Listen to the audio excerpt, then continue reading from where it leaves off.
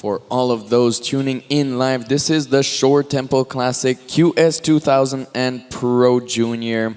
We are into the semifinals for the men's right now. 30-minute heats. This is day 4 of competition here. And we still have one day in the event window. Conditions today, Tippy, are a little bit, you know, they've dropped quite a bit compared to yesterday. Yesterday was probably the best day we've had in terms of conditions. Minus the jellyfish, of course, which was quite a scenario. But this morning, no jellyfish at all. I went for a free surf, super chill. In terms of sets, like a big set, you know, there's just a single wave in that one. But it comes probably, I think I waited like 20 minutes for it. So 15, 20 minutes. So, you know, luckily we have that 30-minute heat. But some medium sets come every maybe 7 minutes or something like that. So it's slowed down quite a bit compared to yesterday. But event organizers, of course, still deciding to run because there are those opportunities, and you know, we have pro surfers here out in the water, and they are able to score even if the conditions are a little bit less promising. So yeah, super excited for the day we have ahead, DP. It's going to be you know, full semifinals day, and we're putting the finals on hold, on standby, sorry. So we'll see if the conditions and the jellyfish allow us to run for the finals as well. Yeah, Percy, looks like we're going to have the first surfer in blue up and riding on that one. We'll see some vision as soon as the drone catching him up. So yeah, this is planned to be a finals day today. Is Iko Watanabe able to get around that one? Not sure if he did. So yeah, this is going to be a finals day. This is day 4 of the Shore Temple Classics 2026, Percy. You know, super happy to be here.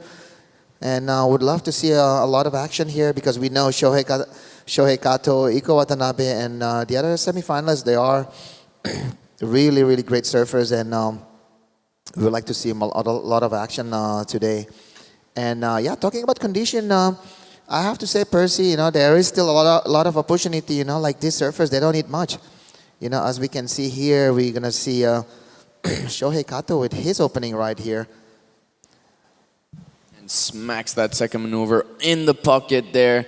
Big carve, so snap to carve combo down after his first maneuver already. And this one just seems to keep providing. Let's see if it stands up on the inside. It does give him an oncoming section 2 hit, and he does put it to bed. So that's going to be a solid score from Shohei Kato. And Iko's definitely want to go back out and you know, reply to that one.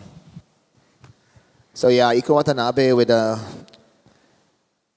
just a takeoff probably on that one. It was a 0.5, so Iko right now outside. So yeah, this is a man-on-man heat. Looks like Shohei Kato will have a better lead on that one because his wave was offering a lot of multiple like maneuver section. And let's see on the replay here because I would like to see what did Shohei Kato did on that wave because he did pretty good at the end of the wave. He finished it pretty well, but would like to see what he did, you know, he did on the beginning of that wave because you know, the judging criteria is all about, you know, putting you know, like critical maneuver at, you know, the most critical section of the wave, which is outside where the power is still there, you know, the section is still like have a bit more, you know, those I don't know what you call them, like when you take off, the power is right there, not on the inside of the wave. So yeah, 25 minutes and 30 seconds to go. Still waiting for last of Shohei Kato. Looks like he is coming soon because he did a run around on the beach probably. And did he did a run around? No, he looks like he's just paddling into the lineup. Here we go, Iko Watanabe. Iko drifting into this one slowly. It has some lump and bump to it, some ribs from the backwash. 2 hits to start, goes to the air on that first wave, and we've seen this you know, risky approach from the start. Of course, that wave wasn't really, he wasn't so sure about getting into that wave, I think, and it's definitely justifiable because it didn't look like the best wave out there, but of course, because Shohei Kato didn't make it back already into the lineup. He's kind of alone. Ooh, but we do have a little bit of a paddle battle situation that could be happening here. Shohei Kato and Iko Watanabe. Whoever reaches the primary takeoff zone first will receive priority. So Iko here, you know, that wave wasn't really great, and you could see it in his body language. He wasn't so sure about taking off on that one. It looks like Iko is slowing down his paddle, so it seems that maybe, you know, he kind of feels like he did get priority and he deserves priority, but I'm not too sure, you know, what it is out the back. The judges on our tablet haven't really shown. The priority judge hasn't really, you know, given priority. Oh, it looks like Shohei Kato gets priority, so that is a bit of a mistake from Iko Watanabe, you know, firing on that little wonky one on the inside. Didn't really give the opportunities. He went to the risky maneuvers. We saw this from him yesterday, you know, going for innovative and progressive maneuvers from the start. And here he is up and riding again, trying to make sure he starts on the right foot. Now going to rail turns. There is a bit of a double up, but he's not able to enter it. Just 2 turns, but it'll still be a number, could be a backup. But Shohei Kato, you know, firing off with a 5.17 and looking to back it up as soon as possible, and he is holding priority. So Iko, you know, starting off a little bit on unstable footing, but you know, he is such an amazing competitor, and I'm sure that he'll be able to come back from this one as he has in the past. 23 minutes to go, and as you were saying, TP, there are still plenty of opportunities to score. Yes, for sure. And then, yeah, like, you know, today we came to the beach, and there's a couple girls like handing like the Indian flags to us, you know, to put it on our shirts. So it is the Indian Independence Day today, no, Percy? So today is the 15th of August. So 15th of August is the Indian Independence Day, and then in Indonesia, the Independence Day is tomorrow on the 17th of August, 2 more days. So a little bit similar, not much different, you know, both in August, just 2 days apart. But in India is 1947, if I'm not wrong. Yeah. And yeah, I think that's an era where everybody wanna, you know, have a, you know, their own say of running and govern their own country from, you know, back in the days where the colonial is still around. So yeah, congratulations to India, and also congratulations to, you know, to the Tamil Nadu local government here for hosting this event at Mahabalipuram. So we hope to you know, to have all this vision to the world and make this destination as a surf destination. And here's Shohei up and riding again, 2-turn combo. Just a little bit of a misfooting on that finish. Wow, and, Percy, if you see his leg there, you know, hopefully he's okay, yeah, because when he's landed that thing, he looks like he's buckled at his knee there. But you know, this is surfers are young, they train a lot, so to have that kind of impact, it should be okay. But I've seen like surfers did an aerial couple years back, did the same landing like that, and just, you know, buckle his knee. So you got to be careful sometime. You don't want to hurt yourself. But looks like Shohei Kato is all okay. So yeah. Iko Watanabe with a 3.33, and here we go. Iko Watanabe, Percy. Yeah, just cut back to start, and looks like an inside runner. He's going to rail work. He's gonna look to put some big hacks here. Definitely gonna go to the air on that one, and you know, he is very reliable in the air, and he does make this one out. So he's manufacturing scores, and this is also what's exciting about the conditions today is, you know, we're going to really see the surfers trying to scrape together scores, trying to up surf waves, and not necessarily being so patient like they were yesterday, finding those perfect gems on which they can just score as big scores as the waves provide them. But here, you know, it's a little bit more up to, you know, what you're able to do, what you're able to pull out of your pocket given the conditions. So a bit more of a challenge for our surfers here, and that's definitely going to be quite fun. Yeah, the last one from Shohei really looked like a tough landing, but you know, really important to put your work in the gym, doing prehab, doing you know, muscle building activities, joint work, all of that stuff, and I'm sure these athletes all look super solid and super healthy. So yeah, it really makes a difference. I remember Ethan Ewing, I think had a bit of a issue with his back in Chopu, I believe, and he came back from it within a month, which is for doctors like super surprising, because you're not supposed to be able to come back from injuries like that in that much time. But if you are so fit, so healthy, magic can happen. You know what? Like surfing as a sport, you do a lot of more of the non. I don't know what do you call that. Like the non-surfing action on your sport. On the activity. Like you paddle more than you're riding the wave. You have 3 hour session.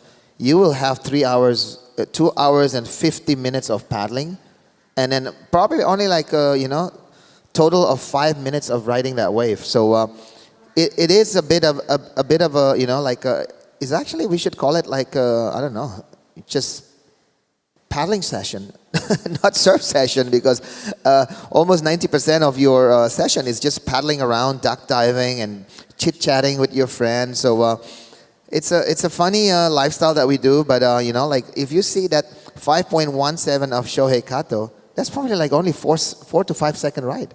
So it is pretty amazing what do we do on these sports. But the achievement, like all the excitement that we get, imagining we always having that Chopu barrels, but it's actually like a closeout beach break barrel. But it goes imprint in our mind that one day we will go there, one day we will feel what those people feeling. So it's a bit funny sports that we do here, Percy. But yeah, this is the sports that we love. Yeah, for sure. And Iko Watanabe dropping a pretty big number here, a 5.83.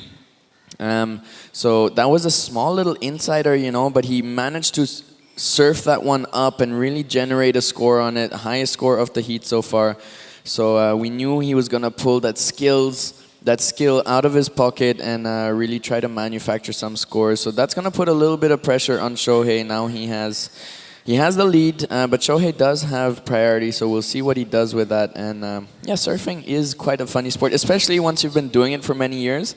I feel like if you just see it from the shore for the first few times, it just looks super cool and like, I want to do that 100%. Be in the water, be on the beach, be riding waves. But once you do it for a long time, you realize, wow, I really do spend a lot of time just sitting out here looking into the distance, looking at the horizon, or yeah, chit-chatting and paddling around. And yeah, in terms of activities, I think, also because we have such short time riding waves, especially in the past few years, like surfers have been doing so much more land work in terms of surfing, to really back up the surfing when they are up on their boards. So a lot of work in the gym and those kind of things are really helping, I think, in terms of their physical abilities, just to ramp it all up so that once they're in the water and once they're on their feet, they can really give it their all. How was it back in the days for you guys? Was it just all surf? Like, all you live for is surf? You wake up and you get some food and you jump in the water and that's it? Or here's Shohei up and riding, hits that first critical section, straight into another bottom turn, drifts the fins, overcooking that one a little. Wow, that was the first mistake that Shohei Kato has ever done so far on this competition. So usually Shohei is the one that always kind of like, pushing the lead since the beginning of the heats. So looks like Shohei now is the one that chasing the score. He's looking for a 4. Still a lot of time, 15 minutes, 16 minutes to go. So still not a big number from Iko Watanabe, a 5.83 and a 3.33. So Shohei with a 5.17. If he want to, like take this event into the final, this heat into the final, him to, get a bigger number, but it will definitely replace that 3.33 there, Percy, because the first 2 hits there was amazing, and just lack of that finishing. So we'll see if it's gonna be close to, around 5, 4 or 5 right there. Yeah, I mean, wow! I just love how he's able to drift along the coping there on that lip line. It's just so amazing. And it really brings in that variety, Of course, you have, fin blasts, fin drifts, those are maneuvers, but they're mostly like radius maneuvers where you're pivoting off the front foot.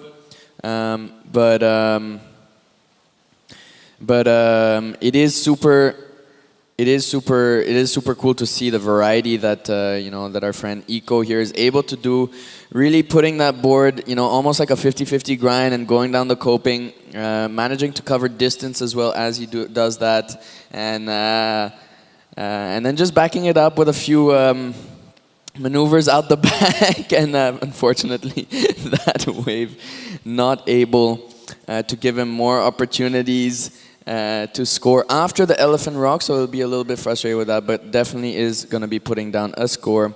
On top of that, 3.33 and getting rid of that one, so he'll be happy with that. It is a little bit of a slower heat, but it's fun to see these guys, in challenging conditions, see what kind of approaches they use and how they shift up their heats. Eco was firing, a little bit different on his first few waves, and going much more risky and progressive on smaller kind of waves just to get the heat started. And now looks like he's waiting for those bigger ones and going for bigger hits. We'll see what Shohei does on this next exchange, but it looks like there's a beautiful wave coming in, and he streams into that one.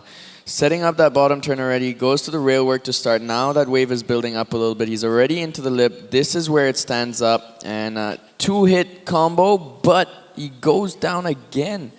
So it looked like a similar fall to that previous one where we were like, is his leg okay? But let's look again at Eco. Looked like he went to progressives, and now it's going to be a very close paddle battle between blue and red.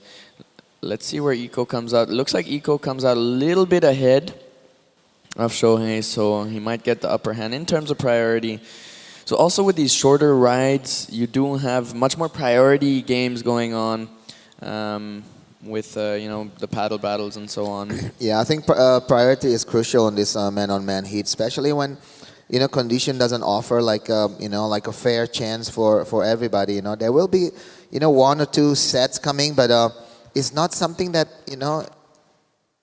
equally like offering to both surfers. If you miss your first sets, you might lose your priority, and the other guy gonna take advantage. So there will be a little bit of a strategy, you need to be put in place here, because Iko Watanabe with his second score of 4.33. So looks like Shohei Kato is a little bit in the situation that looking for a better number than a 2.77. A 5.0 is what's the requirement right now, and we have 11 minutes and 40 seconds to go. Looks like these both surfers is still open.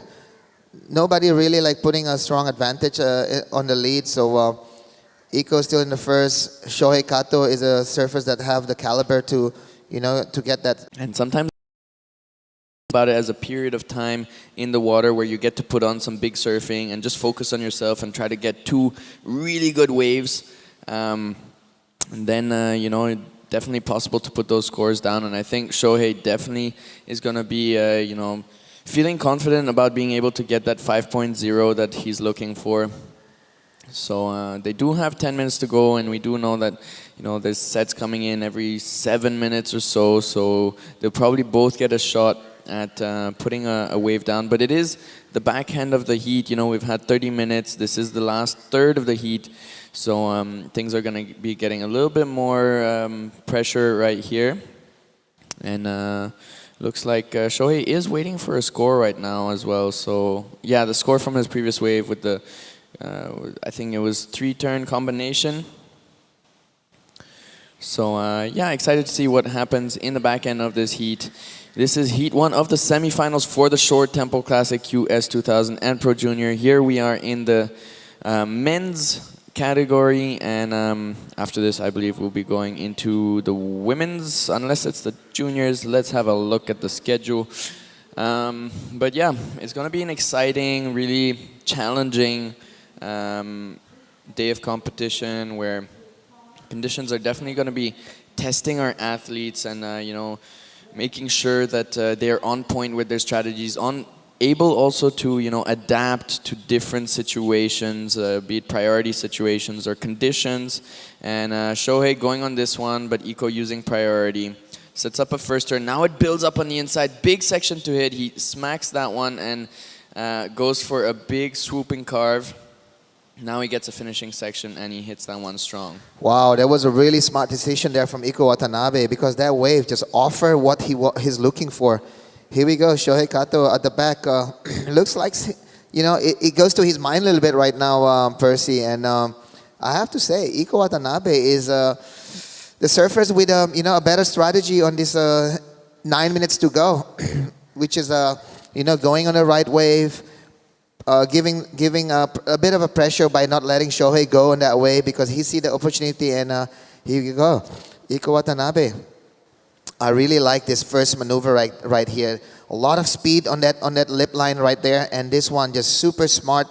And then the finishing, super strong, no delays. So I think the judge is gonna like that because with a lot of speeds on every maneuver, it shows that you're really pushing it to your limit. So I have to say, could be that 583 going to be replaced and then putting a bit more pressure on Shohei Kato. Yeah, for sure. Really smart surfing by Iko Watanabe. Using priority to take that opportunity from Shohei and really use it as well to probably increase the requirements, and that one does come in at a 7.0, as you were saying. He's replacing, upping the ante on his 5.83. So that's gonna put quite a steep requirement for Shohei, a 7.66. We do know he is able to generate those scores, but he's gonna need a solid wave to be able to do that. And I'm just curious to see who has priority because Shohei did fire on the wave right after Iko, and if he rode it for much longer, okay. He does have priority, so he kicked out of that one probably, seeing that there was not much opportunity on it, and he will have priority. So he does have an opening here to get that 7.66, and given the conditions, he might only have one chance to get that score. Yeah, I think what Shohei should do right now is hold that priority. As soon as there's a big set, you must go on that one. You cannot keep delaying because I see Shohei Kato might have to do like a two-wave situation because a 7.66, that's gonna be like the highest score of the morning. So it'll be hard because he's the one who's chasing it right now. So if he could get a better than 5.17, and maybe he need a higher 6, I think that's a bit more achievable. But here we go. This is Iko Watanabe on the inside, just a short ride. Decide to kick out on that one. Looks like Shohei is, no, he's not going on that one. Looks like there's a set at the back, Percy, and then Shohei is paddling for this. Yeah, that looks like a beautiful line for Shohei, and he'll be, very thankful for the ocean gods because this looks like a great opportunity, but actually not seeing much scoring potential on that one and letting it go. Now, Iko fires up on it, definitely going to try and make a... Ooh, that was a heavy landing. Luckily, not getting the board between his legs, so he's good with that. And quite a good decision, I think, probably from Shohei because that wave did had a lot of wonk and the sections on it. So he'll be waiting out the back and waiting for priority. But I find it quite interesting what Iko is doing on the inside, really firing on all waves that come through to make sure he's putting pressure and making Shohei feel like he's missing out on opportunities on every pretty much wave that Shohei will be letting go. Iko is gonna be trying to, increase the requirement even more. And especially with the air game that Iko has, it is possible. And here is that 7-point ride with the lip line to start, lots of speed, now into a big carve coming around that section. And then this last hit here, I just love how he's able to smack it as hard as he possibly can and come down with so much control. Really just being grateful, I think, for that one to come through, to give him that extra lead. I think he's just blowing a kiss to the jellyfish there, Percy, yeah? Making sure there's no more bites from the jellyfish, so looks like Iko is very happy on that last wave, a 7.00, little body gesture saying, yep, that's a 7. And Shohei Kato still waiting for a 7.66 wave that, with only 4 minutes and 30 seconds to go, and the second heat is already paddling. So, when the next heat is already paddling and coming close to you, what does that mean? That's the end of the heat. That means like you need to hurry up because time is not there anymore. So yeah, Shohei Kato, a great surfer, been like really putting a lot of great shows, in on this QS 2000 here at Mahabalipuram. So this is not the end for him. We still have 3 minutes and 50 seconds to go. Anything can happen. I always believe in miracles, especially last second. Changes is the what do you call that, the last second change is always a good drama to watch. Who knows, something can happen at the end of this heat. Yeah, for sure. And I really like how experience really, whenever conditions are tough, competitive experience is really brought to the forefront in terms of the results of our heats. And Iko Watanabe here probably having a little bit of the upper hand in terms of experience in the water, experience with the jersey on, and really able to use different tools out of the toolbox, such as priority, such as putting pressure, such as the air game, and selecting waves that maybe wouldn't really look like they have the scoring potential, but being able to upsurf them. So that experience, these challenging conditions really help to highlight those important factors in a competitive surfer. And we had it last weekend also in Kovlong. Quite challenging conditions, except for finals day, which we're pumping, and it was a really good. I think it was because for me, all the national competitions here are really training. They are training opportunities for athletes in India to build experience with the jersey on, and in a heat, and being able to generate scores within 20 minutes, use priority, and develop all the skills that you need in a competition, from priority to putting pressure, and different kinds of tactics, and surfing up waves and scraping scores together, and maintaining calm under pressure, and finding your way out of difficult situations. And that's what we do also in training, is giving them a specific situation that they're in, specific requirements that they're in, a specific amount of time, and then seeing how they can make their way out of that. And these kind of challenging conditions is why you do that kind of training. It's because it's for these kind of days where you're not sure what the ocean's going to provide you. And Shohei Kato, definitely an amazing surfer, especially yesterday when we saw those pumping conditions.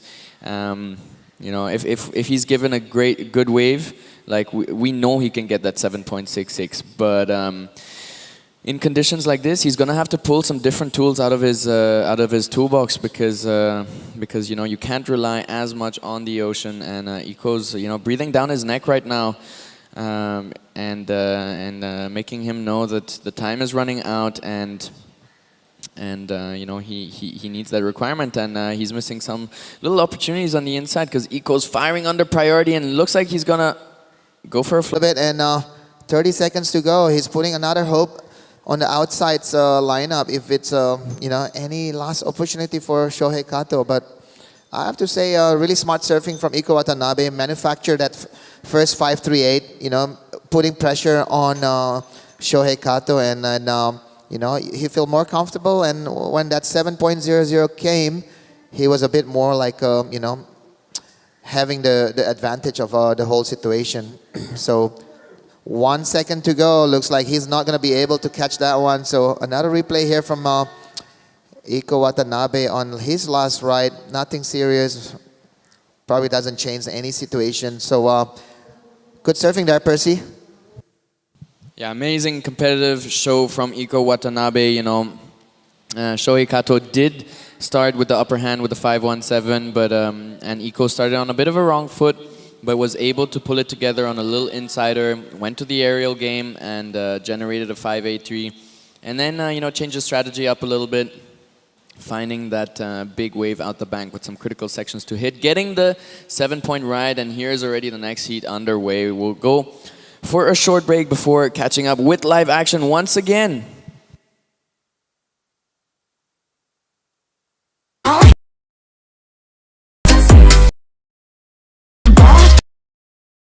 Showing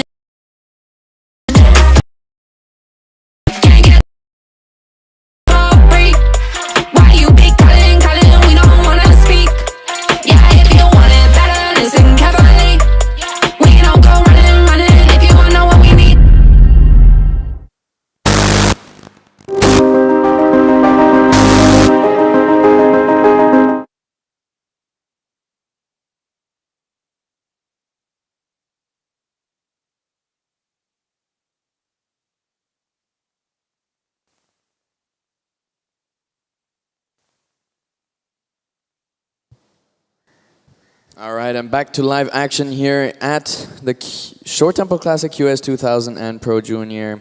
This is day 2 of competition, and it was quite an exciting heat to start with on the beginning of the day. Conditions definitely shifted up since the last couple of days, you know.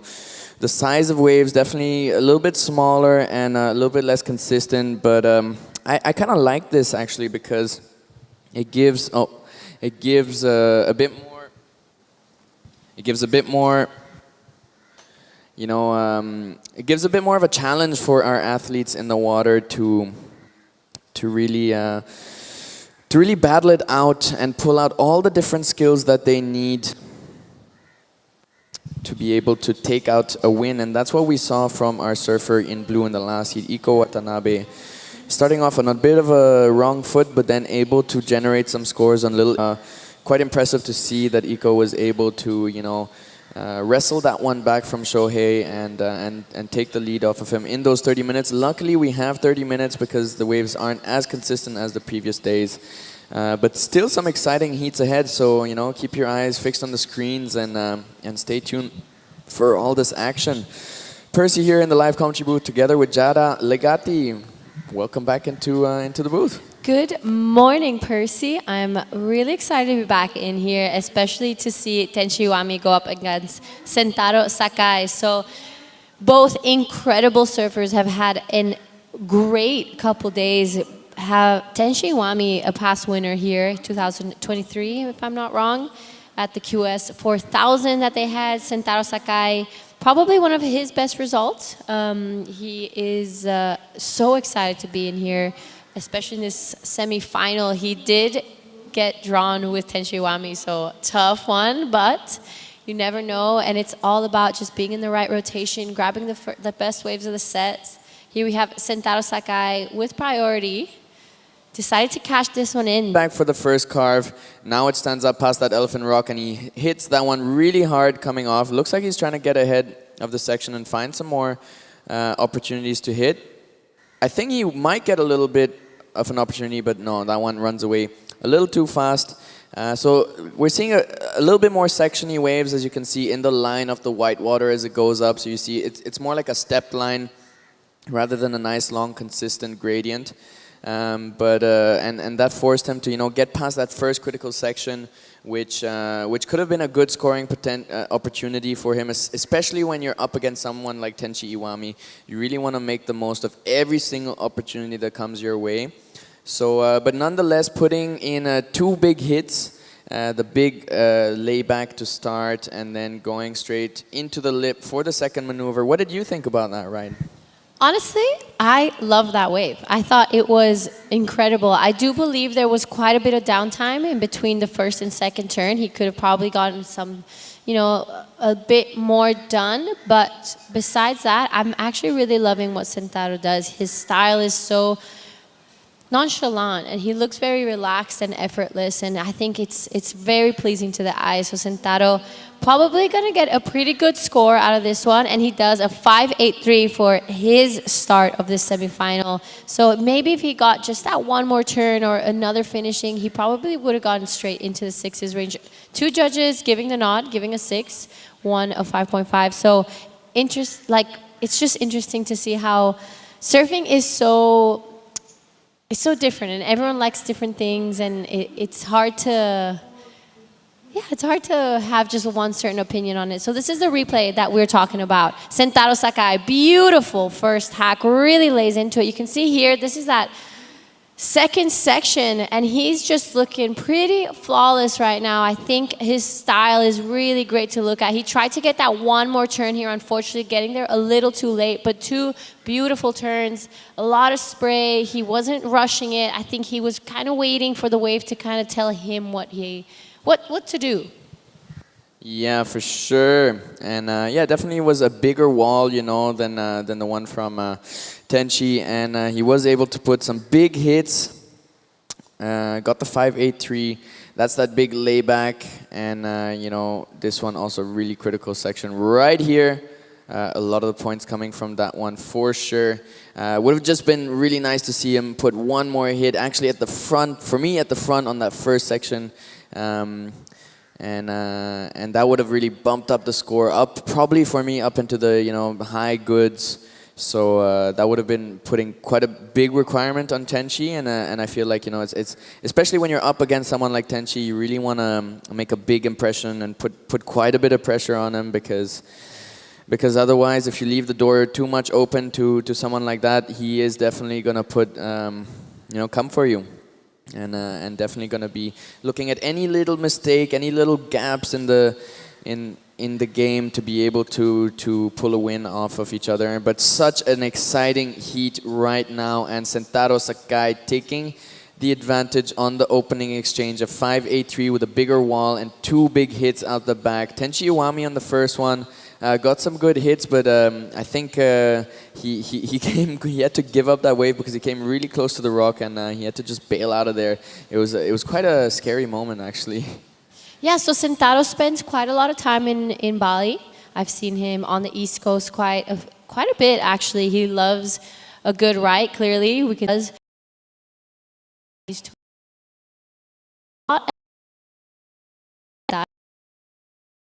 Yeah. Turn perfectly time, and that's what gave him the score, the 5-8-3, And yeah, just the Japanese in general, such good techniques, such good style, and quite a bit of diversity as well. Here he is up and riding again, Jada. On the inside, 2 solid turns there to kind of back up that 5-8-3. He's probably starting to just putting his feet on the wax. He wants to get comfortable. He wants to get some scores in. We've seen quite a few times that it can go pretty flat. So under priority, Tenchi Iwami sitting out there patiently. He's just applying a bit of pressure, I would say. So Sentaro first started competing on the WSL in 2022.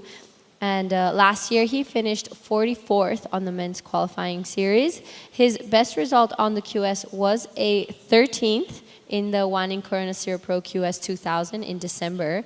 And on the junior tour, he got 5th in both the Wanning Pro Junior as well as the NIAS Pro Junior, and 9th in Krui, Omaezaki, and Hyuga Pro. So he had a pretty good year. He's hopefully already on a better foot here. Semi-final at this QS 2000 is pretty huge, so he must be feeling pretty good. He looks comfortable, and yesterday in his interview, in his post-heat interview, he was just telling me how he's just excited to be there. He's wants to keep it heat by heat. He doesn't want to think too much about the final. He's just stoked that he made the semis. Yeah, that's a really nice approach to have, definitely.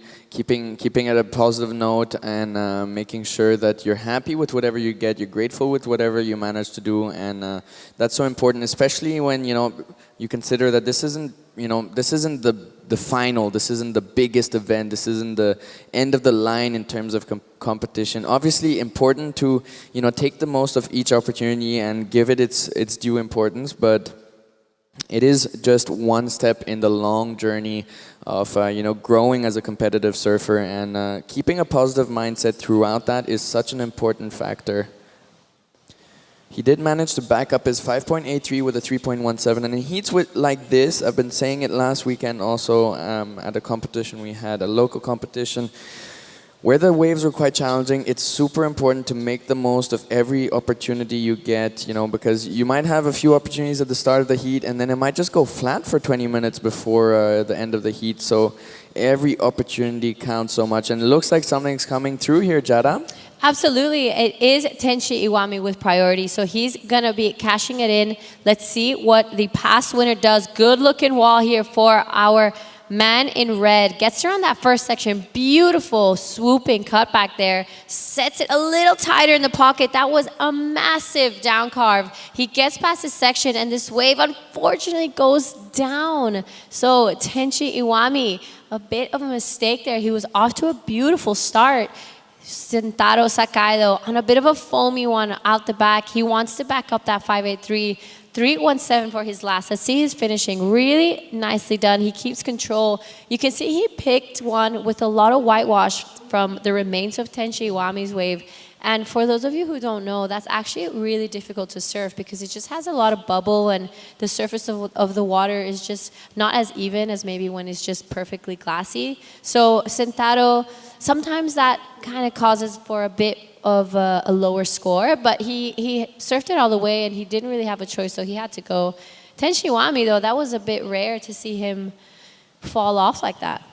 Yeah, for sure. And, you know, just getting past this first section here where that whole wave came and then going to the rail work over here, there he looked super confident. But here he had a little moment where he dug that rail because it softened out.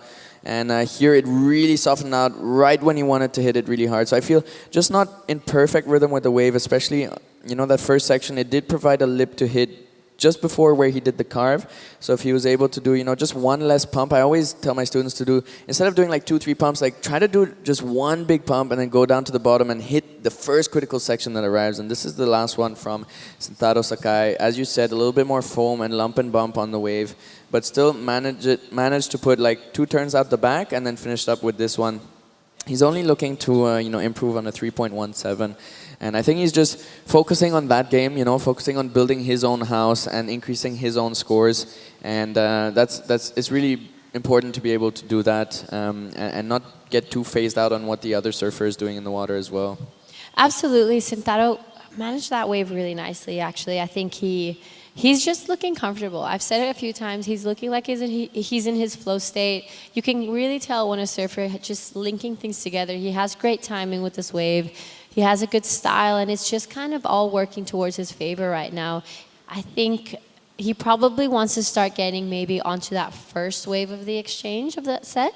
So maybe having to sit there and wait a little more. But the last of Tenshi Iwami still came in at a 5, just with those 2, you know, turns he did out the back. Even if he fell, the last of Sentaro, a 4.60. So still in the lead, Tenshi Iwami now a 5.44 to kind of get back into that first position and keep his dream alive to do a bit of a back-to-back title here.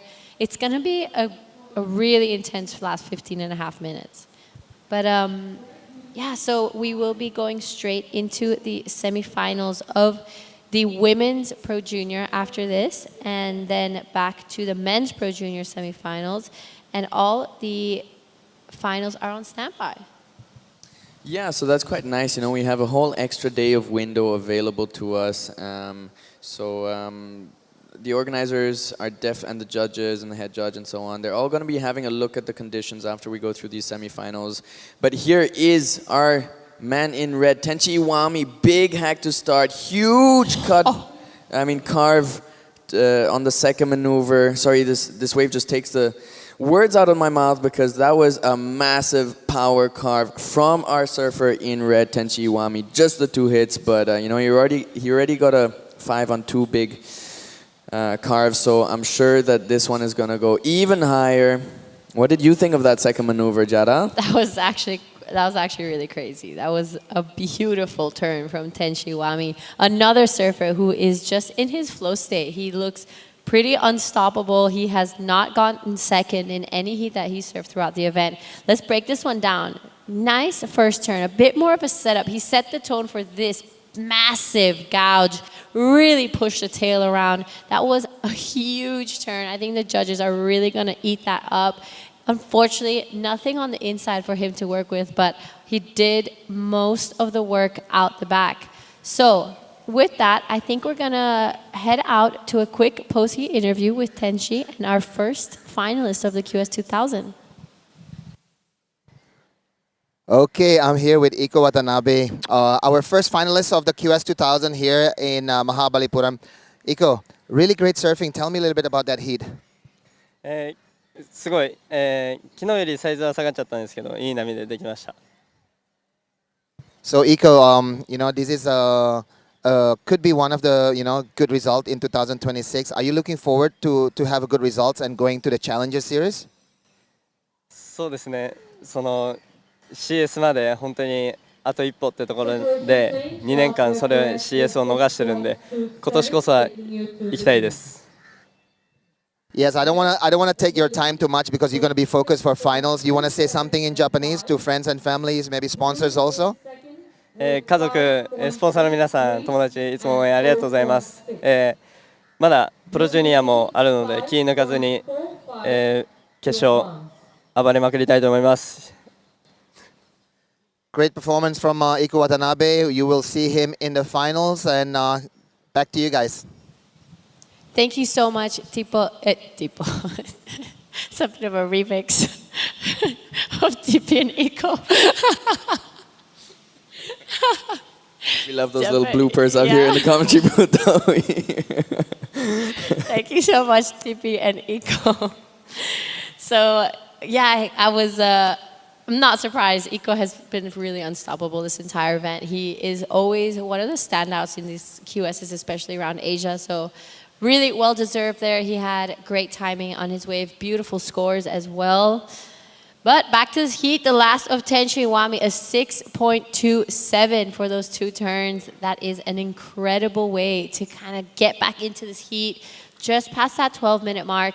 Sentaro Sakai now looking for a 5.45. So pressure's on, but he does have priority, so we're good. So this is the replay of the wave we're talking about. What do you think about this one?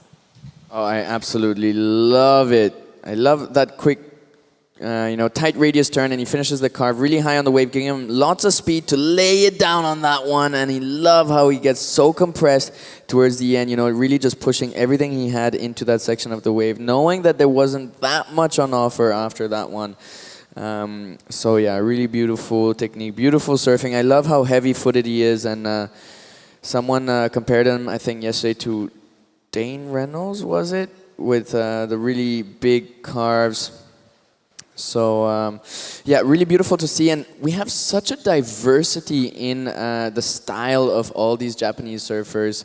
Iko Watanabe is really like a precision surgeon, hitting those tight, heavy lips, and getting past all sorts of crazy sections, drifting and 50-50 grind on the coping, on the lip.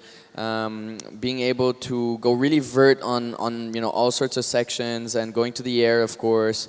And then we have surfers like Sentaro Sakai, Taro Watanabe, with really deep bottom turns and vertical snaps, drifting the fins, pivoting off that front foot, and then we have surfers like Tenchi Iwami, who are just super strong on their rail, pushing as much as they can, getting really vertical, getting really critical in terms of their carves, and it's just so beautiful to see that whole diversity of surfing, of maneuvers, of surfers, of styles, and how it really shows how the Japanese surfing culture has progressed, because each one of these surfers able to define their own style, and in dance, for example, this is really something that we talk about, because when you first start out, you obviously you learn the steps, you learn the moves, you learn the grooves, but as you get going, you want to define your own style, and that's what these guys here are doing. This is Tenchi Iwami up and riding again, but unfortunately down on that wave. All right, yeah, so I remember from last year, you're a bit of a dancer yourself. Here's like my little Indian flag. I'm super excited. Tell us what similarities do you see with dance and surfing? They're two completely different things, but I'm sure there's always something pretty similar. Yeah, for sure. I mean, my whole life I've been doing a lot of cross training, so skating, surfing, rock climbing, mountain biking, all these kind of things. And dancing came into my life when I was in university, because there was no surf over there, unfortunately. But what I liked about it, especially like more breakdance and dynamic sports, is it's really all about center of gravity and explosivity. So being able to be aware of where you are in the space, and be aware of your center of gravity and move really from the hips, that for me is the similarity with surfing. The center of your body is the hips, and in surfing it's such a vital part of being able to surf good with really good technique. And if you're able to really turn from the hips, that's where surfing really starts to unlock for me, especially when you go from that intermediate to advanced transition. So then after that, you can start to change things up, go into the laybacks, use different parts of your body to drive your turns. but you gotta know how to lock in the top and the bottom part of your bodies. And for me, definitely breakdancing especially helped a little bit with that. I mean, I've lost a bit of touch with that since I've come back to South India because there's not much of that here. But hopefully going to be bringing some breakdancers from Delhi down here soon to do some surf and breakdance combination kind of training camps and things like that. And the other thing is proprioception. Like dance is so valuable for proprioception because you have to be aware of the music, the rhythm, the movement in every single muscle in your body, and the floor and the people around you. And so it really increases your awareness in terms of what your body's actually doing. And somehow with surfing, I feel like that's a little bit lower. Like, yes, you are quite aware of what's happening, but because your body's more moving together in one block, with the surfboard and everything, it's a little bit less precise. So with dancing, it becomes a little bit more precise in terms of every single different muscle, and that really helps to be aware of like minute details that can help improve your surfing. And here's live action, Jara. All right, so Tenshi Iwami back on his board. Beautiful opening carve. Does it again there. Sticks to the power section of the wave. He has got that maneuver on lock. I would say that's definitely his like star turn. Will get him to finish this one off strongly. So wants to get rid of a 5, a smaller wave. So could go against it, but the surfing was all there. That was some powerhouse surfing. And I love how loose he is on the board also, really being able to relax in those very, high tension situations, when he's driving so much power through his legs into the rail and into the face of the wave.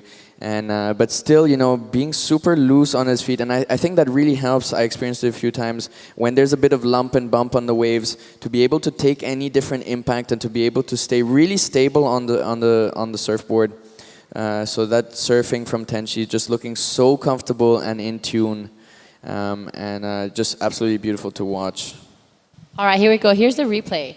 So Highlines, that first section, beautiful carve there, just really backs it up again with this one. The wave getting a little sleepy here, but he sticks with it, keeps the speed, he keeps that board alive. You can really tell that board has never stopped moving since he took off. So he's constantly having it in motion, and that keeps the speed up, keeps it lively. I really love Tenshi Iwami surfing. He's really killing it. 6-1-0 to back up that 6-7. So under priority as well, he just picked that one off under Sentaro. I think Sentaro's opting to kind of do like that one big set and just get that score on that one set. A 6.54 is his requirement.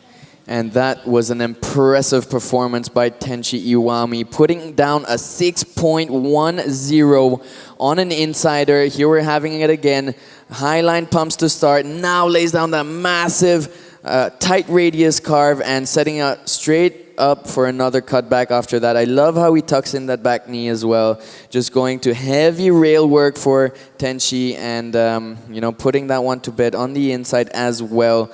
So, really impressive work. And we've seen it in the past heat as well. It's those surfers that have just a little bit more experience at up surfing, those insiders that are able to get on the edge on, the surfers that are waiting for those bigger sets out the back and obviously, have a big chance of generating massive scores if those sets come in, but you're never sure what the ocean's going to provide and you cannot rely on it. And Tenshi Iwami just doing such a great job. You can see the difference in strategy. Clear as daylight here with Tenshi Iwami, hugging the rocks, and Sentaro Sakai sitting out there on that kind of primary, secondary takeoff zone. The primary one is like a little bit further above the rocks, and this I would say is the secondary takeoff zone after the backwash and everything, which usually provides the best quality of ride, but that is only if a beautiful set wave comes through, and that is what Sentaro Sakai is waiting for, and it is still possible with 3 minutes and 40 seconds to go. He is chasing a 6.54, but I'm sure he can easily put down a 7, so let's see what he has to offer. Absolutely. I mean, some of the judges already gave him a 6 for that first big score he got. So all he has to really do is put one more of those hacks in that wave, and he's got it. I mean, but it's so so much easier said than done when you're out there and you have that pressure, time's winding down, you need a score, your nerves are creeping in, and it's hard to keep yourself under control. But whatever happens in the next 3 minutes, Sentaro Sakai can be so proud of the surfing that he's done. He's really been a standout this event, and I can really tell how much his surfing has improved. He's been one of the surfers that I've seen quite a bit during the QS seasons, and I can just tell his competitive maturity has grown so much, and he's really putting the time in. You can tell when a surfer has been putting the work at the off season, and Sentaro Sakai has been one of those. He's been surfing every single day when he was in Bali, two or three times a day, and he just has a different energy to him now. He's just calm, he's collected, and he knows what he wants. So big ups to Sentaro. Yeah, and all of these guys will be definitely super happy with the result. You know, semi-final result, I think that brings you into like either an equal third or fourth. So that is quite a big result, and they'll be receiving. Obviously, it is just a QS 2000, so it's not the biggest amount of points, but it's definitely gonna add to the points that they will you know, be collecting towards their rankings, and also and towards their confidence as well, pulling into the next competitions. Looks like Tenchi Iwami here, having a look at this one, wasn't so convinced about it, and you know, kicks out. Yeah, you could see him taking a look out the back, seeing if there was anything else coming. We just passed that 2-minute mark, so you can see Sentaro just starting to paddle around a little more, hoping for one more opportunity. He needs a pretty decent score, so it's not small, but it's not impossible either. He just needs the opportunity. I would love to see him get one more wave and just have that one last battle, and it'll be just such an entertaining finish. But the ocean sometimes just isn't with us, and there's nothing much you can do if you've kind of just, there's no waves. Yeah, and what I really love about Tenchi right now is that, you know, he's really just getting to work. You can see that he's on the job. He is there, he's looking at every single opportunity that comes through the lineup, and he's evaluating the scoring potential and trying to see if he can up the ante on anything, how he can put pressure, how he can attack from different angles. You know, even though he's in the leading position, he's still on full attack mode, and that's you know, very impressive competitive surfing from our surfer in red right now. Yeah, looking like there is not much happening out the back. That high tide kind of just killing it a little bit. So 45 seconds, unless something just pops out of nowhere right now for Sentaro, or he catches maybe a smaller insider. It is looking like Tenchi Iwami will be a finalist again for this event. Tenchi Iwami says that he feels at home in India, says that he's never felt so welcomed like he has here. He loves the food, he loves the people, he loves the place, he has great memories from it. So you can tell that he's comfortable and that he feels great, and he's looking like he's in a good form. So big congratulations to Tenchi Iwami as we count this one down, the last 10 seconds. Congratulations, Sentaro Sakai. Semi-final finish at a QS 2000 is no small task, and I'm sure he has a big future in front of him. There we have it. Tenchi Iwami will be joining Iko Watanabe into the final. We're going to throw out to a quick break before we catch up with you in the semi-final heat one of the Women's Pro Junior.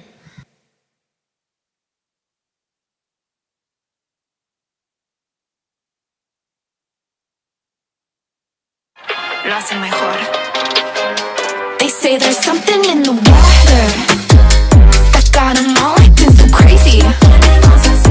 Don't know why they even bother showing up, calling me mommy.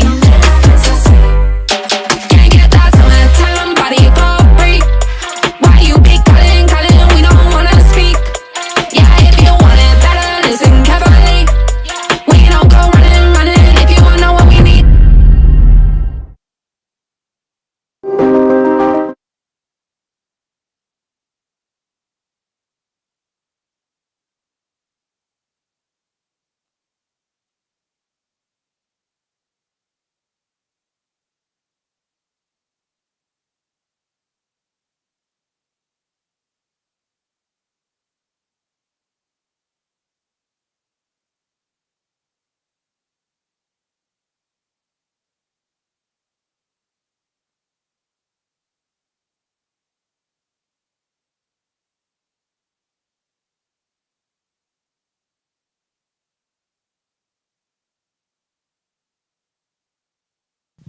And we're starting with Acclaim, Mirai Akera, already fired up and ready to go. We have 2 scores. Hinata Shimizu also waiting for her first ride to come through. So this is the replay of what we caught up with. Big swooping cutback to start things off. Stays close to the pocket, close to the power section. Deep bottom turn. That was a massive turn for Mirai Akera. Then we'll see on the inside, she finishes it off so strongly. She's loving it. She's absolutely feeling it. I think that's going to be a huge score. Andrea Matsuno is in white and Mattia Holmberg is in the blue. This is the semifinal of the Pro Junior Women's. Do not tune out as we will go straight into semifinal heat 2 of the Pro Junior Women's and then straight to the Pro Junior Men's semifinal. It is going to be a massive day of competition. It is cooking out there. It's glassy, it's fun. And this is Mahabalipuram for you guys. Welcome back into the booth, Tippy Jabrick. Yes, morning, Giada, Independence Day here in India. So a lot of actions in and out the water. So here we go. Another replay of Mirai Ikeda. She's probably like one of the highest seed of this event. You know, she's no stranger for a QS and junior event. Wow, that was a really nice wingspan right there. And also the spray. So great surfing here from Mirai. If you wonder why she's wearing like long pants and long sleeve, the water is not cold here, so that's not a wetsuit. That's just like a, you know, like super thin, what do you call it, like a legging and also a long sleeve rashi, because the reason is there's a couple jellyfish here, so it's not because the water is cold. Actually, the water is boiling here. It's pretty hot. It's nice. You know, it's super tropical. So Mirai Ikeda opening that ride with a 8.5 there, Giada. Wow, that's the reason why she's claiming and happy and showing that, you know, she's, you know, super stoked. All right, so Mirai Akera is also in the final of the QS 2000 going up against Isabel Higgs. So she's going to want to be doing a Crewy 2023 and do a back-to-back win again. She won the QS 6000 as well as a Pro Junior there that year. So it was an incredible performance from Mirai Akera. And I just feel like when she is in her zone, she's unstoppable. She just looks like she's on time with all her waves. She picks them out perfectly. And she just looks really calm, really collected. She knows what she wants, and she's here to win. So Mirai Akera is going to be wanting to do that back-to-back win. So yeah, this is surfer in white, Andrea Matsuno from Japan also. Nice looking wave there, you know, a little bit of a, you know, like catch the rails there and then, yeah, deciding to kick out on that one. This is a 30-minute heat, Giada, so a lot of time, you know, enough opportunity for all these 4 girls, but Mirai Ikeda, just a strong, solid start there, 8.5. That's a dream start for every surfer in the world. Absolutely. I mean, who doesn't want to start with an 8.5? And so well-deserved. She was killing it on that last wave. It was such beautiful surfing. It was tight in the pocket, so strong, big fan of spray. She wants to be in that final. She doesn't want to get left behind. But we're in that semifinal. 2 of the women's is Isabel Higgs, Rita Suzuki, Hinano Shimizu, and Renon Matsuyama. So Izzy Higgs is in both QS and Pro Junior the only non-Japanese surfer left in the draw. So she is kind of flying the flag for Thailand. She's walking by our booth right now and hopefully also wants to be doing the back-to-back finals just like Mirai Akeda. So maybe they'll be meeting each other both in the QS and the Pro Junior finals. In the men's side of the draw, though, we have Taro Takai, Ren Okano, Raimu Yamamoto, and Iko Watanabe. In the Heat 2, we have Taro Matsuno, Yuma Nagasawa, Sentaro Sakai, and Taki Kanazawa. So big names in the draw, and it's going to be a huge battle because no one wants to be left behind on this final day. Yeah, there's 3 surfers that might have a back-to-back win between their juniors and their QS campaign because Iko Watanabe is also already in the final. So, and he's coming up also next on the Pro Junior, also in the semifinal. So if he can move into the final, that would be a, you know, a back-to-back, just like what Mirai Ikeda and Izzy Higgs able to do. So still, you know, they still need to perform and surf their heats first. But yeah, that's the potential of what's going to happen today. Absolutely, there's so much going on, and it is the similar names who are in the final for both men and for both the QS and the Pro Junior. So just shows that when you're on fire, you're just unstoppable. This on your screen though is Hinata Shimizu on a solid looking wave. 2 big turns to start things off for her. She wants to get rid of that 193 pretty quickly after that one. That's going to be her best score for now. 23 on the clock. Miraya Keita with priority out the back. 8.5. I can't get over that wave. It was just so well surfed. And Mirai is always a very calm girl. You know, she's quite reserved. So seeing her claim a wave is actually shows that she was really loving it. Yeah, for sure. Sometimes, if you are fierce competitors, you don't want to show too much of expression. You don't want to smile too much to your competitors. You just want to show it in the numbers. So here we go. This is one of the twin. This is Hinata Shimizu. I have to say, that's a good wave there for her. She's her opening ride is a 2.33, and now she's backing it up with a 5.67. So great number there to put more pressure on Anri Matsuno and also into Mattia Holmberg. So yeah, All right, so while there's a quick break in the action, we're going to throw it down to Percy and Tenshi Iwami.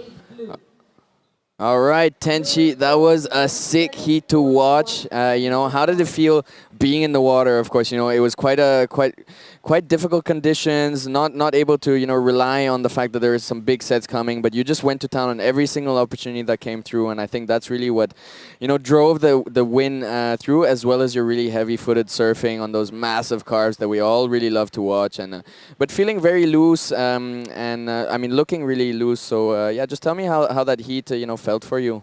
The heat was sketchy, so I followed my best wave in the heat.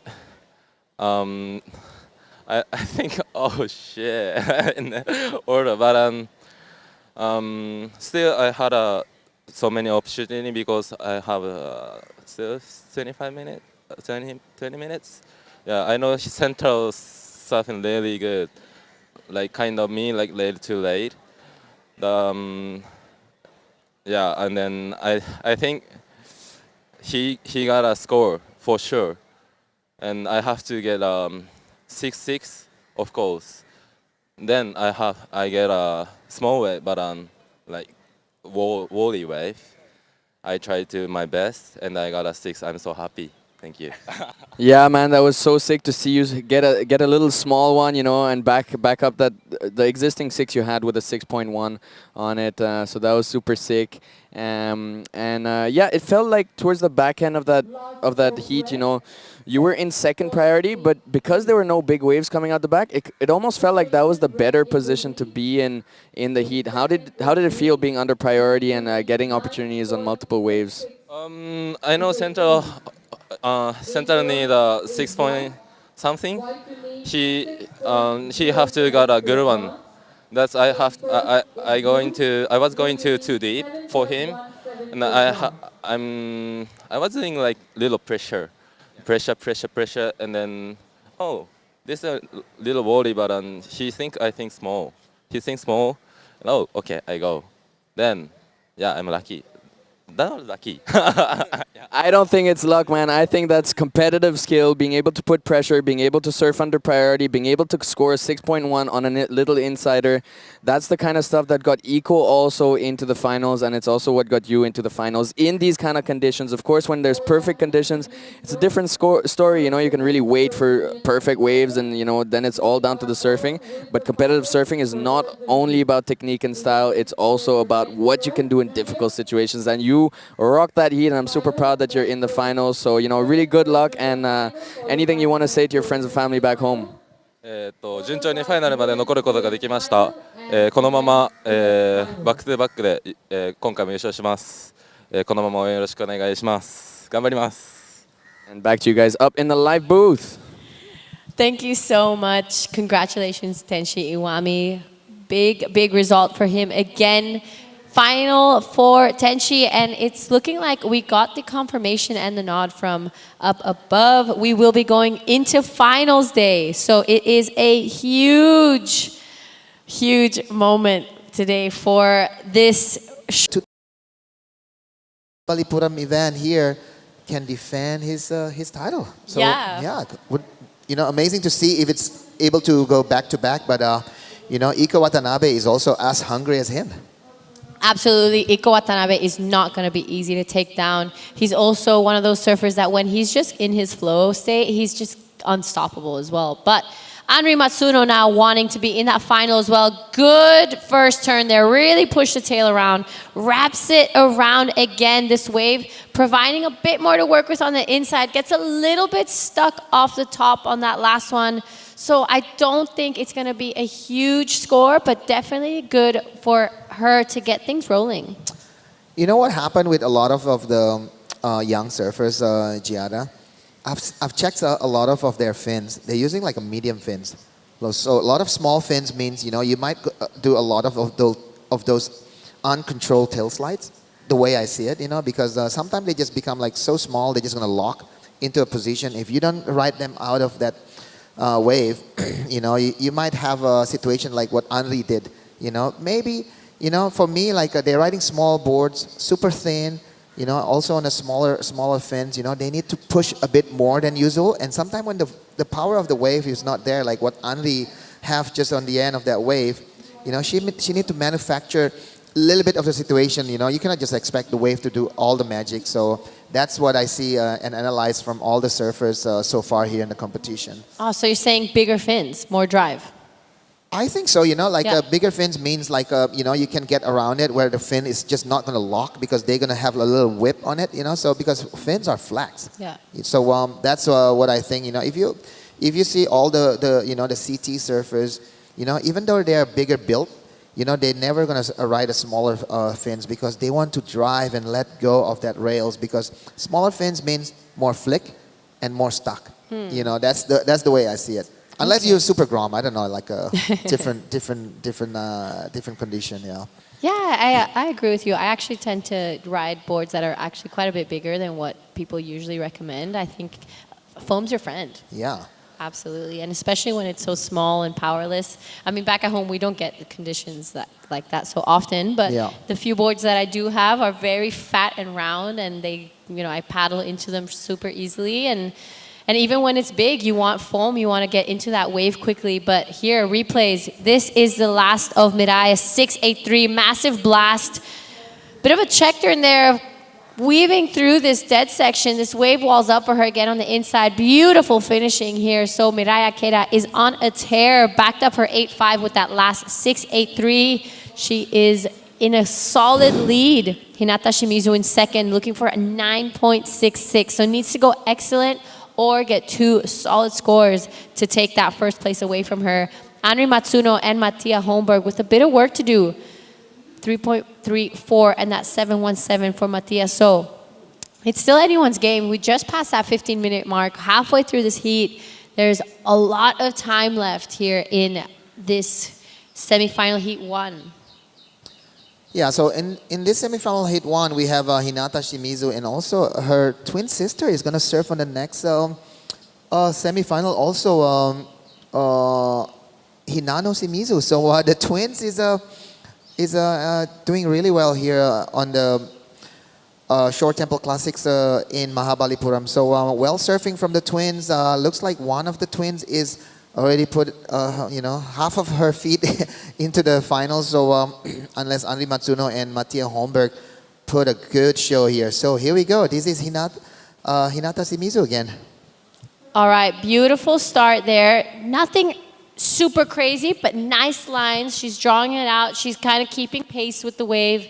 Unfortunately here, just kind of running away from her, so wasn't able to get much more on the inside. But I really like what she did out the back. It's going to be improving that 2.33. She is in second, doesn't need much to, just create a little bit of space between her and Henri Matsuno. We are currently 8:17 in the morning here in the Temple Classic Pro, just an hour south of Chennai, a beautiful fishing town called Mahabalipuram, we've been very welcome. This is the last of Anri Matsuno. Came in at a 4.67. So a smaller wave, but really nice surfing nonetheless. And this, though, is live action. She's back. Nice jab there. Does it again. Unfortunately, that outside rail just gets stuck on the way down. She isn't able to complete that ride, but it was well on the way to get rid of that 193. She only needs a 3.34 before Hinata Shimizu's last wave drops. Yeah, I really like Henri's wave there, you know, with all the speeds, with all those, what do you call it, blank canvas for her to draw all those lines.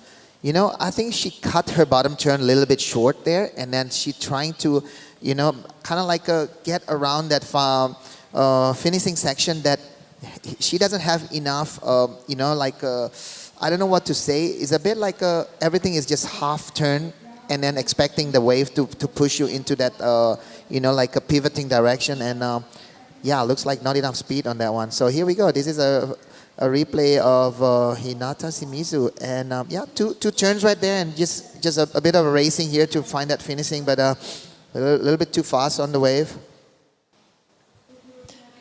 Yeah, so nicely done. That one came in at a 4.17 for Hinata Shimizu. So it does extend her lead over Anri. Anri at 5.18 now to kind of keep her dream alive and get herself into that final. So on your screen is exactly the young woman we're talking about. Anri Matsuno, good slasher, showing a little bit of frustration. You know, maybe not performing as well as she wanted to or was expecting to before paddling out. So that can go against your favor. If you create too much expectations of yourself before your heat, it's easy to feel disappointed if you're not executing it as well. But sometimes heats are so simple as just catching a couple waves and just surfing, having fun. So yeah, this is, you see that what I mean? Like she's cutting it a little bit too short there, a bit far away from that white water lip line that coming into her. So sometimes when you cut short or the bottom turn is not deep enough, you know, you might lose all the momentum. Here we go. This is Mattia Holmberg from Thailand, looking for some numbers there. This is gonna be her second ride there. First opening ride, just a 0.83. So yeah, looks like you know, Mirai Ikeda is sprinting away from all these three girls right now, Giada. 8.5, 6.83 is a dream start here with 10 minutes to go. Absolutely. I mean, Mirai Ikeda is on pretty much a different level in this heat right now. I think could probably just sit out there and have a solid time because 9.66 is a huge ask for Hinata Shimizu. So it's really, really good position to beat Mirai right now, especially starting off with that first wave, an 8.5. She is looking like, she reminds me of the surfing she was giving when she was in Krui that year that she won. She is unstoppable. She hasn't lost or gotten second in a single heat this entire event. So it just shows how in tune she is, not only with herself, but with this wave. Yeah, the problem with Mirai, as soon as she's locked into this kind of like a headspace of, you know, like targeting about, you know, her strategy is to win. And when she already locked into that mode, I don't think so anybody can stop her. That's what happened in Krui, you know, like nobody really know who she is, and suddenly she won the Pro Junior, and after that, you know, she won the QS 6000, and you know, that's when we see the young Mirai Ikeda, you know, like who she is right now. You know, nobody know her back in the days on the international level. Maybe she already make her name in the Japanese domestic tour, but yeah, strong surfing there from Mirai anywhere she is, you know. She's so young as well. Like, she still has so much time. She's still in the juniors. She's under 21. I mean, and already having a QS 6000 under your name is crazy. And that was a couple years back. So there were some Challenger Series surfers in that Krui event. And it just shows the quality of her surfing. It is, I think, world class. And I don't think it's a matter of if, but a matter of when to get to the CT. Yeah, it takes a lot of I don't know what you call that, like you know, preparation, and also different kind of you know, like I don't know what you call that, like a way of you know, facing QS, facing a Challenger Series, and also, you know, if you want to facing also the CT Challenger QS Series event there's a lot of this kind of wave, like fun, small, but challenging condition when it's onshore or a little bit of a smaller day. So you need to be able to be, adapt to those conditions on the QS series around, your region. But as soon as the Challenger Series, you have to face the Challenger Series, it's not only the wave. The surfers are all like a CT caliber. And every heat on the Challenger Series is almost finals on any heats on the QS. So it's a totally different ball game there. And if you make it to the CT, for example, that's another different beast there. You're gonna match with, your idol. Guys like, I don't know, like Jody Smith is still there. Philip Toledo and the world champions is all there. You're gonna have a starstruck, and like you might not able just to surf normal against them. It's not an easy task, but this is what all the girls are, dream about. Yeah.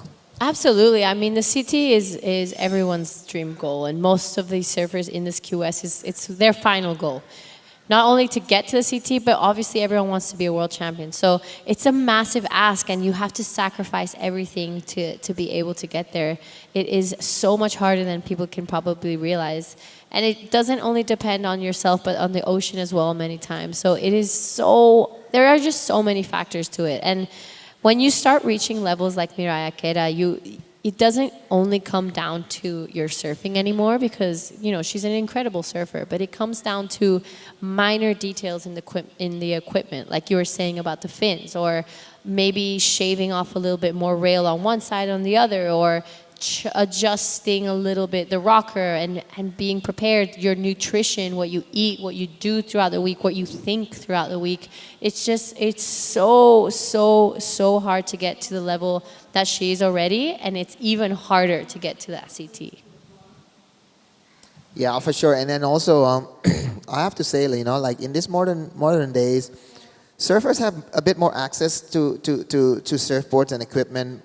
Rather than back in the days, like I think in Japan, equipment's already been around since 70s and 80s. Indonesia is, maybe around, early 2000.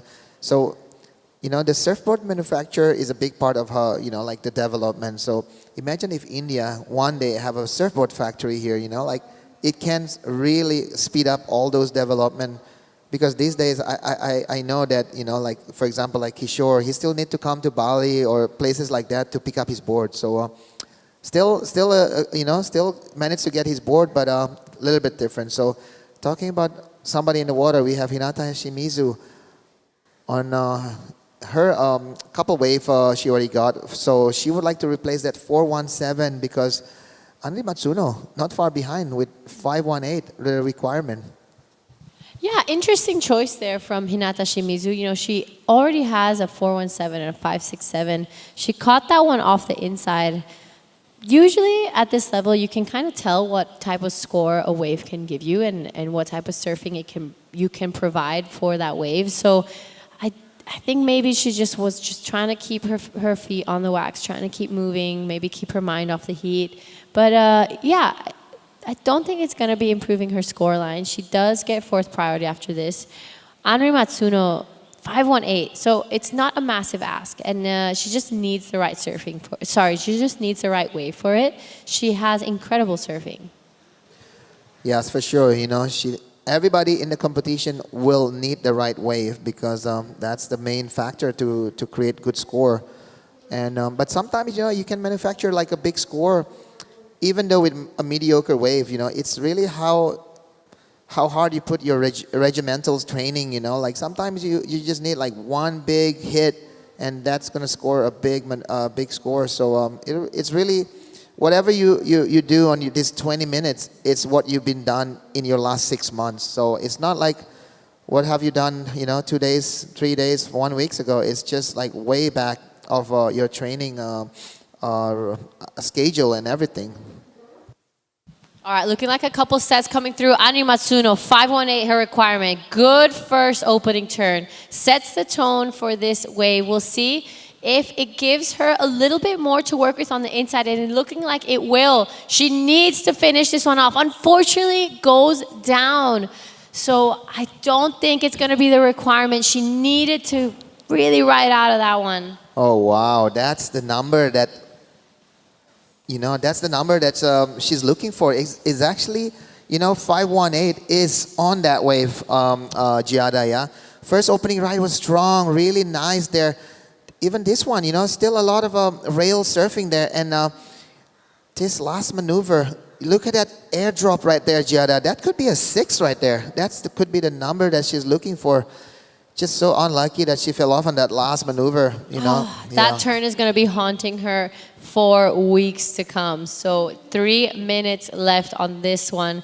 She still has time to get back out there and get a score, but it is going to be a little difficult with Hinata Shimizu with priority over her. I'm sure she's just going to start shadowing her pretty hard, especially as we reach that 2-minute mark. She doesn't want to leave Hinata doesn't want to leave the door open for Henri, for sure. So yeah, she rewarded with a 4.33 there, Giada, with those wipeout at the end of the wave. But imagine if that's a completion, that was at least a 2.5, a 3-point maneuver right there. Super strong airdrops, critical section of the wave. So it could go into a 6.5 actually. If I was like one of the judges, like I would reward that high critical maneuver right there. It was amazing surfing, but just unlucky. Yeah, that was pretty unfortunate for Henri Matsuno. Just past that 2-minute mark of this heat, so it's starting to get pretty intense. Mirai Akeda, first place, only 2 waves ridden. She will probably not go catch another wave that doesn't need to improve her score. She has a final already to surf, so this is probably going to be her second final, 3 heats in one day. Yeah, I think she's surfing really smart. Two good score. All she needs to do is just reserve her energy. Might not need to catch any wave because riding a wave is also take your energy away. So Mirai Ikeda, could be into her second final here. So we'll see if she's will go on any of these wave in 1 minute to go. This is Mattia Holmberg from Thailand. Just unlucky there for her. She's been surfing really well on her quarterfinals the other day. She made it into this semifinals, beating her really good friend Ern on that quarterfinal. So yeah, really good surfing from young Mattia Holmberg. So big future ahead from all the surfers from Thailand. You guys need to keep traveling, keep competing around Asia for sure. So yeah, good job for the Thai surfers. Absolutely, and look, they have already Izzy Higgs in the final for the QS, and hopefully in the final for the women's Pro Junior as well. She'll be surfing in Heat 2 right after these 20 seconds countdown. So it is looking like Mirai Akeda and Hinata Shimizu will be going into that final. Will Mirai do a back-to-back win again? Will someone be able to take her down? We're going to be counting this one out in 3, 2, 1. So official results for this one, Mirai Akeda and Hinata Shimizu go into the final. Congratulations, Henri Matsuno and Mattia Holmberg, for a great participation. We're going to throw out to a quick break before we start with semifinal Heat 2.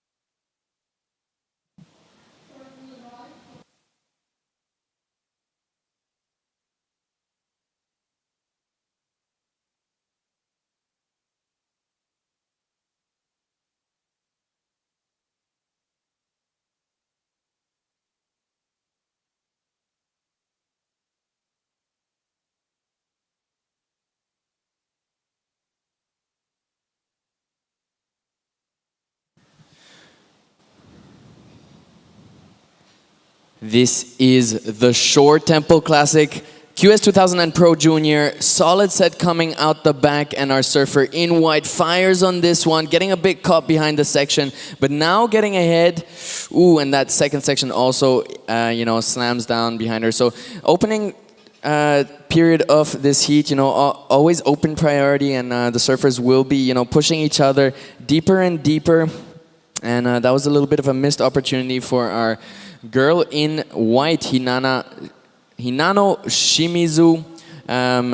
Looked like Izzy was in quite a good spot with the takeoff, but obviously, Hinano having the deeper position, had the right of way, and Izzy had to let her go. That was a beautiful looking wave, but just that little check turn, so not going to be quite the score that she was looking for. In the water right now, we have the junior girls. Renon Matsuyama in green, Rita Suzuki in blue, Hinano Shimizu in white, and Isabel Higgs in red. So the girls here are fighting for the for the finals, for a spot in the finals.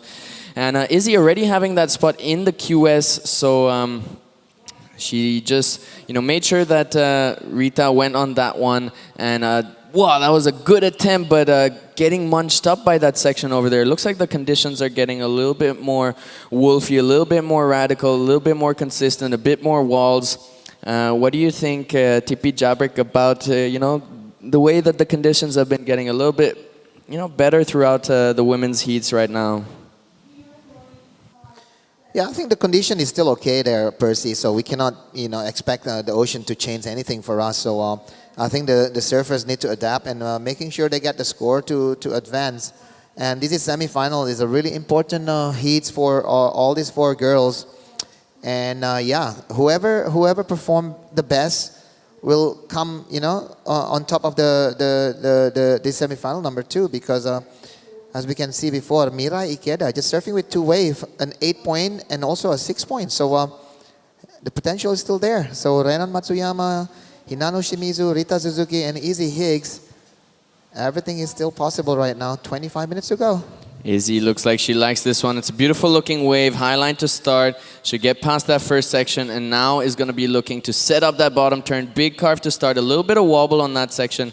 Now looking to get past that rock and see if there's any opportunity. She goes under the rock, but unfortunately that one closes out. So just the one maneuver still will probably be the highest score of the heat so far, because our girl's not really able to get past that section, that first section. Even Izzy there having a bit of a harder time at doing it. So it looks like the waves were definitely racing a little bit. But that does mean that we're going to be seeing a bit more walls throughout this heat. And definitely more opportunities here as Hinano is firing on this little one on the inside. Again, that first section, taking the first half of that wave and also taking her down on that. So I really hope they're going to be able to, get a good positioning. Positioning is key to the start of the ride. And, you can't generate a score if you're not on the face of the wave. And you can't... And the only way to do that is to really be in the right position for takeoff. As we have a little break in action here, we're going to throw it down to Giada with the post-heat interview. And Mirai Ikeda, the winner of the last heat. Mirai, 2 finals. Are you going to do a bit of a crew and back-to-back wins as well? Yes, hopefully, yeah. You're surfing so good. So tell us about how you're feeling with the wave and with the water. Today's wave is wind is offshore and clean face, so really good wave. And I was able to focus my surfing, so yeah, I got win this heat. You look so calm when you're surfing. What do you tell yourself to stay there like that? Just looking for the good wave, and then when I take off, I focus myself, relax. All right. I know you need to get ready for your first final. So is there anything you'd like to say to everyone at home? Okay. プロジュニアと QS2 戦両方ファイナルに行くことができたので、あと2回楽しんでいい波乗ってきます。応援よろしくお願いします。Arigato. Thank you so much. Thank you guys. Back to you in the booth. Thank you, Jada, for the beautiful post-heat interview. And Mirai definitely did connect with the waves in that previous heat. You know, putting down an 8.5 on her first ride. That's a solid way to start the heat, TP. Yeah, what do you think, gave her the edge on being able to make the most of those waves compared to, the start of this heat where the waves have been getting the better of the surfers and not really letting them get onto the open face? Yeah, I think these surfers are capable of doing getting all the scores. It's just about who's more ready, who's more in the position, who have a better priority. And looks like this wave going to offer a good wave there for Renon Matsuyama. Let's see if that's gonna affect it on her priority. But if she paddle strong enough to determine that she want to go on that wave, she might lose priority. But looks like she still hold first priority, and she's also aiming for that wave, but decide on last second that she's not gonna go. So priority doesn't change. And Easy Higgs with her first opening ride without completion at 3.00, putting her in the first place. And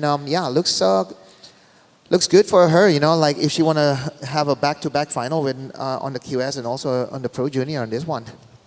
Yeah, for sure. She is in the lead right now, and just a bit of a funny situation there on that last set. It was definitely a wave with proper scoring potential, but our surfer with priority, Renon Matsuyama, not going on that one, and definitely didn't feel like to me that she was committed, but all the other girls, just assuming that she would go on it because it looked so good and not backing her up, not coming to the inside to, just in case if she didn't take off on that one, taking the opportunity, and also not selling her on it, not really convincing her that, hey, use your priority and give the priority back to us, and get a go on that heat.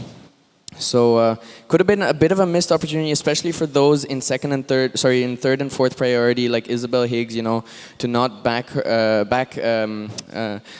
Renon Matsuyama on that one and get an opportunity to score under priority, because that was a promising looking wave. Now Izzy under priority, taking off on this one, looking to up her ante on that 3.0. We're seeing the fins on that carve, so that she's definitely putting some power into them. And this one is, losing a bit of energy, but she's still able to go to the rail, and she might get something on the inside, but no, that one dies out. But two turns, so two good turns, so she'll definitely get a backup, and is especially able to do that under priority, which means that she'll be putting a bit more pressure onto her other athletes.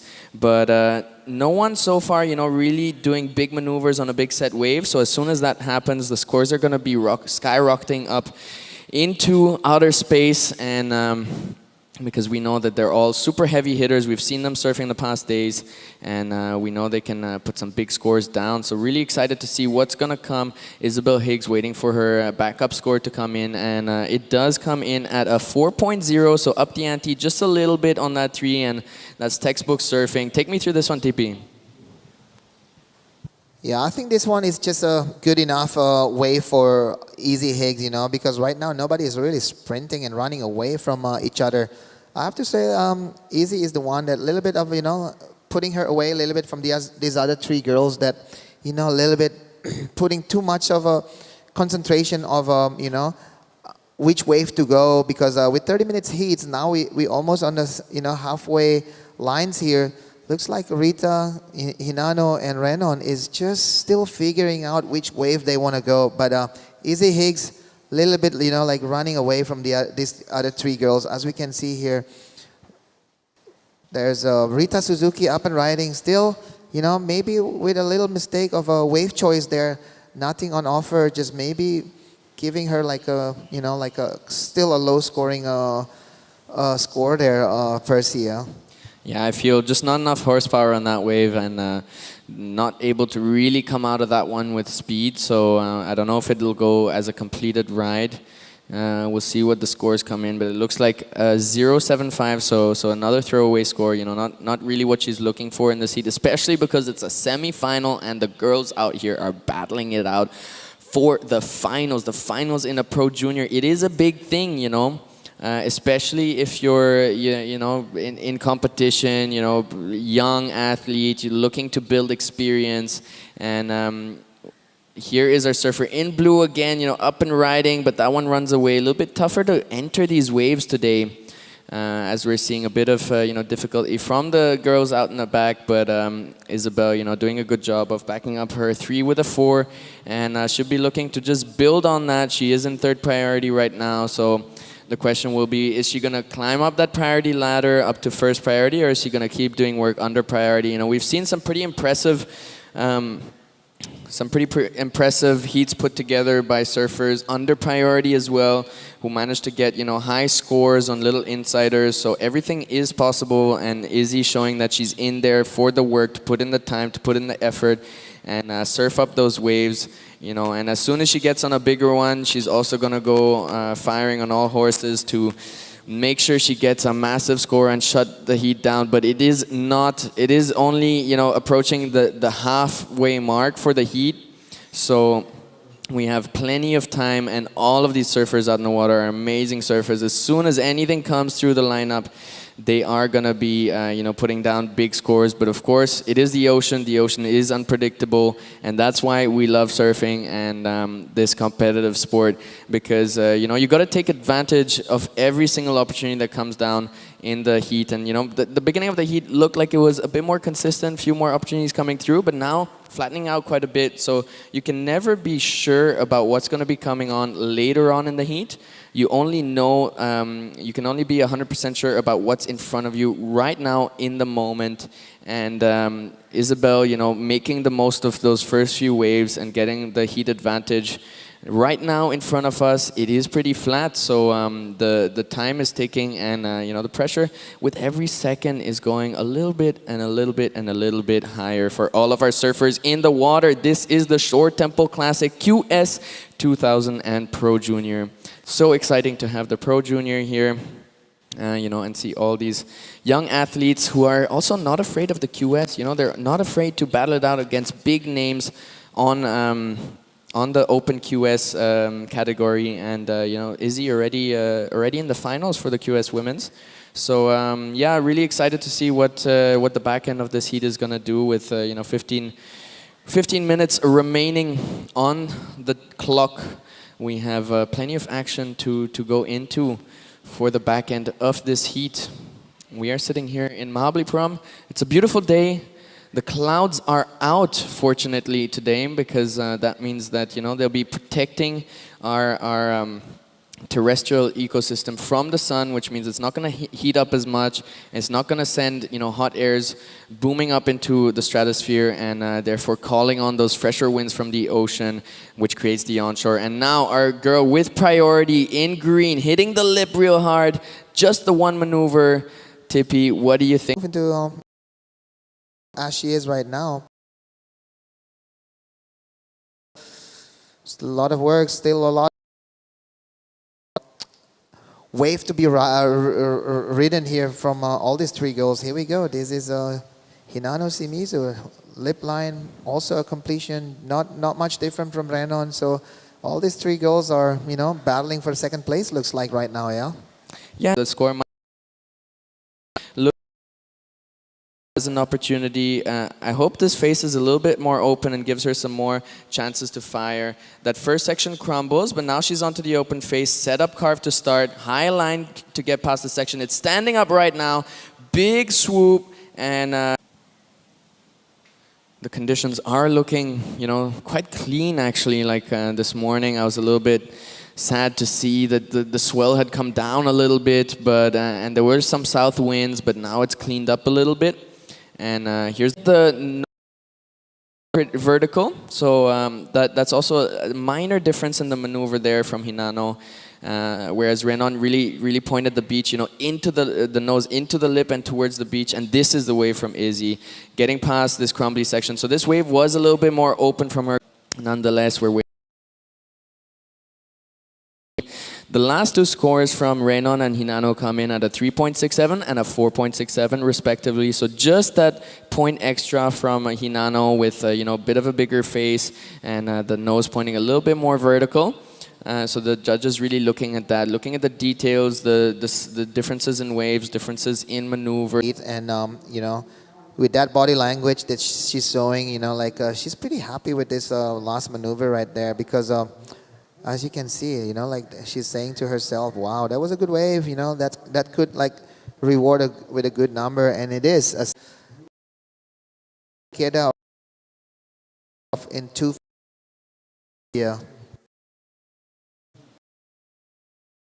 These girls are able to take out both divisions. You know, we had that last year from Kanoa Hijay, taking out the men's and the juniors in the Asian Championships. And here's our surfer in blue, Rita Suzuki, with a big hit on that oncoming section. Really, you know, and for right here, you know, it is a big thing to be able to be one of the finalists for this event, because you do rack up points, and you know, it can be make and break in terms of, you know, your season. It can be make and break in terms of, you know, getting new sponsors and things like that. Capes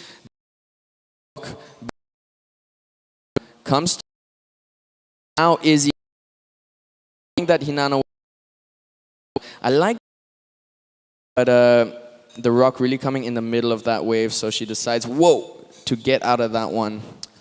So yeah, Hinano Shimizu's strategy right now is not to be first, is actually just to be in the final. So she just needs to a little bit put more pressure on Renon and Rita, because Rita a little bit struggling of Hinano. Of a, you know, setup maneuver there, but this is where all the point is coming. Just like her previous wave of 4.67, that will also coming close to that numbers because the wave is bigger. She put 2 maneuvers there. You know, I think it's going to be in the range. Really well for that heavy section. So really curious to see where the judges go with this one, and what they think about the commitment that Hinano had on that massive section in front of the rock, you know, especially with the rock being there as well. No fear shown, so, you know, degree of difficulty and especially commitment really being so. To take that lead. For second position right now, it is still quite open, you know. Renon just needs a 2.28 and Rita just a 4.32. Both of them very achievable numbers. Looks like something is coming in for Renon. She's up and riding, and here is the bottom turn. Hits that section just before the wave closes out a little bit, and now it's building up again. She's gonna, you know, to be able to do that, you know, with 5 minutes to go, it's a bit more like, you know, comfortable situation for Hinano. And also, she's if she make this heat, that means she's going to be in the final with her twin sister, Hinata, that already been surfing on her semifinal number 1. And she made it into the final with Mirai Ikeda. So yeah, this will be a great result for the twins. She take off on all the wrong waves so far. Haven't been any potential like open phase for her. So yeah, but still 4 minutes and 50 seconds to go. You know, if she catch 2 waves, anything still can happen. yeah, and I like the intent on that previous wave, you know, going for that lip line and pointing the nose of the board down the line to really get past that section and find some opportunities, but a little bit of a misweighting, you know, maybe on the landing, the hips a little bit too far back, and therefore not able to, you know, drive that inside the front part of the rail, and therefore be able to, you know, really catch and drive and create speed from the lip line maneuver down the line, and get some good distance and find some more opportunities down the line. Unfortunate for Rita, but because you know, we know she has beautiful surfing to offer us, and but now just a little bit of a big requirement for her, a 7.40 to catch up on second position. Hinano with that last 2-turn combo, a 5.23. So that also showcases that, you know, those, well, I guess maybe Izzy, you know, hitting really that super critical hollowed out section at the end. The judges really like that. So there's one of 2 things that they could have been looking at in terms of the score for that one. One is the combination of major maneuvers, which, you know, Izzy definitely had the upper hand. And the other is the criticality of that section, which was just so hollowed out after the elephant rock, which, you know, allowed her to have that airdrop finish and so on. So, yeah, good job on Izzy for getting that 7. You know, that's really gonna take the pressure off of her, and she is sitting now out back with priority in a very dominant position in terms of getting that spot in the finals. Hinano as well with the 5.23, putting requirements on green and blue, a 6.23 and a 7.40 for them to advance. But anything is possible. Sadly, they are sitting with third and fourth priority, so our surfers in first and second position definitely have a bit of the upper hand here. Renon was just looking at this insider under priority, but it didn't really seem like she wanted it, even though it looked like it had some good potential on it. Like, it's still peeling, that one, actually. And here's Rita, big carve to start. Now we see some of her surfing. Another cutback. She'll wait for this one to open up. It's doubling up a little bit right here. And let's see if she can do something before it runs out of energy on the inside. So 3 carving cutback maneuvers, not very critical sections. I feel like that first wave actually from that Renon had a look at, might have had a bit more potential. It was smaller, but we've seen it in previous heats. Size doesn't mean everything at all. It's about what you're able to do on the wave. And Rita definitely got to work on this one, TP. Yeah, I think Rita's wave just lack of that finishing at the end because so far, we've seen it from Mira Ikeda, from Izzy Higgs. If you have that, big finishing on the end, I think that's going to be rewarded with a bigger number. But, if it's just running away from you or, the power just tapering down, it will be it will be a good number, but it's just not going to put, on a solid number as like what we see here with Izzy Higgs. So 1 minute and 20 seconds to go. Looks like Renon Matsuyama is holding third priority, looking for 6.23, but I'm pretty sure Hinano Shimizu will just kind of doing some defense here, just making sure that green and blue is not going and, giving them any possibilities to get that numbers. Yeah, some bigger requirements there for our surfers in green and blue for sure. Priority is with Izzy, second priority with Hinano. Very dominant positions for both of our surfers here in first and second position.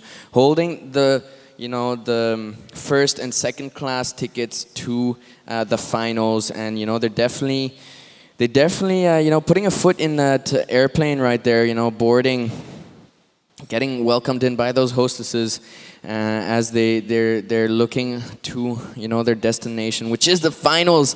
And it's going to be super exciting because Izzy is both in the women's and the juniors finals, so putting a lot of work in. Obviously that means you might have some back-to-back heats, a lot of work in one day, a lot of jellyfish to face, a lot of coming in front of that rock, and very impressive work there from our surfer in red.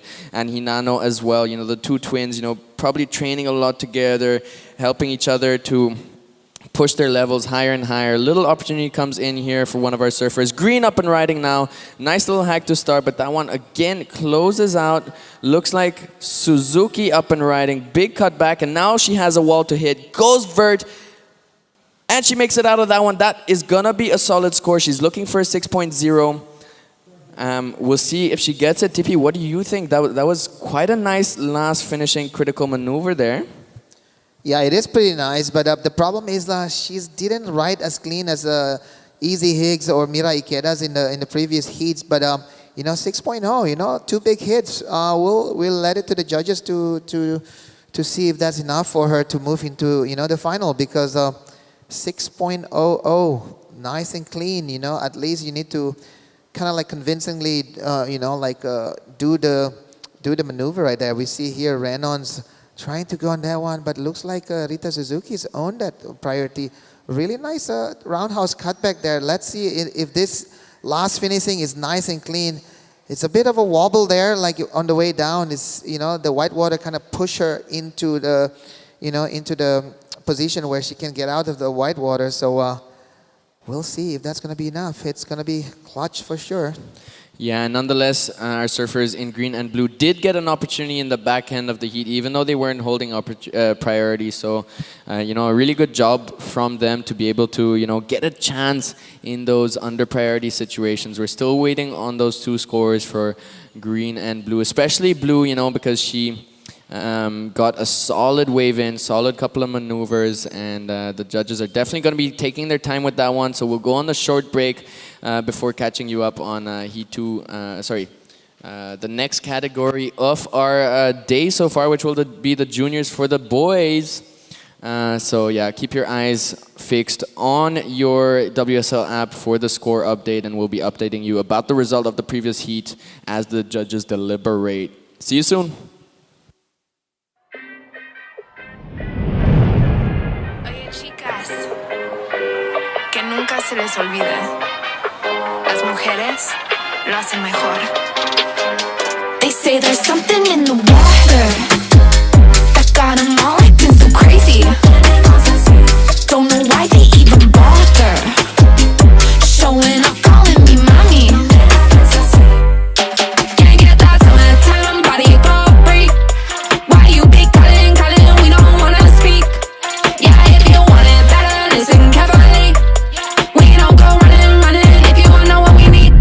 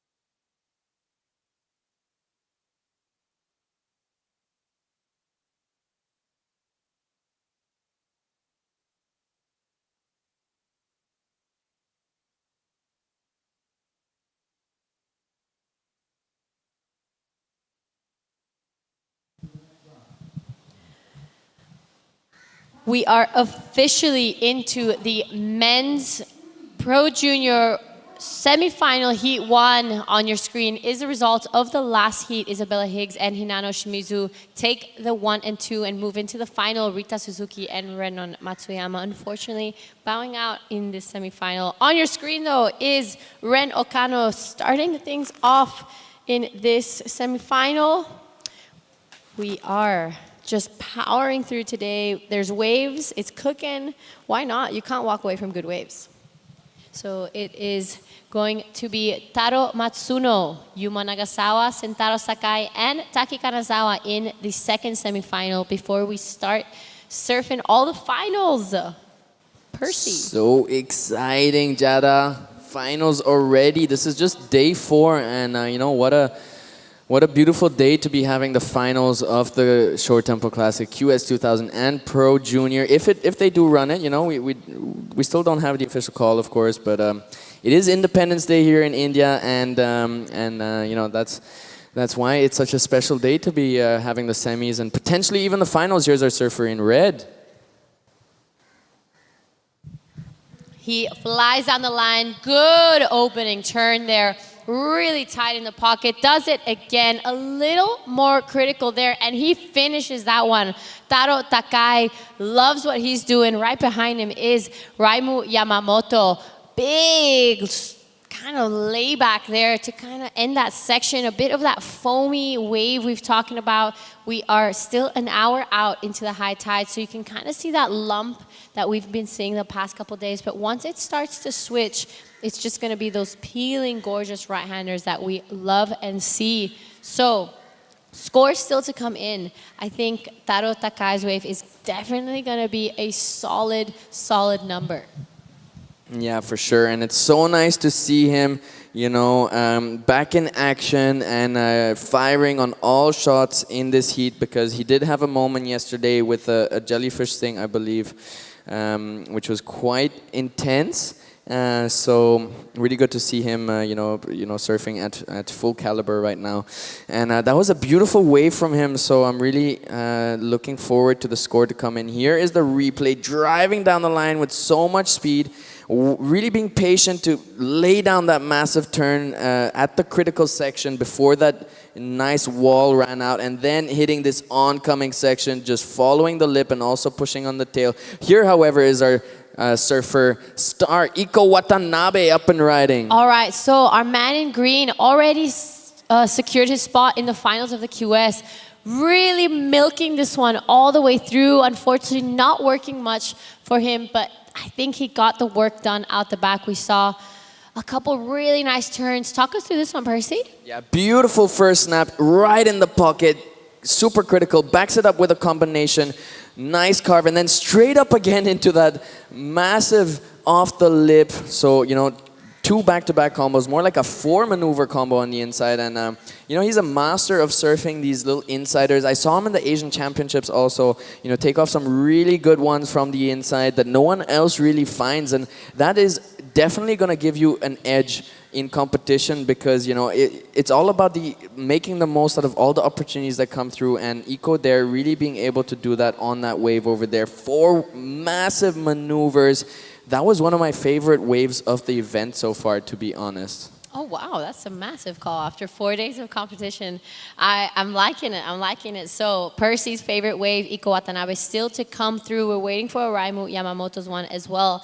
Taro Takai, 783 for his first ride. That is a huge number, and he must be feeling really good. Taro Takai has been, for me, one of the highlights of this event. A name I haven't seen so much in the past, but he's definitely caught my attention the past 3 days. So I'm really hoping to see him back that one up really nicely. Iko Watanabe, 683. These are the replays. What do you think? Yeah, there's such beautiful waves. Very different approach. Set wave for Taro, big rail work over there, and 3 massive hits in the critical sections, especially this last one right here where he went down with the lip. And Iko on a smaller one on the inside, but I just love how vertical and critical he got in the section. Obviously, that wave was tapering a little bit more, so it was a bit more paced. It wasn't giving him that big, long, drawn-out wall, which does give for a little bit higher degree of difficulty. And also the size, but still able to surf it up to a 6.83, I think is extreme. Get those off the lips. Just the end of that wave, really running out, and you can see that he really juiced that wave to its maximum because there was just nothing left on it when he finished. Wow, he is looking on point. So some really good scores coming through for this heat. And just to give you guys a bit of an exciting little idea of what's coming up later, we are going into the finals of all 4 divisions. So we've made it. We've punched through this entire week of surfing. On the men's side of the draw, the finalists are Iko Watanabe and Tenshi Iwami. So Iko wanting to do a bit of a back-to-back final. Then on the women's side of the draw, the final, we have Mirai Akeda and Isabel Higgs. So incredible talents all in the final. For the junior women, we already have all 4 of the finals locked in. And I'll get right back to that as we watch live action. Iko Watanabe, good reverse there. He is going to continue with this one on the inside. Beautiful swooping cutbacks. Right behind him is Ren Okano as well on a bigger looking wave. We'll stick to live action. We see Ren kind of finish that one off. So a lot happening. These 4-man heats just shows that there's a lot more going on. And we are going to see if there's any waves ridden, and there isn't. So we're going to throw it down to Tippy Jabrick and the winner of the last heat, Izzy Higgs. Yes, I'm here with Izzy Higgs. Great surfing there, Izzy. Made it into the final, both division, women's QS and also the Pro Junior. Tell me a little bit about your when you come to India, do you have any target that you plan before you come here? Coming here was just it was a bit of a shock. Everything was kind of last minute, and we're oh, we might as well come. We've been here before. Waves are super fun, and I don't know. I didn't really think I was gonna come through this far. I thought maybe just make it through like a couple rounds. To make it through to like finals for both is pretty surreal, and just so excited for this experience and opportunity. So yeah, it's looks like it's heat by heat. So tell me a little bit in the final, what is your strategy? Are you gonna go big, or are you gonna, try to do something different from your previous heats before? I'm not too sure. I think I just kind of just want to have fun. Like, pretty excited to get 30 minutes out at Mahops with no crowd. So just 3 other girls. So yeah, just want to enjoy and get some fun waves. So where were you before here? Were you in Thailand, or you in Australia before coming to India? I was just in Oz, training with my coaches, Bo and Duke, and just like and then like we had a couple mock heats with like at board riders with North Stain. They're all at home at a comp at Avoca. They're all supporting and so grateful for them. So far, what is your favorite food here?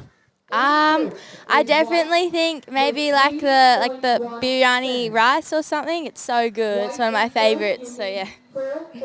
Looks like that food is giving you a lot of success and a lot of power. So good job to Izzy Higgs. Get rest for your finals, and then good luck also. Great surfing. Go back to you guys. Amazing. Thank you so much. That is Izzy Higgs for you. Has pushed herself into both the finals of the QS and the Pro Junior. Couple replays. What do you think of this one? This is the one we saw earlier on. I didn't see it yet, so I'll have a go on it. Ooh, I like that little air reverse there. You know, it's a smaller wave, so he definitely has to surf it up, and he's a professional at surfing it up. Absolute logistician when it comes to that. And yeah, just identified that section over there with a bit of a ramp on it and decided to go to the air. Here is live action, Jada. Taro Takai on a good looking set. I love that beautiful carve he has. He's not rushing his way through.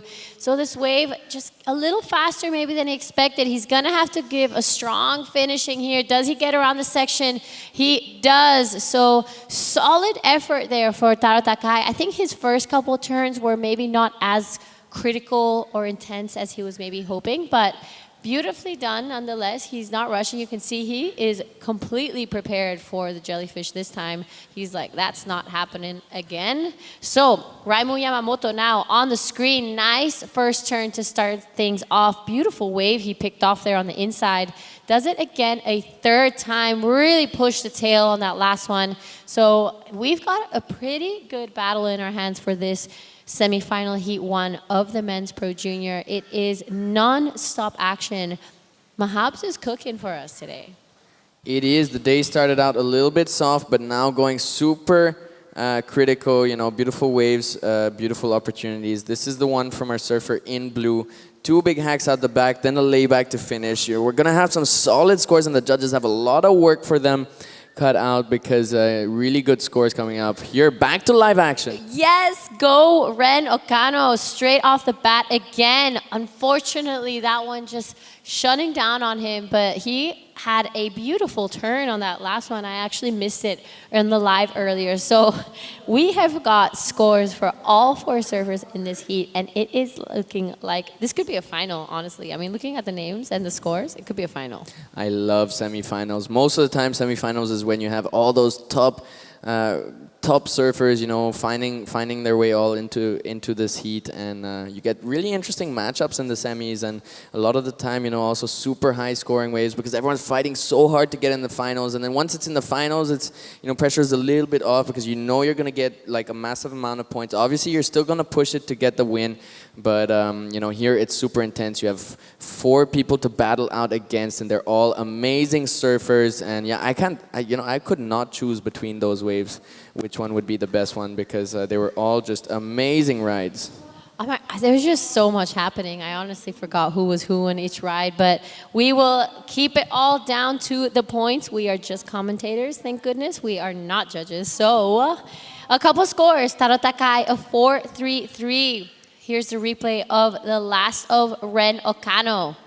This is the one that kind of just ran off on him, so wasn't really gonna be a massive scoring potential. He is only sitting on that 0.77, so it will improve a little bit, but he's definitely gonna have to battle it out a little bit more. Raimu Yamamoto, a 5.93 on his last one. We're still waiting for scores of Iko Watanabe and Ren Okano. Yeah. I do like the 6.60 that he's sitting on, the Ren Okano there. I think that was the 3-turn combo he got, so that's quite a solid score. I think the second highest scoring wave of the heat so far. So he's right behind Iko in terms of size of scores, and his backup's just a 2.5, you know, so he doesn't need much to go up into second position, and taking that second from Iko. Needs a 4.73 only, and Iko also, you know, with that big score, the 7.83, needing just 5.34 if he wants to take the lead back from Taro. Sorry, Iko is sitting on a 6.83, so he needs just a 5.34 to take the lead from Taro, but Taro is sitting on a massive score, a 7.83, very close to excellent. So, you know, big surfing here, big statements here from all of our surfers. I also really like that wave from Raimu. You know, I really love his surfing. It's super calm and composed and really critical. I feel like there's a bit of similarity between him and Suri surfing, actually. With Raimu Yamamoto? Oh, okay, interesting call. I like, okay.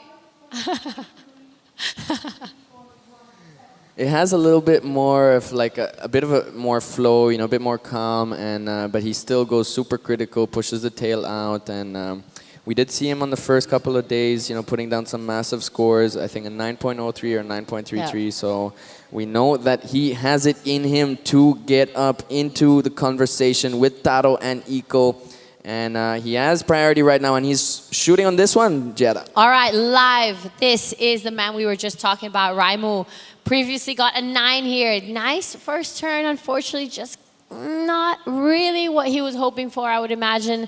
It was just that one turn. I think he probably could have taken a bit more advantage of that, but I think it kind of shut down on him. He was hoping maybe to get past that Elephant Rock and get a couple more down the line, but it's in those situations that you kind of have to get, like, surf what you're given and do 2 big turns maybe instead out the back. Yeah, and it's super hard to make those decisions in critical moments because, you know, you could have that, you know, it could be working for you to just be trying to go down the line and find the opportunities after the sections, but, you know, sometimes if they're too drawn out, you just have to fire on all shots and give it your all on the first bit. And here he definitely had a spot for at least 1, maybe 2, maybe even 3 maneuvers if he went firing on the maneuvers from the start, but instead, you know, trying to get ahead and not quite connecting with the right sections. Absolutely, and that's kind of what Taro Takai did on his 783. He had a wave that ran fast, but he took advantage of that first part. So he did those 2 turns and got a huge score. So just showing how sometimes it's those little details and being able to read that wave before you even stand up a little more. But of course, that's one of the hardest part of surfing is that the selection of waves and being able to read it and get the score you're looking for. But those little details are what make or break a heat, especially in a semifinal. You can't be making those little mistakes. Yeah, but still 14 minutes to go, and Raimu will definitely be, you know, taking some notes from that wave there and readjusting his strategy probably, you know, opening up the possibility for being able to, you know, go straight to turns rather than try to find the line down the line. Obviously, you do have to make that decision in a split second because, you know, it could be a wave where it is possible to pass the sections and get those opportunities. We've seen some big finishes after the rock, so it is, you know, it is a tough decision to call, especially when you're, you know, in between, trying to position yourself, trying to enter the wave, trying to jostle one from the other competitors. So, yeah, this is competitive surfing, and it's competitive for a reason because there's just so much going on in the water and so many things to juggle. And these guys are absolute legends, absolutely doing an enormous job here of, you know, putting scores together. And Taro Takai really, you know, with that patient game, you know, scoring some big scores on big waves and only sitting on a 4.33 as a backup. So as soon as he puts another score on the scoreboard, that is going to be a massive lead. And super excited to see who will be coming up against him in the finals. Well, I'm already kind of assuming that he's going to be in the finals just because of the size of that score, the 7.83. But, you know, still 12 minutes and 40 to go. So, you know, anything can happen, of course, because competitive surfing is just so, I don't know, diverse and so complex and so interesting to watch. Yeah, right now in the water, 12 minutes and 25 to go. 7.83 and a 4.33 for Taro. 6.83 and a 4.5 for Iko. Needs a 5.34 to take that lead. He is sitting in third priority. Ren Okano with priority, sitting also on a big score, a 6.60. And only a 2.5 as a backup. Needs just 4.74 to take second off Iko. And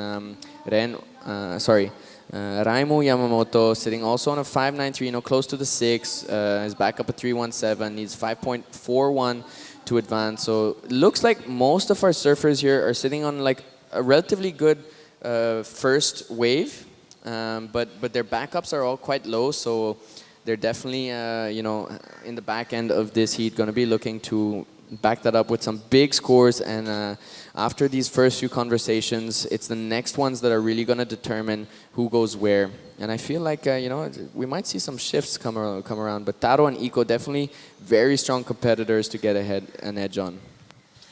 Absolutely, and I would love to just get one or two more set waves to have this battle kind of go through with 11 minutes left. We've passed the halfway mark of this heat. We've had some incredible surfing go down and a couple major upsets from the other heats, but looking like my wishes are going to be granted. This is exactly what I was hoping for. The only surfer, fourth priority, Raimu Yamamoto, seeing a bit of potential on this wave. Beautiful roundhouse cutback. This wave a little sleepy, but he weaves through it really nicely. Maybe a bit more here on the inside. Good blast there off the top. Does it again to finish things off. Tries to get around this section. So this wave had its moments, but I don't know. He only needs a 5.41. It's not a huge score. So it was pretty smart from Raimu picking that up with fourth priority and under all the other guys. But I do feel like he could have milked that off maybe a little bit more on the inside and taken a bit more advantage when that wave really stood up. Yeah, for sure. He is working under priority and he's got to work with what he's given, and he definitely did a good job. I feel like he could have gone a little bit more critical on that third maneuver. Beautiful roundhouse to start, and that is the maneuver that the wave called him to do. Again, another cutback, and here he gets critical. I feel like that one he could have just, gone a little bit tighter in the radius, a little bit tighter in the pocket, and a bit more critical to maximize the scoring potential. I also feel like he could have kept going on that wave and see if he can do a little air reverse on the end. You never know what can happen. Under priority, very important to milk and scrape and sweep together as many points as you possibly can on every single wave. Absolutely. There we have the score, a 4.60. So goes to third, but doesn't go into that second position that he's really needing to go to get back into this final. So past that 10-minute mark, it was that just one wave set that came through. Ren Okano with a bit of work to do, 4.74 for him. Priority, he is looking pretty good in his surfing. I mean, he's had some great moments throughout this whole event, especially in this Pro Junior. So I do hope he gets a couple more chances to kind of battle his way back into this. We will be going straight to the semifinal heat 2 after this. Taro Matsuno, Yuma Nagasawa, Sentaro Sakai, and Taki Kanazawa. Couple waves ridden. This is live action. Ren Okano cashing in his priority. Nice cutback to set the tone. Let's see what he does. Good second one there. Really push the tail around, giving that variety on this third one. This wave not really working for him so much. Let's see the inside. He needs to go big. He needs a decent number, 4.74. Takes to the air, lands it. So that is such a good way for Ren Okano, fighting to get into that second spot. Iko Watanabe, though, out the back with second priority. I think that was Iko actually who went down. That was Iko out the back. So, in second position, Ren Okano is coming for that one. Here's Raimu also right behind him. Two big hacks to start. Gets past the rock. It is foamy. It is a bit of a tough section, but lays down the rail game for that cutback. And now it is standing up. He goes vert and lays that one to bed. And then right behind him, Taro Takai, current heat leader. Good looking wave. He wants to get rid of that 4.33. Finishes it off. Strong surfing from Taro Takai. So we've got a great heat in our hands. There's a lot of surfing to be done still. And already surfing done. So it is Taro Takai still in the lead. I don't know if that last one's going to be improving on his situation. I'm excited to see Ren Okano's score, though. Oh, there we have it. Oh, no, sorry. No, we don't. It was a two. All right, here's the replays. This is Ren Okano's beautiful surfing out the back. A nice combo to start. I love that second carve and this third layback as well, especially since the wave was running out a bit of energy. He, really dropped that wallet to make sure he invests as much as possible on that maneuver. And the finish, of course, throwing the tail to the beach and spinning out with full control. That looked super easy from Ren, and he's definitely going to be expecting to replace that 2.50. Only needs a 4.74 to take second off of Eco, and I feel like he's definitely going to do that on the last one. But Eco is sitting out the back with priority, and he is not going to let it happen so easily. There is still 6 minutes and 30 to go. This is another replay from Raimu. Unfortunately, I don't feel as connected with the wave, or maybe not as much scoring potential as the one from Ren. Here he finishes, of course, quite strong, but gets taken down by the foam over there. So, it's not really going to be the score he's looking for. Hopefully you get some more shots out the back. Still waiting on those last two scores from Ren and Raimu. And Taro also put down a wave, it's true. He is looking to improve on his 4.33. So this is the last one from Ren. Jada? All right, let's check this one out. So Taro Takai, is surfing really well. He does have the heat lead. We're still waiting for this last score to come in. So the judges really thinking about this. It is all eyes on Eco, though. He wants to be able to defend his second spot. We're still waiting for that wave of Ren Okano to kind of come up and see if it rattles any cages, or if he still has to battle his way for the last 5 minutes and get the score he's looking for. So he needs a 4.74. I think he's got it. I would like to say he's got it, but you never know. You never know. It's all up to the judges, but that was some pretty good surfing from our surfer. In blue Ren Okano, you put that combination out the back and then backed it up with a solid finishing air reverse. So it's definitely, putting such a good wave together is definitely going to be getting him quite a score. Still waiting on those 3 scores, so the judges really taking their time, watching the replays, and I've been hearing a lot about our head judge. He is a judge on the CT, I believe, or at least the challengers, and so he has a lot of experience. He's also really calm and really likes to take the time with his judges to rewatch waves and make sure that they're putting down as precise of a score as possible. And it looks like there's some opportunities at the back, Jada. Oh, exciting. There we have the little whitewash breaking off the top of the pagoda that is out the back. But live action, this is Iko Watanabe, who has dropped to third. He now needs a 5.34 to get himself back into this heat. One big turn. Unfortunately, this wave running away from him. So Ren Okano's last one came in at a 6.70. He jumped to the lead.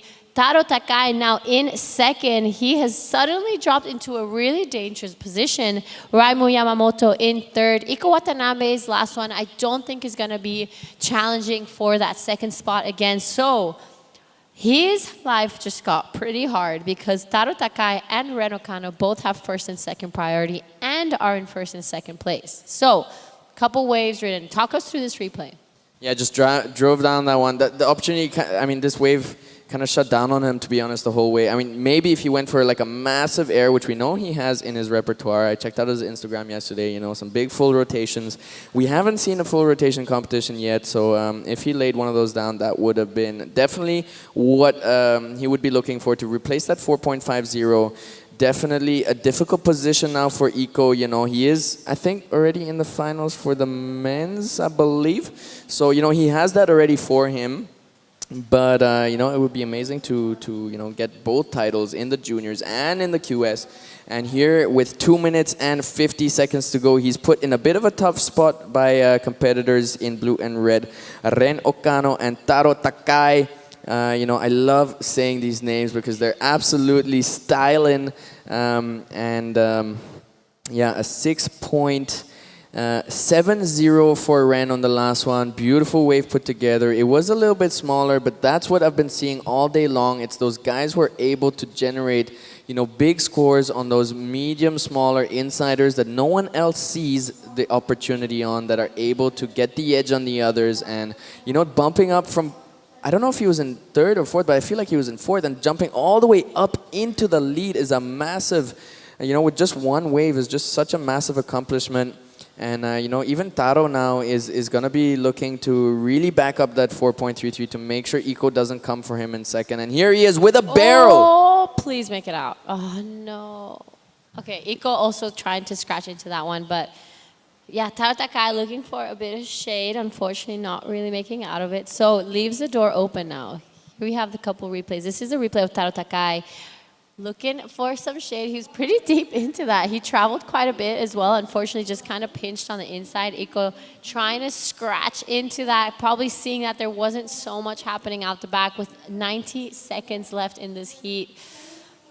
Funny you say that about Instagram. I feel like ever since I started commentating, I feel like a little bit like a stalker. I'm like stalking all these people's Instagram, trying to figure out where they're from and what they do. So it's just part of the job, We gotta get some background information about our surfers. Absolutely. To be able to talk about them and give you that information. About our athletes in the water, and unfortunately, not so much information out there about our surfers. And here is Iko, really fighting to up the ante on that 4.50, and he goes to the air, especially because that was a smaller wave. What did you think of that one? I mean, we'll probably get a replay to see the entire wave, but that was a nice looking little air reverse at the end, but obviously quite a small wave. Yeah, the surfing was gorgeous, but it's just the wave selection, and I think he knows that. The body language was kind of showing that he knew it wasn't going to be what he's looking for. He's looking for a 6, if you think about it, a 5.81. They're going to be comparing it to Ren Okano's last wave. So good stuff here from Ren, current heat leader. He's in a pretty good position. No one is safe just yet until that buzzer beats. So he's going to take this one all the way down to inside. Solid finishing there for Ren Okano. We can see Iko Watanabe all the way down the line, won't make it out in time. We will be counting this one down. This is Raimu Yamamoto's last chance. 6.71 is his requirement. You can see him eyeing down the section, gets around it, needs to do something solid. Unfortunately, goes down there. So I'm pretty sure it's safe to say that Ren Okano and Taro Takai are our first Men's Pro Juniors finalists, and we will see who joins them right after this break and this heat. Just quite a big achievement there from our surfers in blue and red, Getting the edge off Iko, who is in the finals for the QS. So, big congratulations to Taro and Ren Okano and Taro Takai. Yeah, we'll be going on a short break, I guess, after this heat. And before the semifinals, heat 2.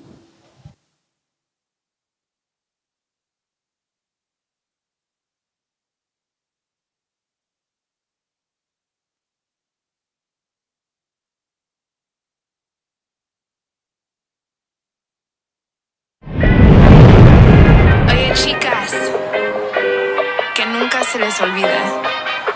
Las mujeres lo hacen mejor. They say there's something in the water that got them all acting so crazy. Don't know why they even bother showing up, calling me mommy. Can't get that summertime body for free.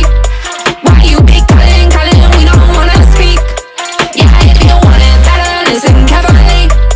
We don't go running, running if you wanna know what we need.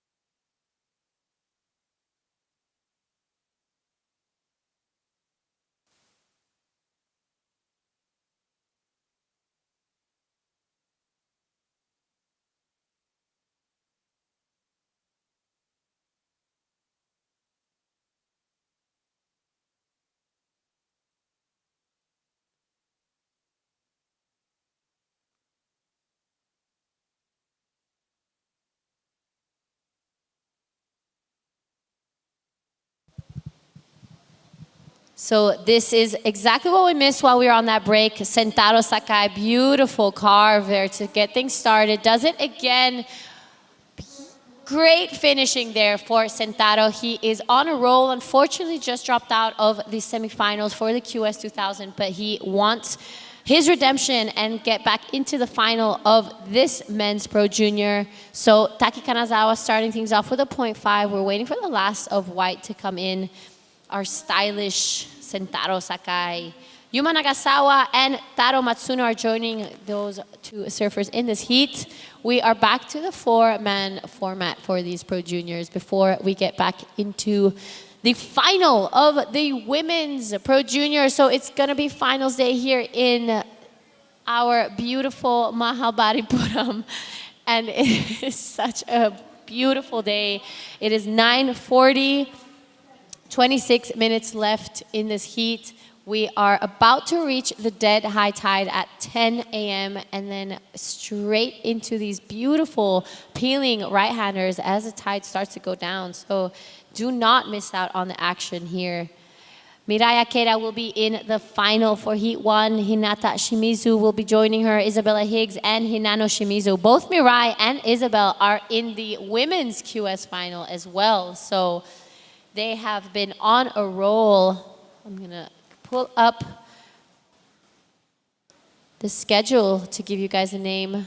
We already have Ren Okano and Taro Takai for the first finalist of the men's pro junior, who will be going right after the women. So it's finals day in Mahabalipuram. The Short Temple Classic is underway. We've had 3 incredible days of surfing. So much to talk about. The waves have been providing. It has been non-stop action here.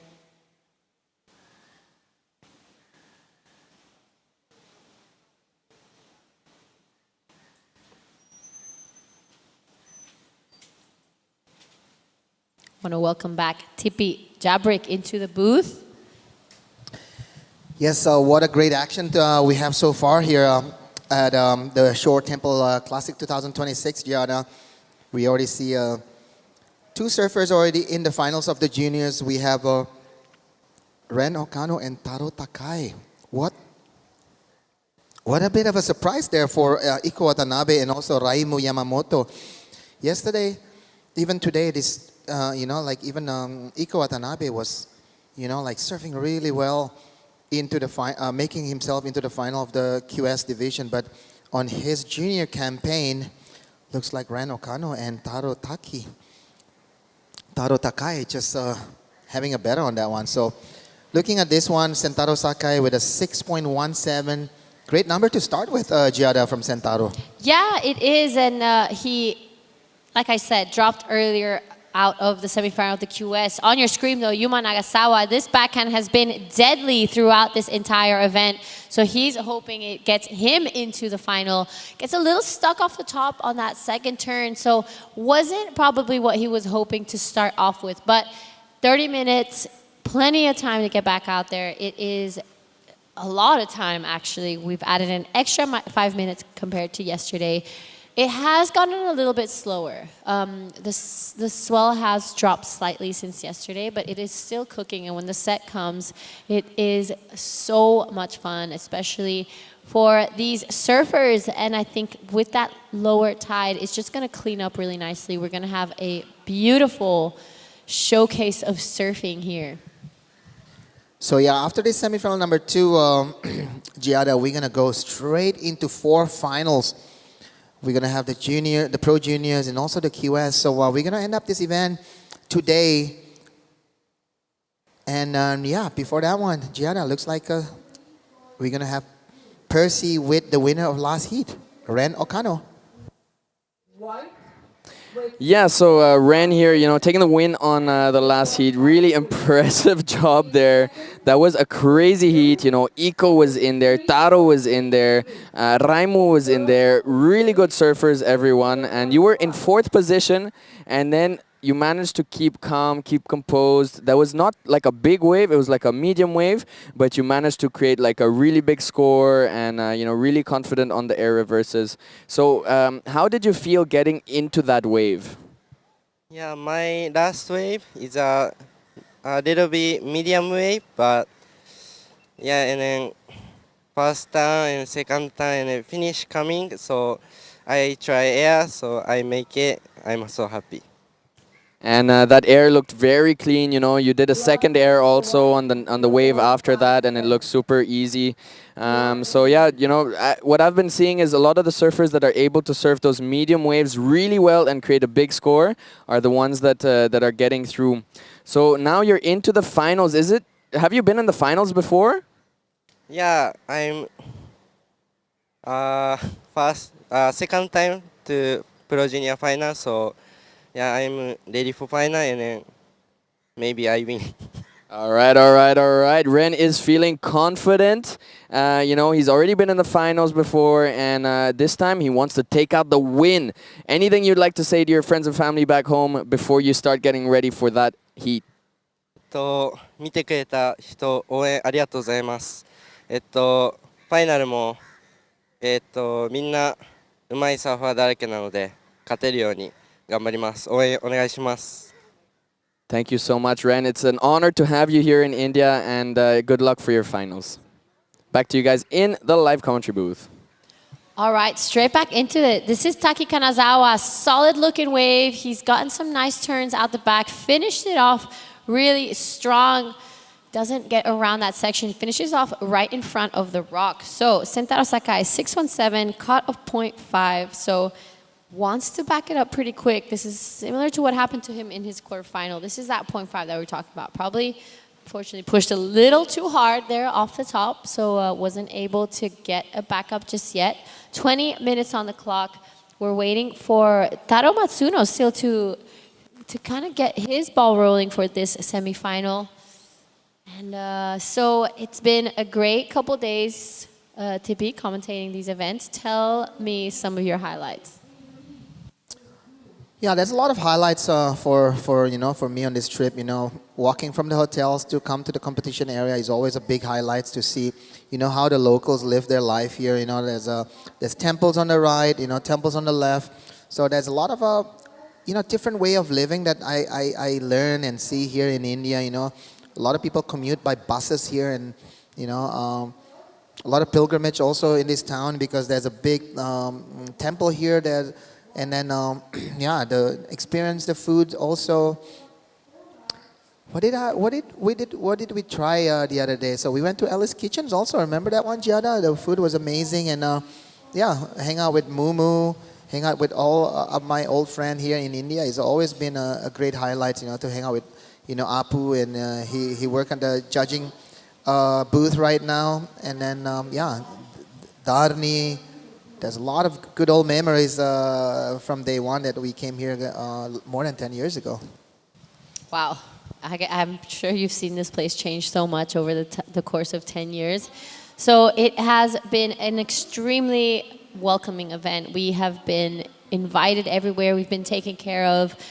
I think it just shows how incredible the sense of community is here, and you can really tell that people take care of each other. I had a beautiful chat with Ishita. She came into the booth yesterday, and we had a heat together, and she was telling me about how she started surfing and how she is the first woman in India to actually start surfing and really make or pursue a career out of it. She opened her own surf school back on the West Coast. So just shows that surfing isn't just a sport at the end of the day. It really, as cliche as this sound, is a lifestyle, and it provides so much more than just sports. It's livelihood, it's connection, it's a way of life, I would have to say. Yeah, talking way of life there, that's a way to make a big score there from Taki Kanazawa. Looks like she got back his groove that, you know, he's been dominating on the early round of this event. So, yeah, Taki Kanazawa looks angry there. So with his opening ride with a 4.43, looks like he's going to back it up with a better score. Yep, so Taki Kanazawa kind of just keeping busy. He maybe saw some of the previous heats. Some heats are extremely full of waves and rides, and others maybe a little less. So he is probably making sure he has a couple scores under his belt. He saw that Iko was looking for something pretty small on that last one and unfortunately dropped out. So he will not be doing the back-to-back finals like maybe Mirai Akeda and Isabella Higgs are doing, but still has a final under his belt. Nonetheless, some incredible surfing from Iko. He's been on fire this entire event. And I think Mahabs has been really providing for this surfing QS, and it's been showing that it has great quality waves. We will be seeing Sentaro Sakai take off on this one, wanting to back up that 617. Beautiful first turn here. Does it again, shuts it down. So Sentaro, that flow that he's got, gonna be coming in handy now. He is the only one who is busted out of the fours range and got that 617 for now. Yeah, here's the replay of that, 1-2 road there from Sentaro, Really fast, really fluid, but, maybe just lack of, a bit of more push, It is still going to be a good number. The first maneuver is vertical there. Second one is just like, didn't slow down or, letting the speed to go down a little bit. And, we'll see. Sentaro Sakai, his opening ride was a really good number of 6.17. He'll move up to the first place for sure because he's only looking for a small number. So yeah, Sentaro, really smart. That 1-2 right there. Wait for his score. But Taro Matsuno here, Giada, with 15 minutes to go. Looks like he's a bit sleepy out there. Sorry, Taro Matsuno is not surfing on his heat. Yeah, I was just about to say, I don't see his jersey actually. Yeah, he had a bit of an accident yesterday with the jellyfish on his face. He decided to withdraw this semifinal. So unfortunately for Taro Matsuno, great result there. Hopefully he's getting better soon, Giada, because getting stung on the face is, I feel sorry for him, but all the best for him, and hopefully he can come back, stronger in the future with a bit more. I don't know, let that big, bad memories about jellyfish away from from you, yeah.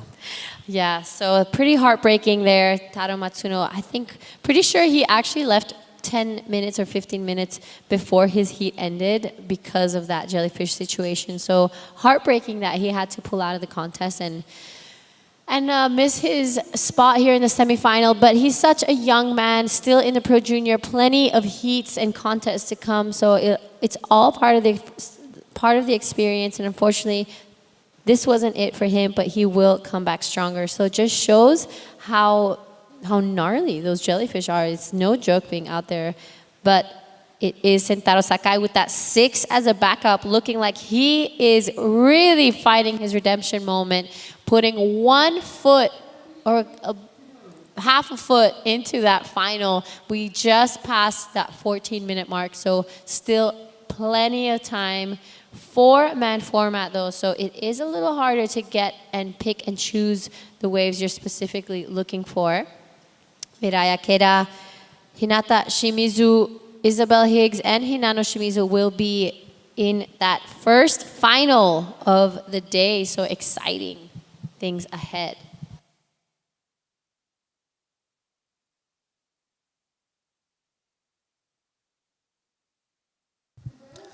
So yeah, we have 30 minutes to go here, and I really like the way Sentaro Sakai is surfing, like really smart. Didn't lose any moment, didn't lose any time. He's really putting a lot of concentration to make himself into the second semifinals, move into the finals. So yeah, if it's gonna be Sentaro, Yuma, or Taki Kanazawa, they're gonna accompany Ren Okano and also Taro Taiki. Yeah. All right, live action. This is Yuma Nagasawa wanting to solidify his second spot or even get to first. Big finishing there. He was liking it, got out there early. So that was a huge finishing for Yuma Nagasawa. Talk us through this replay, TP. Yeah, really strong backside there. And this one, I really like that one, Almost, extend his footing there, because that wave is a bit running away from him, but able to stomp that one, and get those two big strong maneuver on the top of this clean looking wave. Nice backside there, extending his leg, super strong there. And this one, as you can see, that lip is a little bit running away from him, but he able to catch it. This is going to be a big score for Yuma. Absolutely battling it out for that first spot. Sentaro Sakai is still in the lead before that last score comes in. Taki Kanazawa with a bit of work to do. Hasn't yet busted out of that fours range, but Yuma Nagasawa, last ride, comes in at a 7-point ride. He's still in second, now only looking for a 5-1-7 to go into the lead. So really, really intense moments here for Sentaro Sakai and Yuma Nagasawa. They are looking like they have it all pretty much under control, but I don't want to write Taki Kanazawa off just yet. He just has to be a little more picky with his wave selection.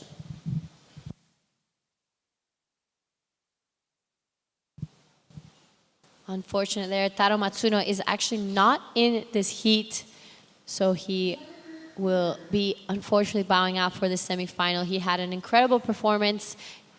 We will be doing all the finals today, so it is officially finals day here at the Shore Temple Classic in Mahabalipuram. We are located just an hour south of Chennai. And it's a beautiful coastline with so much waves and so much going on. Yuma now wants to back up that 7. Beautiful 2 backhand blast.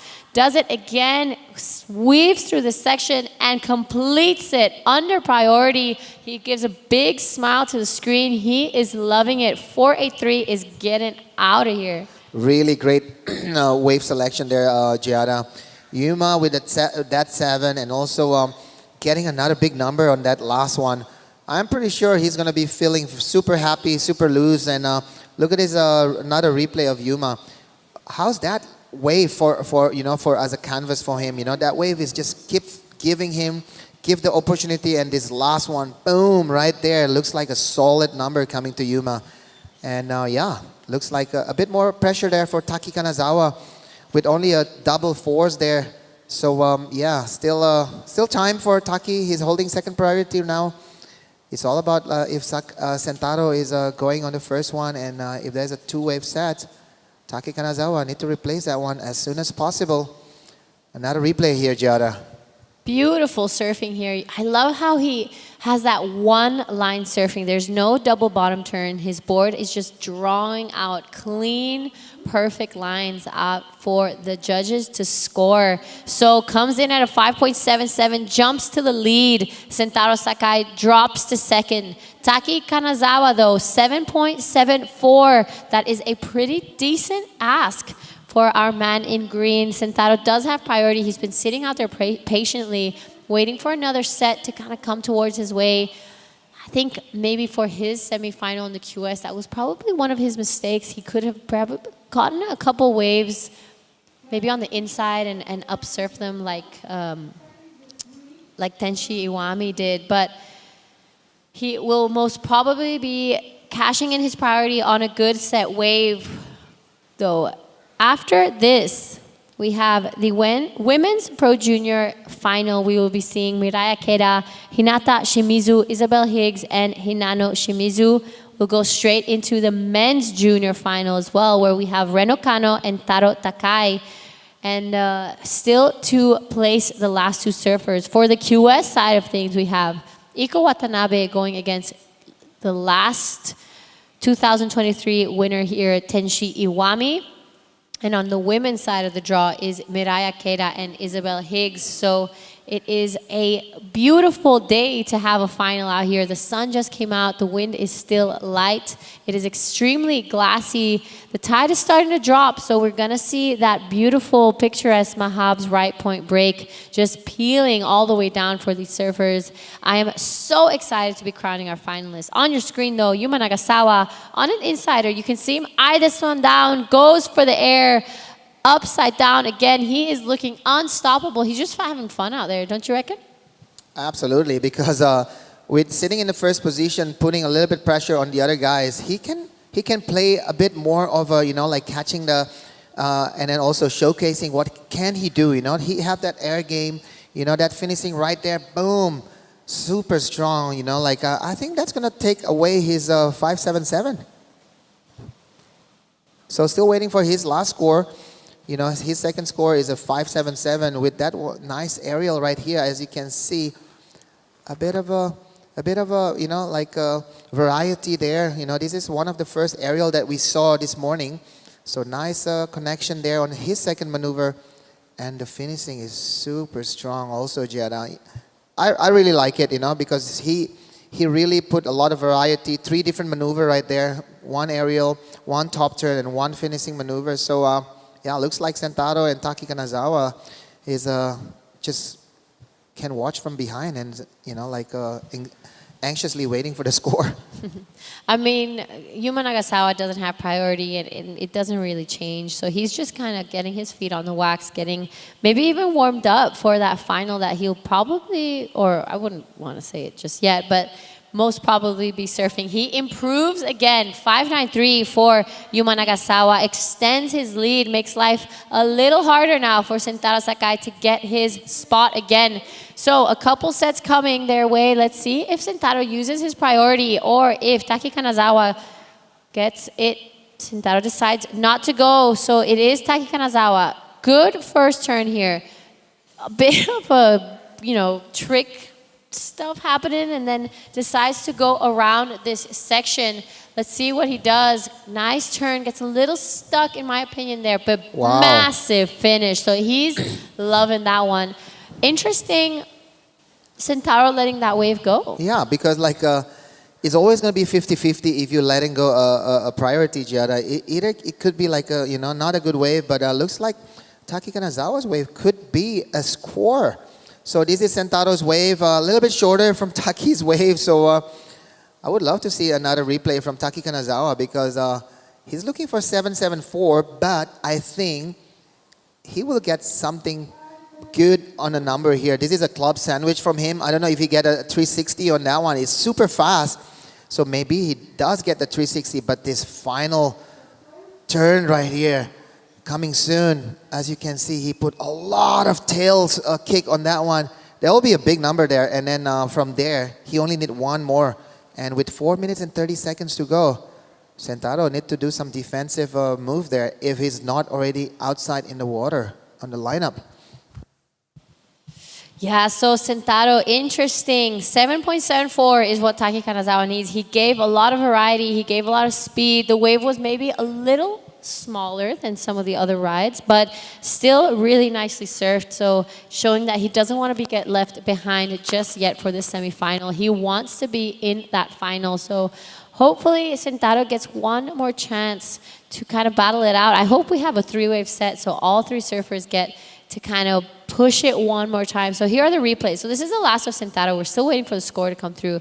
Like I always say, beautiful surfing, but unfortunately I think it was the wave that just wasn't providing so much. Taki Kanazawa really took advantage of that last one. Sentaro just kind of giving it to him. So it could possibly be a bit of a mistake there. If Taki Kanazawa gets a score, it could be a really big upset for Sentaro. Yeah, some numbers already trickle down here, Giada. It will not be that number of 774, but the requirement will go down. With 3 minutes and 25 seconds to go, looks like Taki Kanazawa is holding third priority here. So live has not become easier for him because he do get a better number, but when he get out there, Sentaro Sakai is already holding the guard there.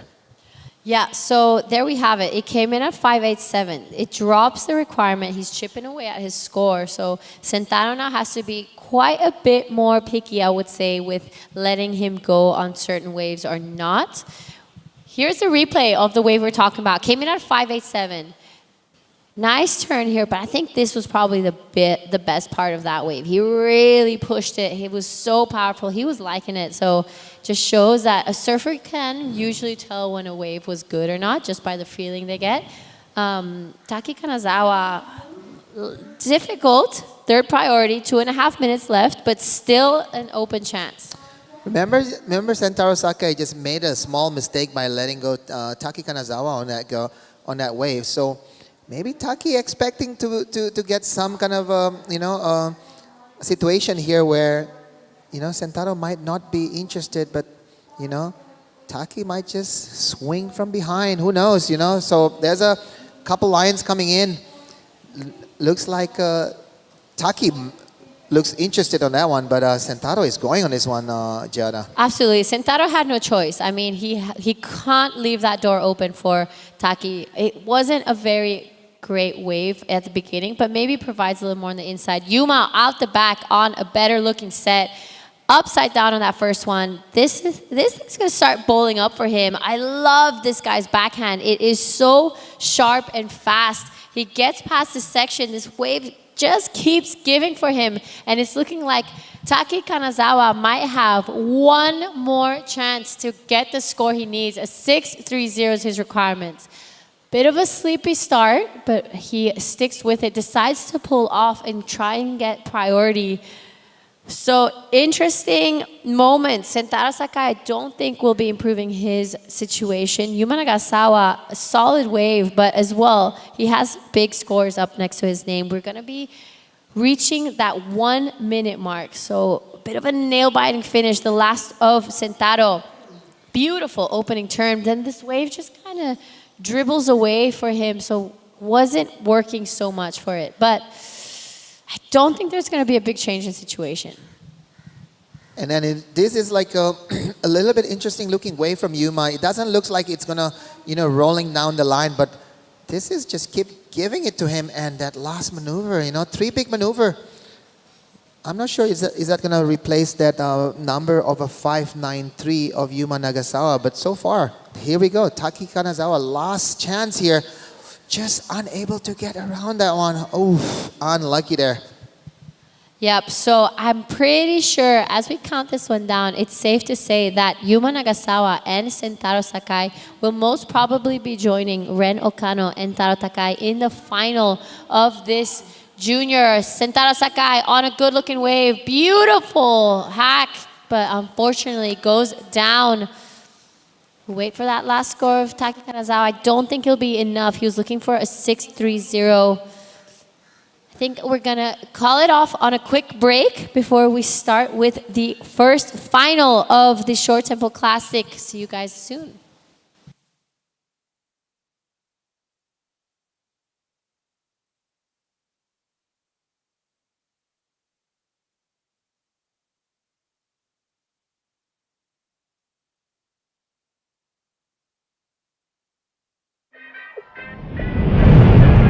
Oye, chicas, que nunca se les olvide. Las mujeres lo hacen mejor. They say there's something in the water that got 'em all acting so crazy. Don't know why they even bother showing up, calling me mommy. Can't get that summertime body for free. Why you be calling, calling? We don't wanna speak. Yeah, if you want it better, listen carefully.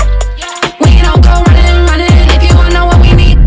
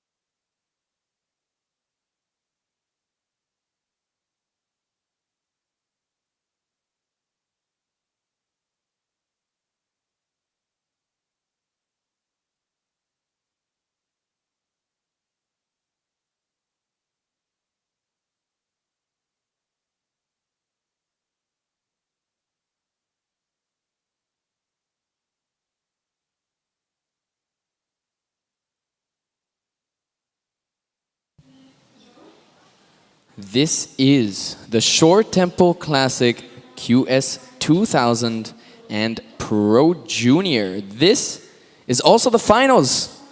I believe our first finals of the day in the water. Hinana Shimizu, Mirai Ikeda, Hinano Shimizu, the twin sisters, and Isabel Higgs for Thailand. So really exciting event right now in the water. This is the finals for the Pro Juniors. On the women's side of the division, and you know, we've seen some amazing surfing from all of these surfers in the past days. And now this is their final chance to really show us what they have in store and what kind of statements they can make to claim the win, because that's what everyone here is fighting for. They're fighting for the podium. They're fighting to be on that highest step of the podium where we'll be crowning our Queen of the Shore Temple Classic QS 2000 and Pro Junior. Well, right now Pro Junior in the women's division, and in the booth is myself, Percy, and Tipi Jabrek from Indonesia. It's been so cool to commentate all of these heats together, and you know, we've seen some amazing surfing, both from the women's and the men's, and this is the final event. Yes, for sure. This is going to be a really great result for the twins here, for Hinata and also Hinano. To be able to, you know, surf together in the final is a big achievement as a surfers, but also I'm pretty sure these both surfers are super happy to have the siblings in the final. So we'll see. With 26 minutes to go, looks like Hinata have a better exchange here with a 5.83 with that opening. So a little bit slow after that, but yeah, a 5.83 is a good start for Hinata. Yeah, the twins firing right off the bat. Hinata going for a 5.83 on the heat opener, and the ocean does look a little bit flat. You know, it is high tide right now, so the opportunities will be a little bit bleak, and it'll be important, vital even, for our surfers to take advantage of every single opportunity that comes through the lineup, especially through the opening minutes of this heat, because you can never know what comes down the line, and that was Hinata firing again under priority for a backup. So that's the advantage of starting early, is you can get your backup nice and early as well. Here's Izzy up and riding. Deep bottom turn, hits the lip on the first one. This is a beautiful looking wave, Tippy, and lays back on the second maneuver. Now getting a bit caught behind the section, still looking for the open face, and she finds it. Hitting that oncoming section at the tempo, at the Elephant Rock. Now putting some pressure on her back foot and kicking out of that one. So that will be a ride for our girl Izzy our girl from Thailand, Izzy in white, and so far, it's been a conversation between Izzy and Hinata, but Hinano and Mirai are both waiting for some great waves out the back, as we'll go down to Giada and the winner of the previous heat, Yuma, who took out the semifinals and will be in the finals for the juniors. All right, I'm here with Yuma. We're going to keep it quite quick because he has a final right after this. So you're looking like you're having fun. Tell us what's happening out there.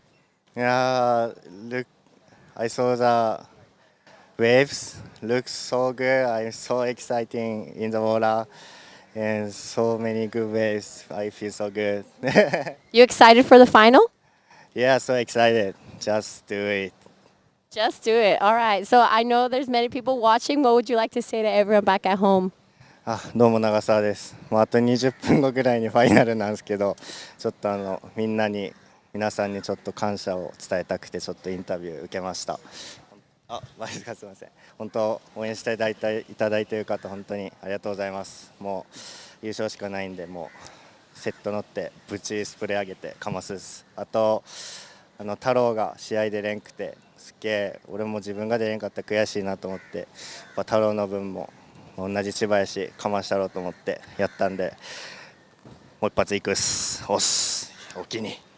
Amazing. That is so cool. All right. Congratulations. Thank you. Arigato. And back to you guys in the booth. Good luck. Thank you, Jada. And what I love so much about Yuma is that he's such an absolute frother, just having fun, even in competition. This was the last one from Hinano. Beautiful two-turn combo TP before this one ran away a little bit, but yeah, and wasn't able to find the open face again. But still a good combo at the back. We also saw Mirai firing on one. That looked like a really solid score and a big statement also towards, you know, a claim on the crown for the Pro Juniors. This is the replay, Tippy. Yeah, I have to say Mirai and Easy Higgs also have a great exchange here. So a little bit, you know, like doing that cutback. So it doesn't. That means they don't have the speed and down the line wave that they expecting to do those big finishing maneuver. But you know, either way, she did a strong finishing right there. And then it'll be interesting. What is the score between Easy Higgs and also Mirai Ikeda? We also saw Hinano on a wave, a really good looking wave actually. That one have more kind of like, you know, down the line, speed up. But the problem is it's just running away from her. So here we go. This is Easy Higgs' first wave of 5-3-3 there, Percy, and waiting for loss of red. Yeah, so first of Hinata a 5-8-3, first of Izzy a 5-3-3, waiting on scores from Mirai and Hinano in that first conversation for the crown of the Pro Junior for the women's. And Mireia made a big statement on that previous wave, you know, getting up into the lip 3 times, linking it up with some major maneuvers, carves in between, and you know, just never stop giving on that wave. And I really like how she put together that one. I feel like it might be the biggest score of the heat so far, but I'm no judge. Well, actually I am, but not just a judge in training, you know. And TP also here has some experience judging. So yeah, it's just really fun to be able to watch these women on these beautiful waves. Beautiful conditions here on day 4 of competition. You know, we're able to squeeze so many good rides in the first 3 days of competition that we're able to end 1 day early on our event window.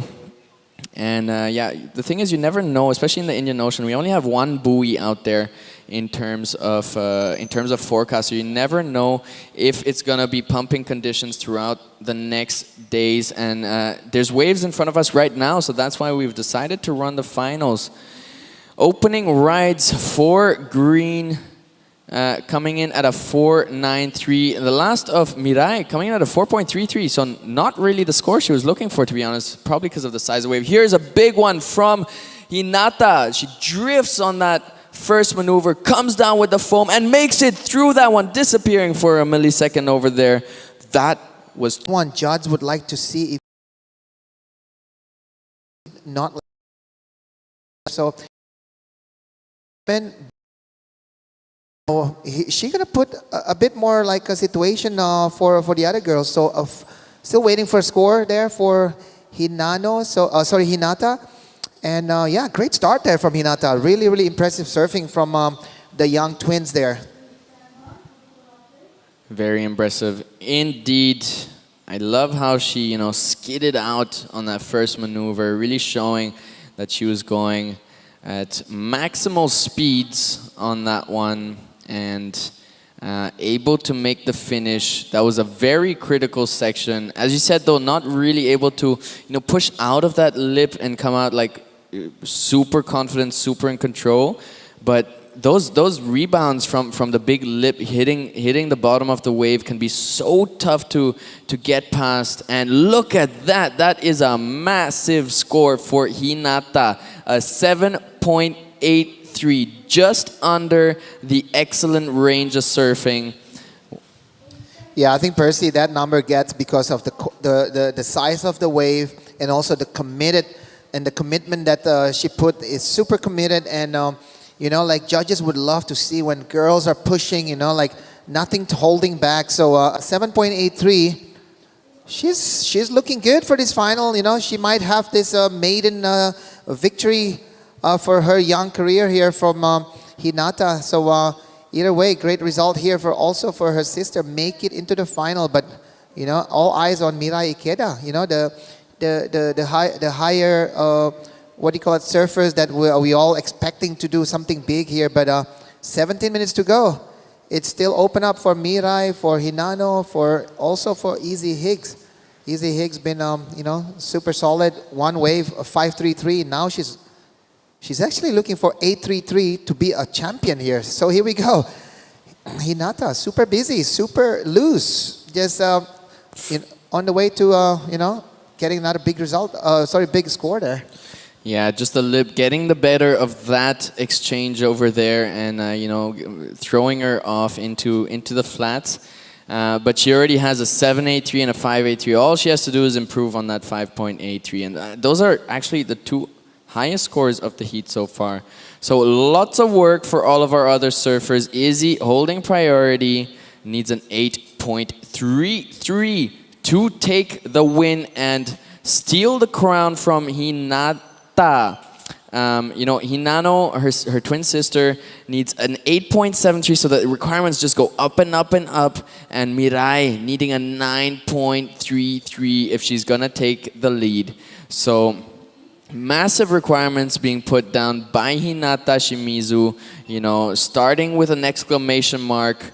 In this first finals of the day, we have 4 more finals behind this, and it's gonna be just super exciting to see who we're gonna crown champion in this event. We've already had a few upsets, like Eco, for example, making it to the men's QS finals, but not quite able to clinch the finals for the juniors. So, some of these juniors are absolutely killing it out there.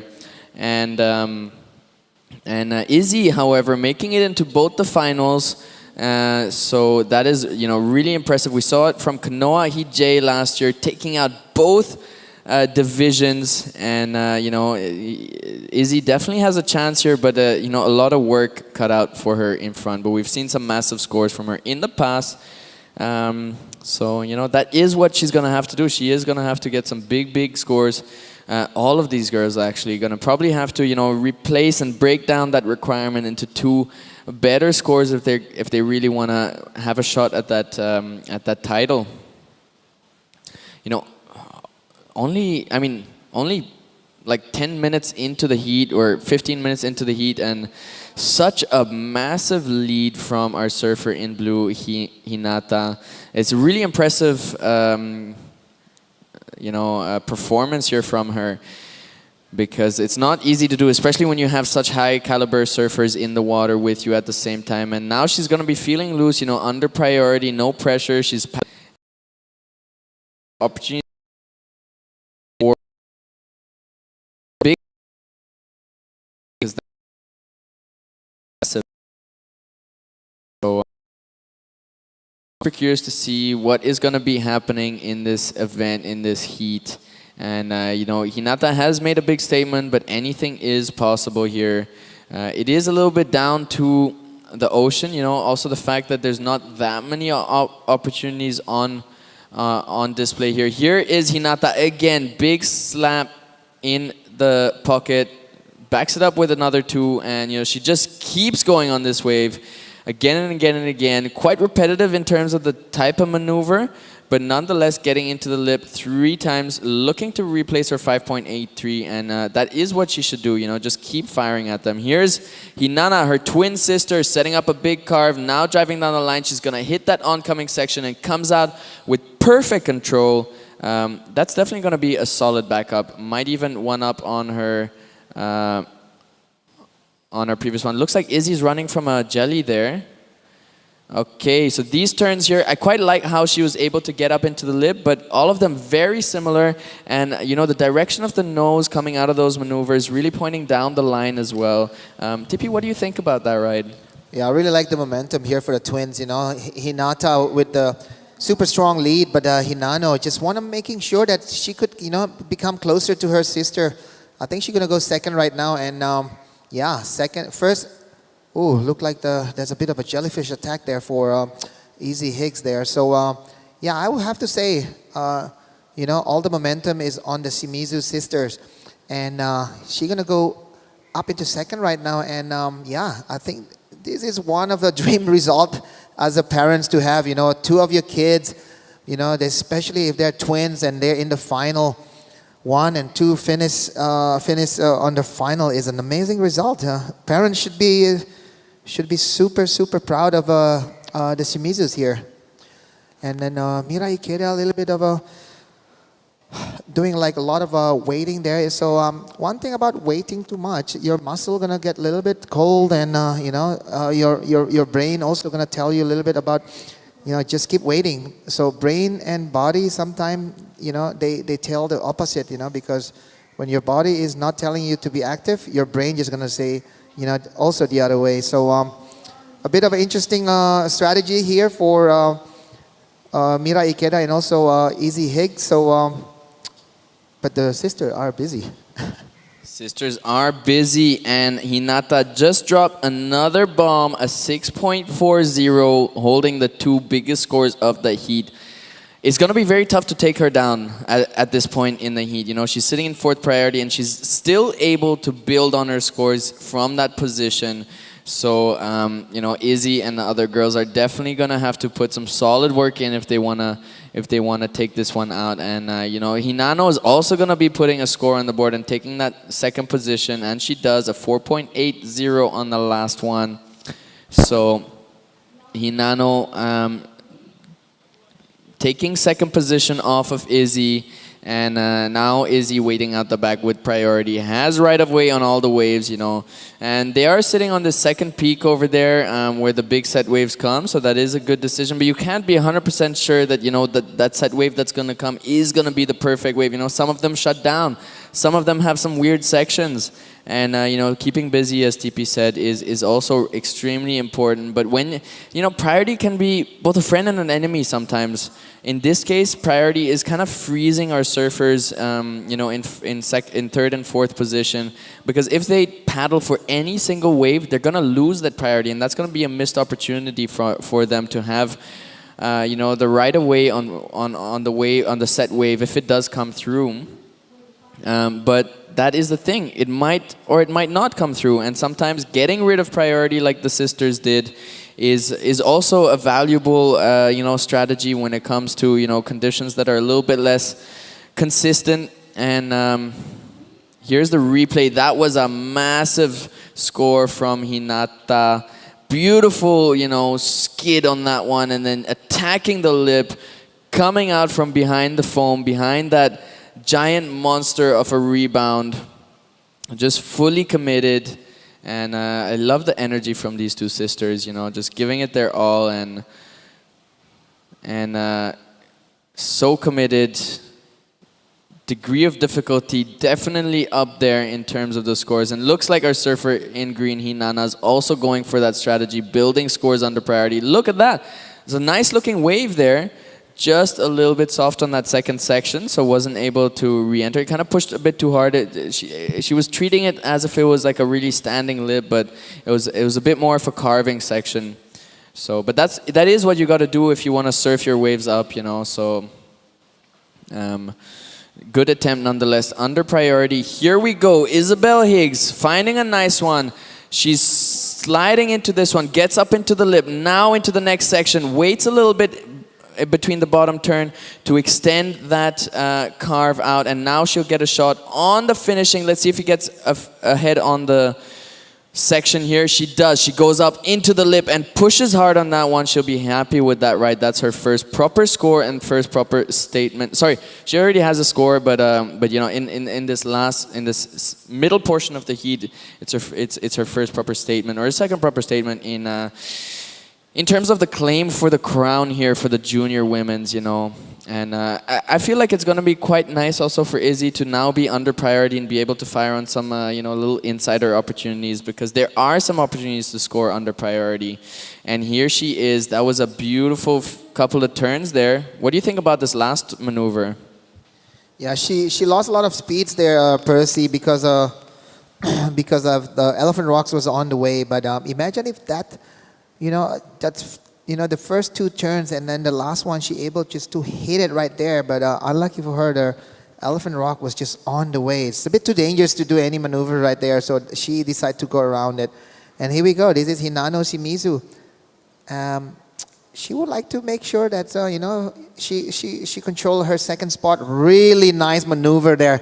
That's gonna be a good number there. Fully committed, strong top turns there, and I think the Shimizu sisters are dominating these finals, I have to say, and Hinata with first place right now. She would love to see and make sure that Hinano is not far behind her. So sharing the podium, sharing those trophy 1 and 2 is the dream result here for sure for her. Yeah. Yeah, it is looking to be an impressive performance here from the twin sisters, Hinata and Hinano, both Shimizus. And, they did such a good job of getting some good scores and also backing them up with waves under priority. Mirai, obviously a great surfer and, really someone we expected to have the potential to win out here, but not quite connecting with the ocean to find those waves. And looks like Isabel Higgs takes second position now, scoring a 5 and a 5, a 5.20, so that's her backup. But Hinano is waiting for a score, and I feel like that score is gonna go quite high because it was really beautiful. Here's Izzy's wave. Nice hit on the lip there, well timed, well controlled. Could have extended her time in the lip a little bit perhaps, but then the second carve, really beautiful as well. Trademark with that drop knee, pushing through the carve, and just getting around the elephant rock, and finding luckily another section here where she's able to go up into the lip and push that tail. So that got her the 5.20. Now she has a chance definitely to get another backup and increase her hold on second position. But I'm really curious to see if Hinano's wave is gonna come at that requirement to get her into second. Obviously, the fight here is not for second position because there's no more rounds after this. This is the final stop on the Pro Junior for the women's, and whoever's in first position at the end of this heat is gonna be taking the crown home with them. And right now, it looks like Hinata has quite a good hold on it. So your last wave of Hinano is coming at. So we're gonna see her score coming soon. So couple scores already trickled down. Looks like she's gonna move into second place, and yeah, it's a really good result here for the twins. Still waiting for the scores to be locked in. We already have the score now. So here we go, a 6.5. Wow, she only needs a 7.74 now to take this title from her sister. But these two sisters are dominating these finals. Surfing really smart. They just go on any opportunity that they are on offer for them. They don't overthink, they don't overweight, and just sometimes even though with 30 minutes heat, whatever come to you, you gotta grab them. Yeah, for sure, and that's what we've been seeing from a lot of the winners here in our semifinal heats. It's those guys that are able to just consistently put in the work and fish and search for all those opportunities that go unnoticed in the lineup and build big scores from them. We saw it also from Ren Okano, jumping from fourth all the way to the lead in his heat, in his semifinal heat of the juniors. Just with that one little insider where he put a good combo out the back and then an air on the inside. So, it is possible. Mirai also could have a shot here. The requirement is steep though, it's a 9.90. This is the replay from our surfer in green, Hinano, and a beautiful carve to start, and that maneuver there was just absolutely radical, super critical, super committed. It's not your classic snap, with the arms up and control and all that. She pushed the tail so hard that she had to grab back into the top of the section by really, putting the rail into the lip. And here is a replay for Izzy. Just getting a little caught behind that one. So she is, searching for those opportunities under priority, and that's the competitive side in her, really trying to fish, really trying to search for something on the inside that will get her into the lead. She needs an 8.90, however, that is quite a steep requirement for our surfer in white from Thailand, Isabel Higgs. Mirai Ikeda also needing a 9.90. You know, ideally you want to have 2 fresh waves to get that score, but you never know what they can pull off on these waves. And you never know what the ocean will provide. You could get a 4-set wave coming through right now. You know, 2 first waves a little bit smaller, and Hinata goes on that, you know, maybe falls, and then you have some more opportunities out the back. And Mirai now firing all shots on this one. Little insider comes out of nowhere for the finish, but doesn't quite grasp it.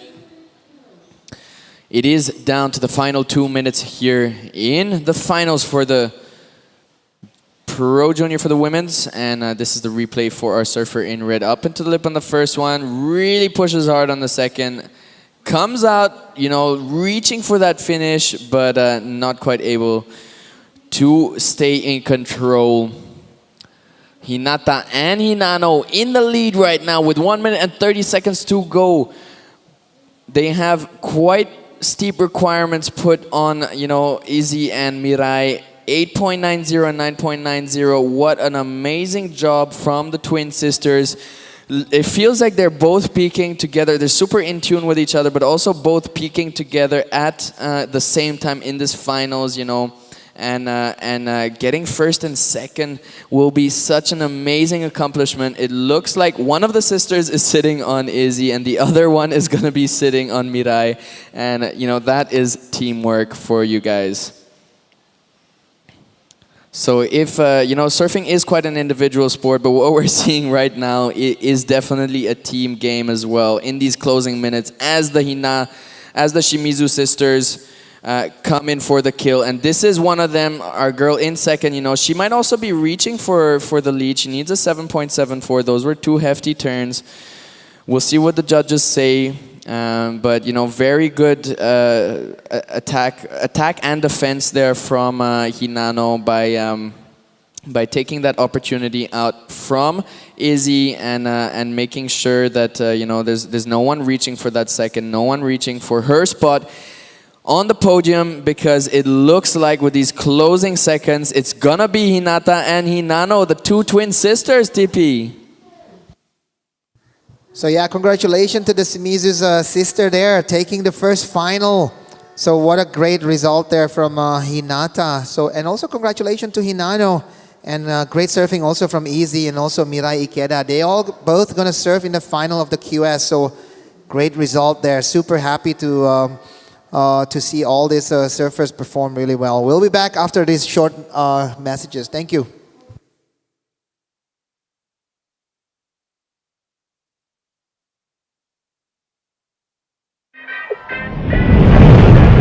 Oye, chicas, que nunca se les olvide, las mujeres lo hacen mejor.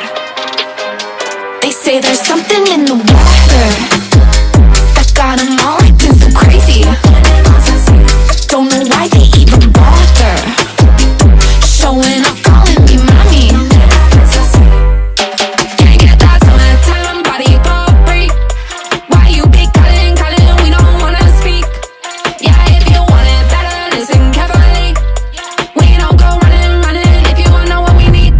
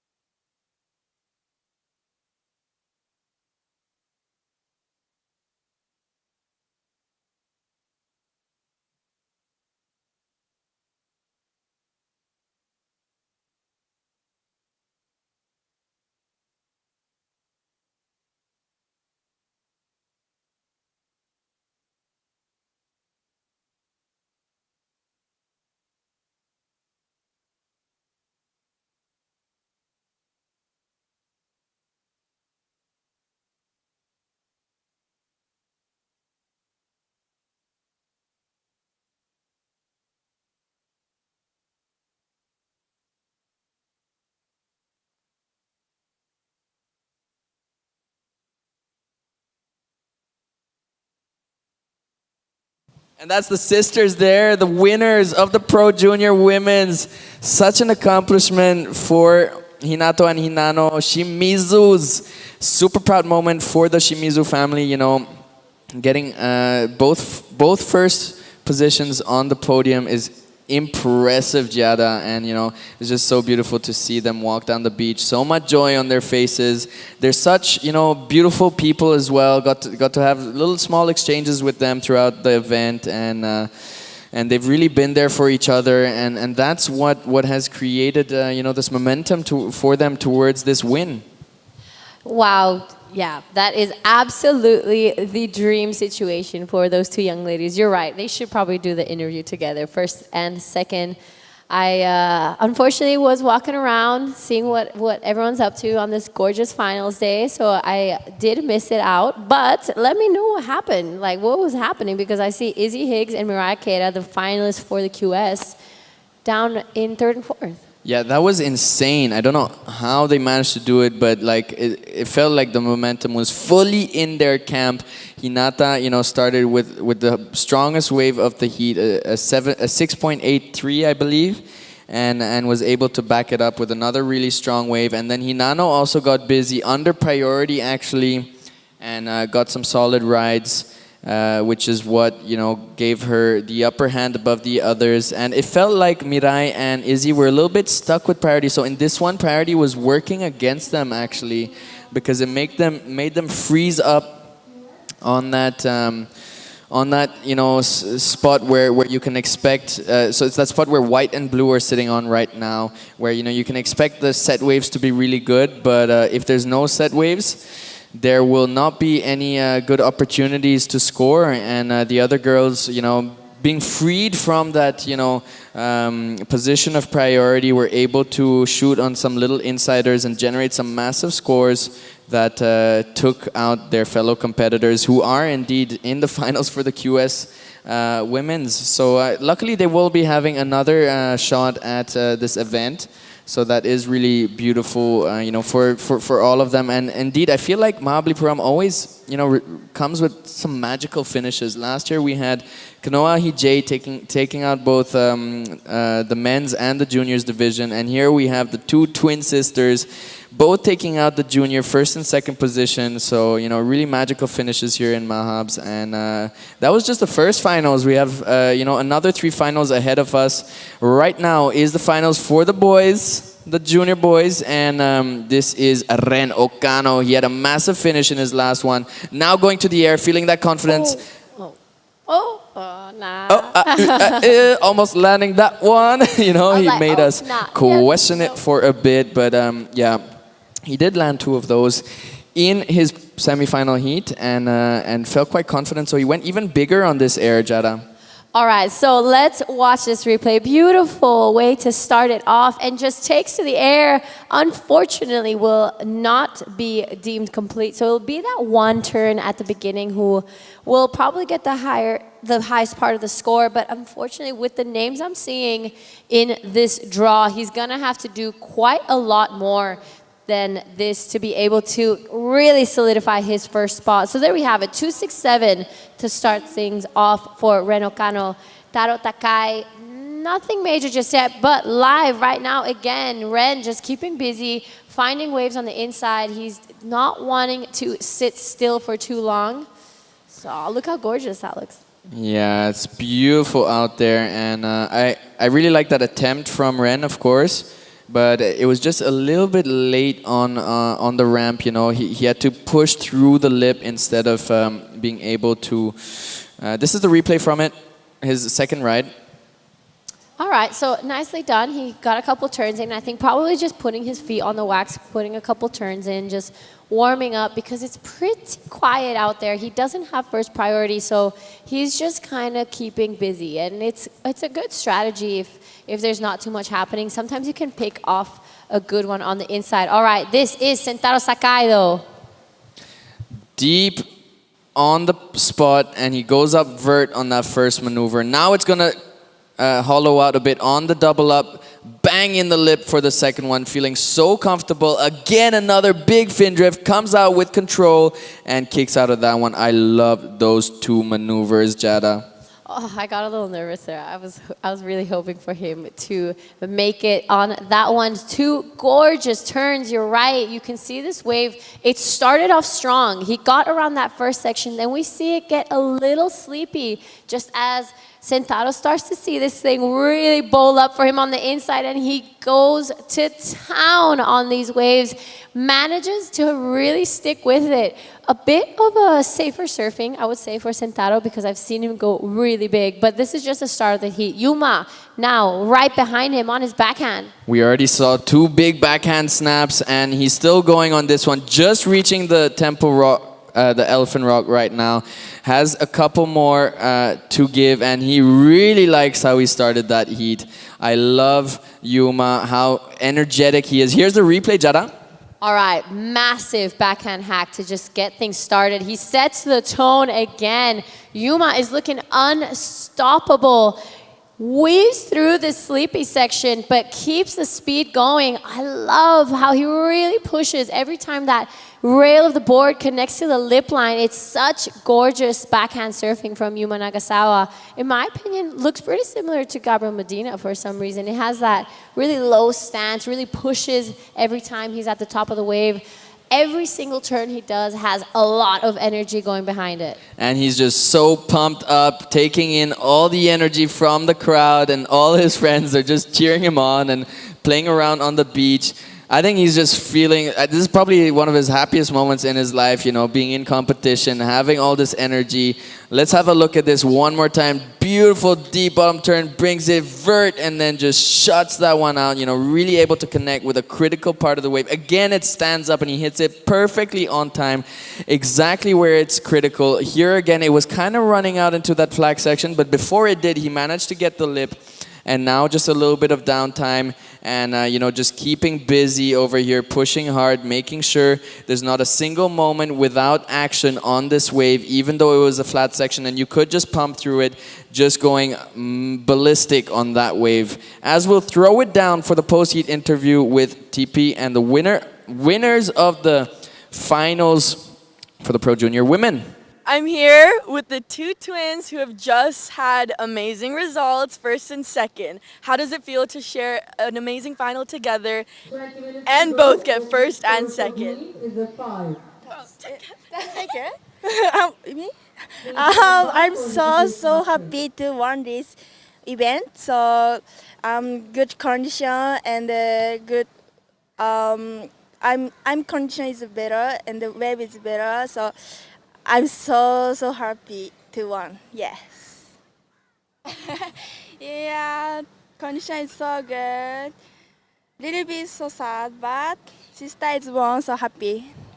Do you guys have anything to say, maybe to your family who's watching at home and your friends? いつもサポートしてくださっているスポンサーの皆様、応援してくださっている皆様、いつもありがとうございます。プロジュニア初めて優勝できて、北海道から試合が続いてたんですけど、最後に2人で勝っていいライディングが見せれたんじゃないかなというふうに思います。いつも、ボードだったりコーチしてくれているロスありがとう。みんなありがとうございます。やっぱ家族と友達スポンサーの皆様がいるからこそこういうステージに立てていることに感謝しています。これからもモダンパフォーマンスのロスと一緒に、どんどんレベル上げていくので応援よろしくお願いします。Thank you guys. Congrats. Thank you. Thank you, girls. What an epic little interview there. What do you think? How cool is that? First and second with your sister. Twin Absolutely sister. Dream of a result there for the Shimizus. But Taro Takai up and riding on this one, and he's going straight up in vert on the first one, backs it up with a cutback. It's a bit of a smaller one, so he's going to have to do something big over here and just kicks out. You know, he was maybe looking for an air section on that one, but it didn't really provide. So going back out for some, you know, some more opportunities out the back. Still 18 minutes to go, so plenty of time. But Ren had an amazing wave as we were having that interview. I was just jumping on my seat right here because, you know, he put two massive hacks on a big face, and we're still waiting for that score. All right, Yuma Nagasawa solid. Unfortunately, goes down. But the last, look at that score, please. Oh my goodness. Oh my God, an 8.17 to start the finals. Yuma Nagasawa is going for the crown here in the Pro Juniors for the men's. And, you know, he doesn't want anyone to even have a second thought of being able to grab it from him. Here is Sentaro Sakai, however. Oh, lovely, lovely first opening turn here. Does it again, Sentaro, the style master. Lovely turn again. So he is just flowing down the line there. He wants to get back into the lead, but Yuma Nagasawa making life pretty impossible for all the other surfers. 8-1-7. And this is the replay from Ren. Beautiful drift on the first one, and he waits for this one to stand up again and then goes vert on that closing section. Airdropping to finish. I really like that one from Ren. You know, very different to what we saw from him previously. And this is Yuma up and riding again. 2 big backhand swoops. And he's just, I love that kick out as well. He's just like, I'm out of there, you know, that's me. That's my surfing, and you know I'm taking the crown. You know it's on my head already. I need to hold on to it as I kick out because I don't want the waves to take it down from me. And really putting a big claim for that crown there, Jada. Absolutely. I think something I love about Yuma Nagasawa is he's not afraid to show his personality, you know, out there. And sometimes I feel like it's easy for athletes to just kind of maintain control all the time, but he really lets his emotions take control over him. He has done all sorts of claims throughout this event. He shows how pumped he is every time he feels he got a good wave. So I'm actually loving it. It's the passion. It shows how much hard work goes behind every single day to leading up to this event and the one after. So it's such a, for me personally, a heartfelt moment. Definitely feeling that here, and you know I've seen him since at least a week before the event at this spot practicing again and again and again. Got the chance to have some exchanges with him, and such a beautiful person, spirit, soul, and but Ren on those 2 turns, a 7.50, and he takes the lead. So it is going to be a boxing match. Yuma throwing the first shot, Ren throwing the second, and Yuma again on the third. We're going to see where the scores come in. Sentaro Sakai and Taro Takai definitely going to have a bit of work to do. What did you think of this one? I love this wave from Ren Okano. I mean, he has been really killing it this entire event, this second turn as well. Massive finish. I mean, his board completely disconnected from the surface of the water. He airdropped down, stood tall, flicked the board out. He's like, what else do you guys want? Like, this is it. This is me. 7.5 for the score of Ren Okano. Still waiting for scores of Sentaro Sakai, Yuma Nagasawa, and Red again, while we've got a really good battle in our hands. I think this is going to be a back-to-back heat where we are going to see people, the exchanges go up and up constantly. Yuma Nagasawa, just scratching up his wax. He's looking comfortable. I asked him earlier when he won his semis. He only had like 20 minutes to get ready for his final that he is now. And I was like, hey, do you want to do the interview? Well, we could also skip it if you need to get ready. He's like, nah, we're doing the interview. I was like, sick, we're doing it. That's the spirit. And both of our surfers in first and second, waiting for a score to come in. The judges are taking all considerations. They want to be super precise on those ones. And the last of Ren, a 5.50, extending the lead, but Yuma with that massive 8.17 only needs a 4.83 to take it, and it's a 6, so he takes that one back from Ren, and I love how we're having this boxing match here.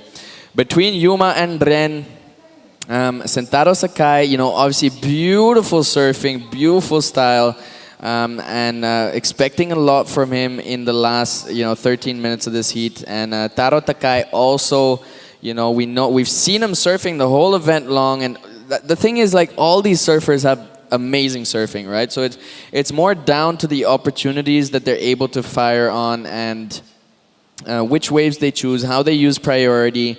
And sometimes it's also a little bit of magic in terms of, are you connected to the spirits and the goddesses of Mahabalipuram to the short tempo, and did you give in some time here at the temple, and are they going to provide you with good waves? And it looks like Yuma definitely has put the time in here at short tempo because he's getting rewarded with these beautiful lines to hit. I love that Yuma has that one-line surfing, and I'm sure the judges are really noticing it as well. He doesn't do those double bottom turns. It's just that one beautiful drawing on the canvas. So it's like, it's really pleasing to the eye. He's getting massive scores, 817 and a 6 to really solidify his spot. This is a final, so it's not first and second anymore. It's just 2 first. You can see it there next to the numbers. Everyone wants to win. This is it. This is the last heat of these Pro Junior men's. We will go straight into the women's QS 2000 final after this. It is Miraya Keda and Isabella Higgs. It's going to be a beautiful day here in Mahabalipuram. Yeah, definitely Yuma never leaving contact with his brush on the canvas and really drawing beautiful lines. It's been really nice to see him surf, from a week ago where he came to practice, and he's been putting some really good combinations down in short periods of time. Him and his friend have been like exchanging coaching moments where one of them is sitting on the beach and filming and the other one surfing, and then they come out and exchange, and in those heats, I've seen some really impressive performances. Yuma putting down like a 4-turn combination, after being out in the water for like maybe 20 seconds and things like that. So, really finding his rhythm here at the Short Tempo Classic, and it is paying off. 817 and 6.0. That is a massive lead. The requirement for Ren is a 6.68. He's already got it with his 7.5 with just 2 turns, so we know he has it in him. But is the ocean, are the spirits of Mahabalipuram gonna give him the wave he needs? I'm hoping for at least a couple more sets. I want to see all 4 surfers really battle it out for this final. I'm hoping that they all get just one more chance at least to kind of get the score they're looking for. Look at the requirements. I mean, Sentaro Sakai needs a 917, and Taro Takai, unfortunately, in combo. So if you're out there listening, a combination situation means that you don't only need 1 score, but you need 2 big scores to be able to get yourself back into first. So unfortunately for Taro Takai, as time winds down and with a priority system in place, he starts to, needs to start catching waves here. Otherwise, it's just going to start to look impossible. Here we have Yuma on the inside, taking a look at this one. He's just keeping busy. He's just having fun. Let's see what he brings to the table. Goes for the air and lands it full row. That was a beautiful air from Yuma Nagasawa. Bit of a doggy pat exit, so might shave off some score, but really nicely done. Beautiful, driving down the line and just such a speedy spin there, managing to get all 360 degrees in that rotation.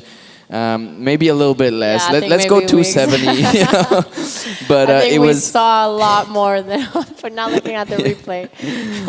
All right, here's the replay again. Let's count every single degree on this one. So he's going down the line. His nose is pointing towards the left, and as he finishes, well, almost. But nonetheless, really beautiful to see him. We just got really excited. In the air, and this is Sentaro Sakai. Oh. Unfortunate there for Sentaro, getting that nose a little stuck on the way out of that one. So 8:40 on the clock. This is Ren Okano battling to get back to first. 6.68. I bet you he's going to the air. 100%. He's eyeing the section down, takes the air, unfortunately. Shows a bit of frustration. So as time starts to wind down, we can see the guys slowly start to, show a bit more emotion, show what they're actually feeling. They're not really getting that link up like Yuma Nagasawa has gotten. He has that 817 and that 6 looking pretty clear next to his name. So it's going to be a real nail-biting finish. I think Yuma, he's just relaxed. He's having fun. He's catching waves. He's keeping busy. So that obviously applies a lot of pressure to the other guys who are maybe a bit more serious right now and they need the score. They're in a position where it's not maybe the best. So really, really interesting mind games happening out there. Yuma Nagasawa representing the goofy footers out here in Mahabalipuram. And, both Jada and myself, goofy footers. So really beautiful to see quality backhand attack from Yuma, taking the lead from all of our natural footers here in the water. And I do love how Sentaro Sakai's board is matching his green rashi. Looks super stylish on those waves, and I hope he'll be super styling on the next set wave because, there's 7 minutes and 15 seconds to go, and that does mean we have the opportunity for a couple more sets. Right now, though, Taro Takai has a shot only on a 3.07 and a 0.53. He does need 2 fresh waves if he's going to get it. But he's in a good position to have 2 waves because, he has priority right now. So if a set wave rolls in right about, in the next minute or 2, he will be able to go back out and regain priority and have another go.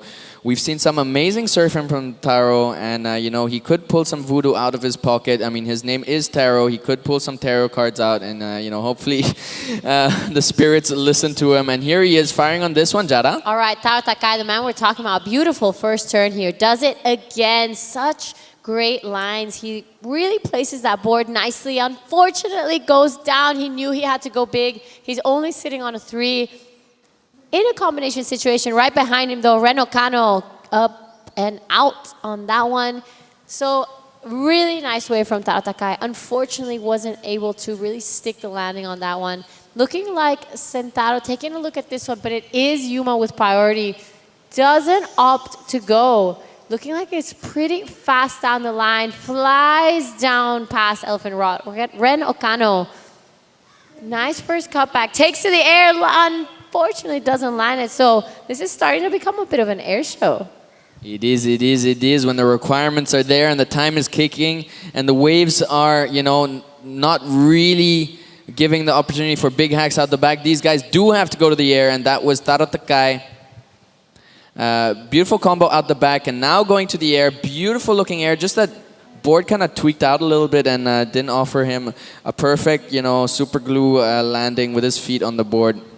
Unfortunately, Yuma still in first, but he did lose priority on that last one, paddling a little bit too much. So Sentaro Sakai did a really good job of selling that one to him. You could see his intent wasn't to catch the wave, it was to sell it to Yuma, and he did a good job at it. Here, I feel just a little bit late on the aerial attempt over there, because he did that cutback, and then as he was trying to re-engage to get speed, he kind of grabbed an edge a little bit, and that just put him off a millisecond too late, not able to get the height that he needs. Right here, he gets caught up a little bit, and not able to get the height that he needs to really be able to land that one, safely and securely. But, I love how busy he is under priority right now, and we've seen a lot of accomplishments from our surfers under priority. Here is Sentaro Sakai, Jada. All right, Sentaro, let's go. 917 needs to be an almost excellent score. 2 beautiful cutbacks to kind of adjust to that fatter section of the wave.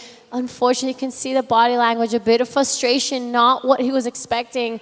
So unfortunate there for Sentaro. Cashed in his priority for that. Wasn't able to perform the wave, not giving him the opportunity he was hoping for. 4 minutes and 10 seconds to go. Yuma Nagasawa in the lead with an 8.17 and a 6.0, also holding priority right now, so he is in a very strong position. This is the replay from Sentaro Sakai. Beautiful surfing, of course, but a little bit open in terms of the wave, and then it just faded out after this rock. You can never know what the back end of this wave is going to provide. It's kind of like either a bonus or when you pick out a card and there's like a bomb underneath, and there's just nothing there for you. I remember playing some card games when I was a kid, and it was like all these cards like spread across the table, and if you pick one out and there's a bomb, you I don't know, something happens to you. And that's a little bit what happened to Sentaro Sakai after the rock there, unfortunately. But looks like Taro Takai here. All right, Taro, he has a lot of work to do in a bit of a combination. 14.17, that wave also not providing, so you can kind of see the frustration really starting to get to these guys. We are reaching the dying minutes of this heat, and it's not looking very good for Taro Takai. He needs not 1 but 2 really good scores. Yuma Nagasawa patiently out the back. he is sitting on Ren Okano, probably playing a bit of defense. So here are a couple of the replays. Beautiful cutback there from Taro Takai. I love how stylish he is as well. You know, he has his own style going on. Ren Okano, though, 6.68. Takes to the air, unfortunately goes down. It is Yuma Nagasawa out the back still. Hasn't caught a wave in quite a minute yet. So we'll see Sentaro. This looks like a beautiful looking wave. Nice carve in the pocket, super tight radius. A little bit late to the lip on that one. Let's see if the wave gives him something on the back end. But Elephant Rock again strikes back with Sentaro, and you know, he's really gonna be a little bit angry with that one, and maybe try to, you know, do a little bit more time, you know, talking to the spirits out here and making sure that the Elephant Rock doesn't, you know, interfere in his surfing this much. But Ren Okano, I love how he's just firing shot after shot after shot for that 6.68 that he needs to take the lead off of Yuma. Yuma just sitting out the back. And if any opportunity comes through to increase his lead, he will take it. Yeah, so Yuma has had incredible wave selection this entire event. So he knows which one he's looking for. So these are the replays from the last waves that we saw. Nice start from Taro Takai. Again, wave quality just letting him down a little bit. You can see that frustration starting to show. They're kind of desperately scratching for anything down the line. They don't have priority, so it doesn't really affect into that play. But Yuma Nagasawa still in the lead. He started off strong, has not lost it since. Live action, Ren Okano, sorry, this is a replay of his last one. Took to the air, unfortunately wasn't able to ride out of it. Last minute, this is it. This is it.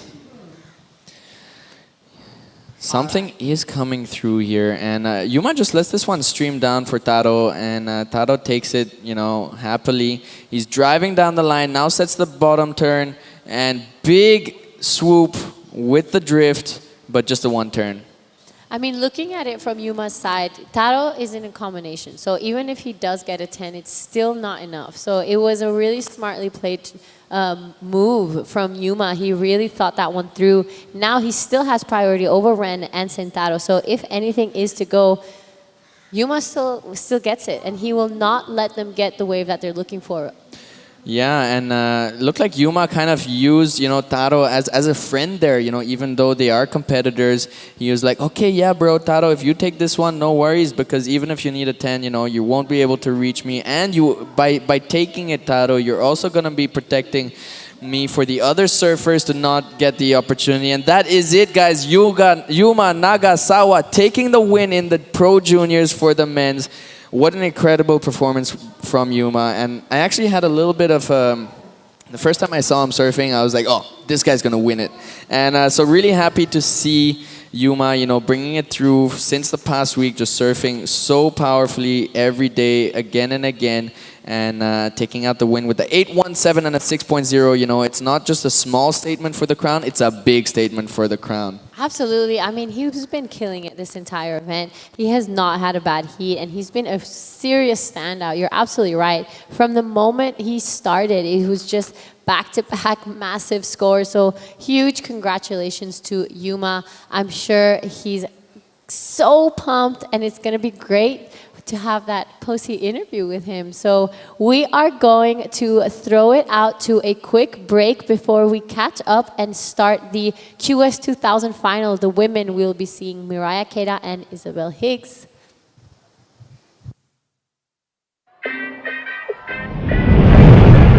Oye, chicas, que nunca se les olvide. Las mujeres lo hacen mejor.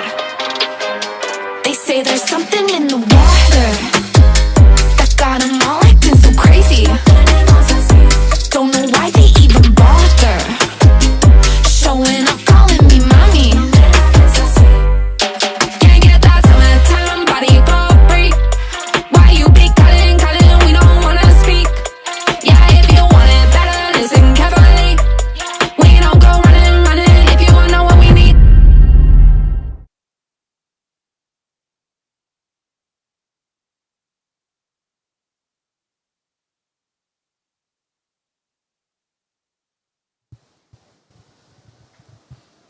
And we are on the way to crown our first QS winner. This is the Short Tempo Classic QS 2000. Congratulations to Yuma Nagasawa winning the men's side of the Pro Juniors. Now we are back to the QS. It is Mirai Ikeda and Isabel Higgs out in the water. They will be going back to back. They just had their Pro Junior women's final, unfortunately getting third and fourth. But on your screen is Isabel Higgs, our surfer from Thailand. Good first turn there, really pushed it. Unfortunately, a little too hard. Nose goes down, and she has plenty of time, though. We're back to that two-person format, so woman on woman, and it is a lot of time, 30 minutes for these athletes to really get things going. Welcome back, Tipi Jabrik, into the booth. You'll be commentating this final with me. We have made it to the very last heat. Yeah, it's been really good. It seems like just yesterday, but this is day 4. We've been doing a lot of heats, a lot of ups and downs of surfers in this event. So to see Izzy Higgs and also Mirai Ikeda in the final, it shows they're the most consistent. They're the most having the best strategy for coming to this event. So. Either way, may the best surfers win this event, and looks like Izzy Higgs is the surfers that gonna get a little bit more busy. She already have one wave, even though it was a closeout, and didn't make any other maneuver on that one. But yeah, she looks like she's not stopping. She's keep paddling, moving her body. Here we go. This is Izzy Higgs, Giada. All right, Izzy opting to keep busy. Nice first turn there. She unfortunately gets a little fast on that wave, gets around the section. Beautiful carve to get that second turn in. Does it again. So extremely stylish from Isabel Higgs. She only has that one to start things off, but this is the replay. So good start, really tight in the pocket there. And here we kind of see the wave racing a little bit away from her, but she gained speed, and I love that turn. It was such a gorgeous down carve and did it again. So that's going to be a pretty good start for her. Yeah, for sure. 25 minutes to go. Izzy Higgs already put some account on the scoreboard. So Mirai Ikeda, she was sitting most of her time on her Pro Junior finals. This is maybe her strategy, just wait for the best one, because on her semi-final on the QS, she made an 8.5 on the best wave. So maybe that is her strategy. She want to keep to that strategy, getting on the best wave, wait for the best wave, and Izzy Higgs, tend to go on the other strategy, which is getting busy from the beginning. So loss of Izzy Higgs is a 4.67, Giada. Not a bad account to open up, but we'll see if that's going to be enough to take this event. Absolutely. We're seeing two completely different heat strategies here. We're seeing Mirai sitting at the back, patiently waiting and wanting a set wave. And Izzy, on the other hand, straight from the get-go, catching waves, keeping busy. So in the previous heat, that actually really paid off for Yuma Nagasawa. He started off really strong. He was catching a lot of waves. He got his 2 big scores and then practically sat there for the last 15 minutes with priority. Didn't catch too much more after that. So it can all kind of really depends on the ocean and what type of strategy you're going for. But this is Mirai Ikeda now taking off on this wave. Good first cut back. This thing starts to bowl up for her. She does it again. Beautiful surfing. Mirai Ikeda not really wasting any time in between her turns. So finishes it off really strong. That was a really nice ride from Mirai. Yeah, here we go. Another replay here for Mirai. I think she just want to make sure, she doesn't do any mistake on her first opening ride. Just, like a textbook, up and down, really good. And making sure that finishing is there. At the end of the day, a start with a strong finishing will be rewarded with a good number. Here we go. This is Izzy Higgs, Giada. All right, beautiful carve to get things started. Does it again, really push the tail that time. So showing a bit more power. She has a bit of an awkward situation there. She maybe misread slightly, but finishes it strong. Unfortunately, pushes too hard. That nose just kind of goes down. So she started off nicely, and then you could see in that last part of the wave, she had her mind in two different situations. You know, she wanted to get a strong turn in it, but also wanted to finishing. So really nicely done. What do you think of this wave, Tippy? Yeah, I really like this two beginning maneuver right there, but this is a little bit of a, you know, running away, and there's also the Elephant Rocks wobble right there, but if she just would make that last maneuver, that could be a good significant numbers there, but everything is still open there for Mirai Ikeda because we're still waiting for Mirai's last wave, and that's going to set the bar if Izzy is in the first or Mirai Ikeda just looking for small numbers to take the lead. But yeah, Mirai Ikeda only looking for 5.67. Izzy Higgs with a 4.67, and I'm pretty sure that 1.00 will be gone soon. 22 minutes will be a good matchup here. All right, we're going to throw it down with Yuma Nagasawa, the winner of the Pro Junior Men's.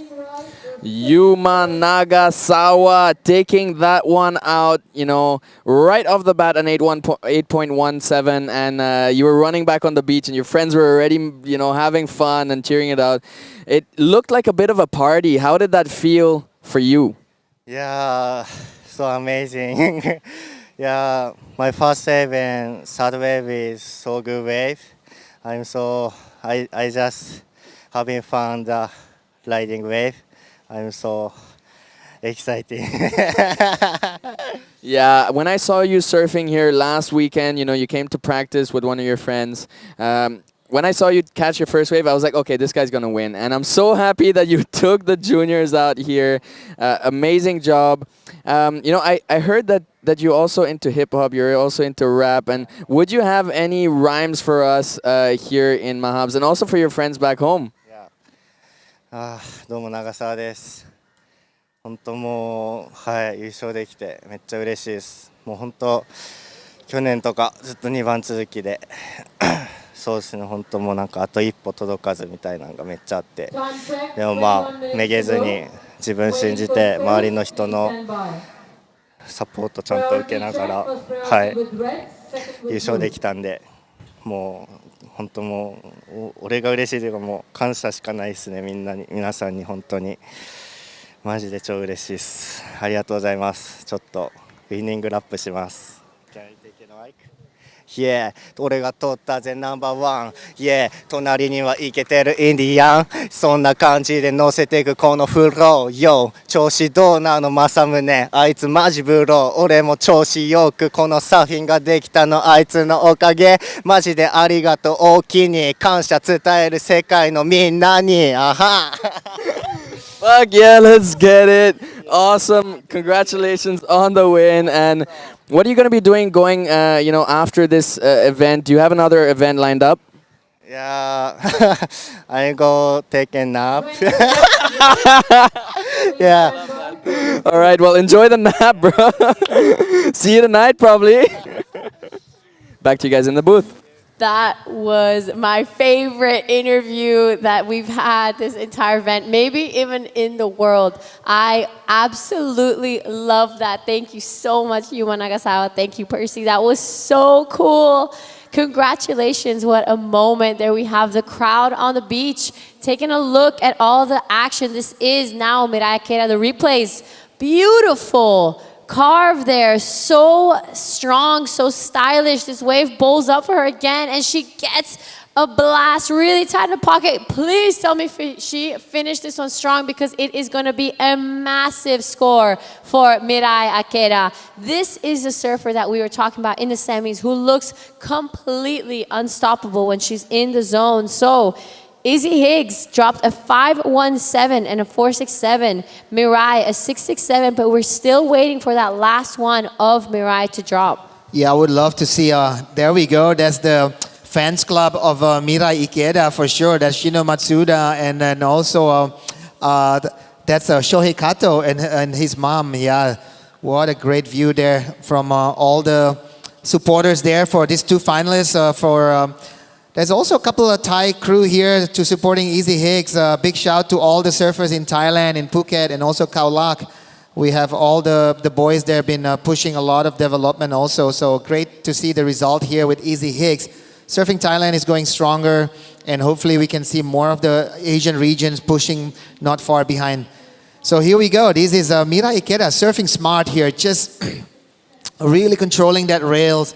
Doesn't do too much of a mistake, just making sure that the points are, created on this wave. That's a money turn right there. You can see this, the spray coming out super strong. And one last maneuver right here. Boom. As you can see, multiple damage been done there, Giada. And I'm sure that's going to be a big number and situation going to be changed soon. Mirai's body language is saying, I'm pretty happy. All right, 733 for that last one of Mirai. That was an incredible wave. She didn't miss a beat throughout that entire ride. She was on point. She didn't really miss any of the sections that wave was kind of throwing at her. So she is looking in a great position now. Izzy Higgs looking for an 8.83 to get her spot back into that first place. 17 left, plenty of time for these girls to really battle it out. I'm hoping that we get a couple more solid sets through because this is such a great moment we can see on the beach. That's Iko Watanabe warming up in the red jersey. He'll be going up against Tenshi Iwami, the winner of the QS here in 2023. So big moments ahead. Don't tune out. We still have this final to finish off before we go into the men's QS. Yeah, 16 minutes to go and 35 seconds on the clock. Mira Ikeda with a 14 points total combination, 733, 667. That would be a good keeper to have in the finals for sure. Putting Izzy Higgs with an 883, requirement. But, if you think about a 14 points, that's a 2 sevens. If you want to dissect into 2 waves, that's a 2 sevens for sure. But if you're looking for 1 wave, she's looking for an 883. But so far, 883 is one of the highest score of the women's division because Mira Ikeda on the heats before in the quarterfinals, she got an 8.5. So this is a way bigger needs requirement for Izzy Higgs in this final. Absolutely. So Mirai making life a little harder now for Izzy Higgs to kind of keep her dream alive of taking this one out. Izzy opting to sit a little more out the back, probably going to start waiting for some solid sets. Mirai with second priority on the inside, a really comfortable position in. We are about to reach the halfway mark of this heat.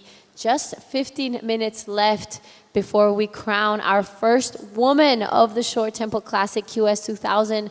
We've had some incredible moments throughout the past 3 days. We've had non-stop waves. Mahabalipuram showing just how consistent it is. And Izzy Higgs taking a look at this one, deciding not worth the ride, seeing that it won't be an 8.83. What would you do right now, Giada, if you were Izzy Higgs? You're going to go for one big score, or you're going to go into 2-wave first strategy? Firstly, I'll start praying for some waves. If you want to pray, there's a really close temple here, so maybe you should go in, paddle in, and just go to the temple real quick, have a good pray, and get all the gods to help you. But 883, you need all the helps from all the energy around this world for sure. Absolutely. I mean, that's the first thing. I'd start talking to the water, the temples out in the water, be like, please just send me 2 waves. I would firstly still try to do it in 2 waves, as a 8.83 is a massive ask. And it's not that Izzy doesn't have the surfing for it, but I think it's just a bit of a safer strategy maybe. I mean, this is a final at the end, though. At the same time, you have to give it your all in every single wave that you ride. So I would just be hoping for a wave, honestly. Be like, you know what, please, Temple of Mahabalipuram, send me a little bit of help a sister out here. So that's what I would do. Yes, for sure.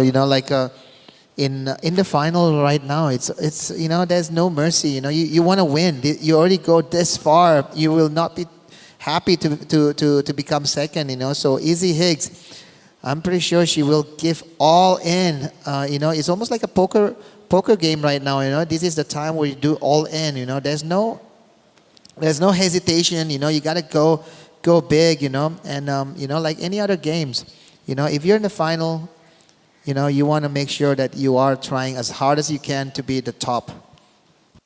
Absolutely, and you give it your all at this point. You don't hold back. You have to really just push it. You've made it. This is the very last heat, the very last moment, and last chance. And Mirai Akeda kind of doing just that. She really is going for it. You could see as well. Izzy has been as well. I just feel like Izzy maybe hasn't had the same wave choice as Mirai, so her opportunities have been a little less. It's not Izzy's surfing that's letting her down. I think it's just the quality of waves or what the waves that she's picking have on offer. But as we've said, it's still plenty of time, 12 and a half left of this heat. So it is Mirai Akeda with that 7.33 and that 6.67 with one step closer to taking this one out.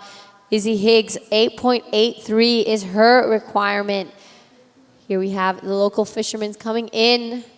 These gorgeous boats just lined up all along the coast of Mahabalipuram. It is a beautiful day here. We've had so much go down. Yuma Nagasawa taking out the last heat, which was the final of the Men's Pro Junior. Coming up next, tune in to Iko Watanabe and Tenshi Iwami taking the final for this QS 2000.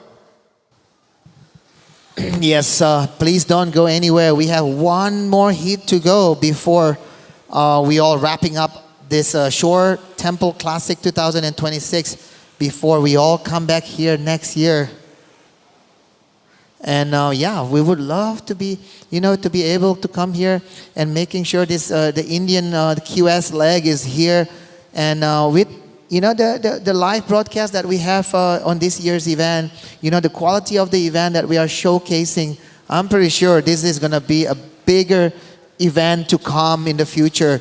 If they can making it a bigger QS into like a 4,000 or even a 6,000 Giada, this could be a really good stops for the QS to be in the future.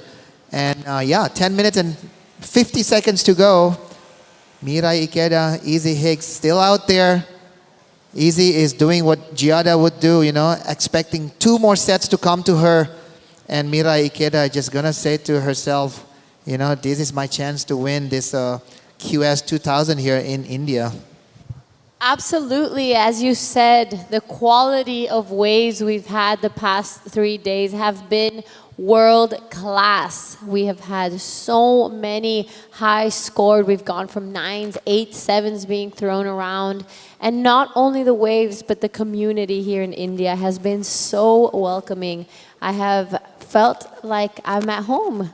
I've never had such incredible people all in one place welcome us with open arms, more than happy to share their waves, share their culture, and there's just so much happening here in Mahabalipuram, not just surfing. There's this gorgeous temples over 10,000 years old right behind us. There's beautiful shopping and sarongs to buy and shawls and food to try, the curries, the biryani. There's so much happening in Mahabalipuram. We are just an hour south of Chennai, maybe an hour and a half, depending on how much cows and traffic there is on the way. But yes, it has been an incredible event. I'm excited to keep it coming, and I'm hoping to be able to come back here next year to see everyone again and showcase some great surfing. And even from last year when we were here to now, the local surfing has improved so much. So I'm just expecting that to grow a lot more.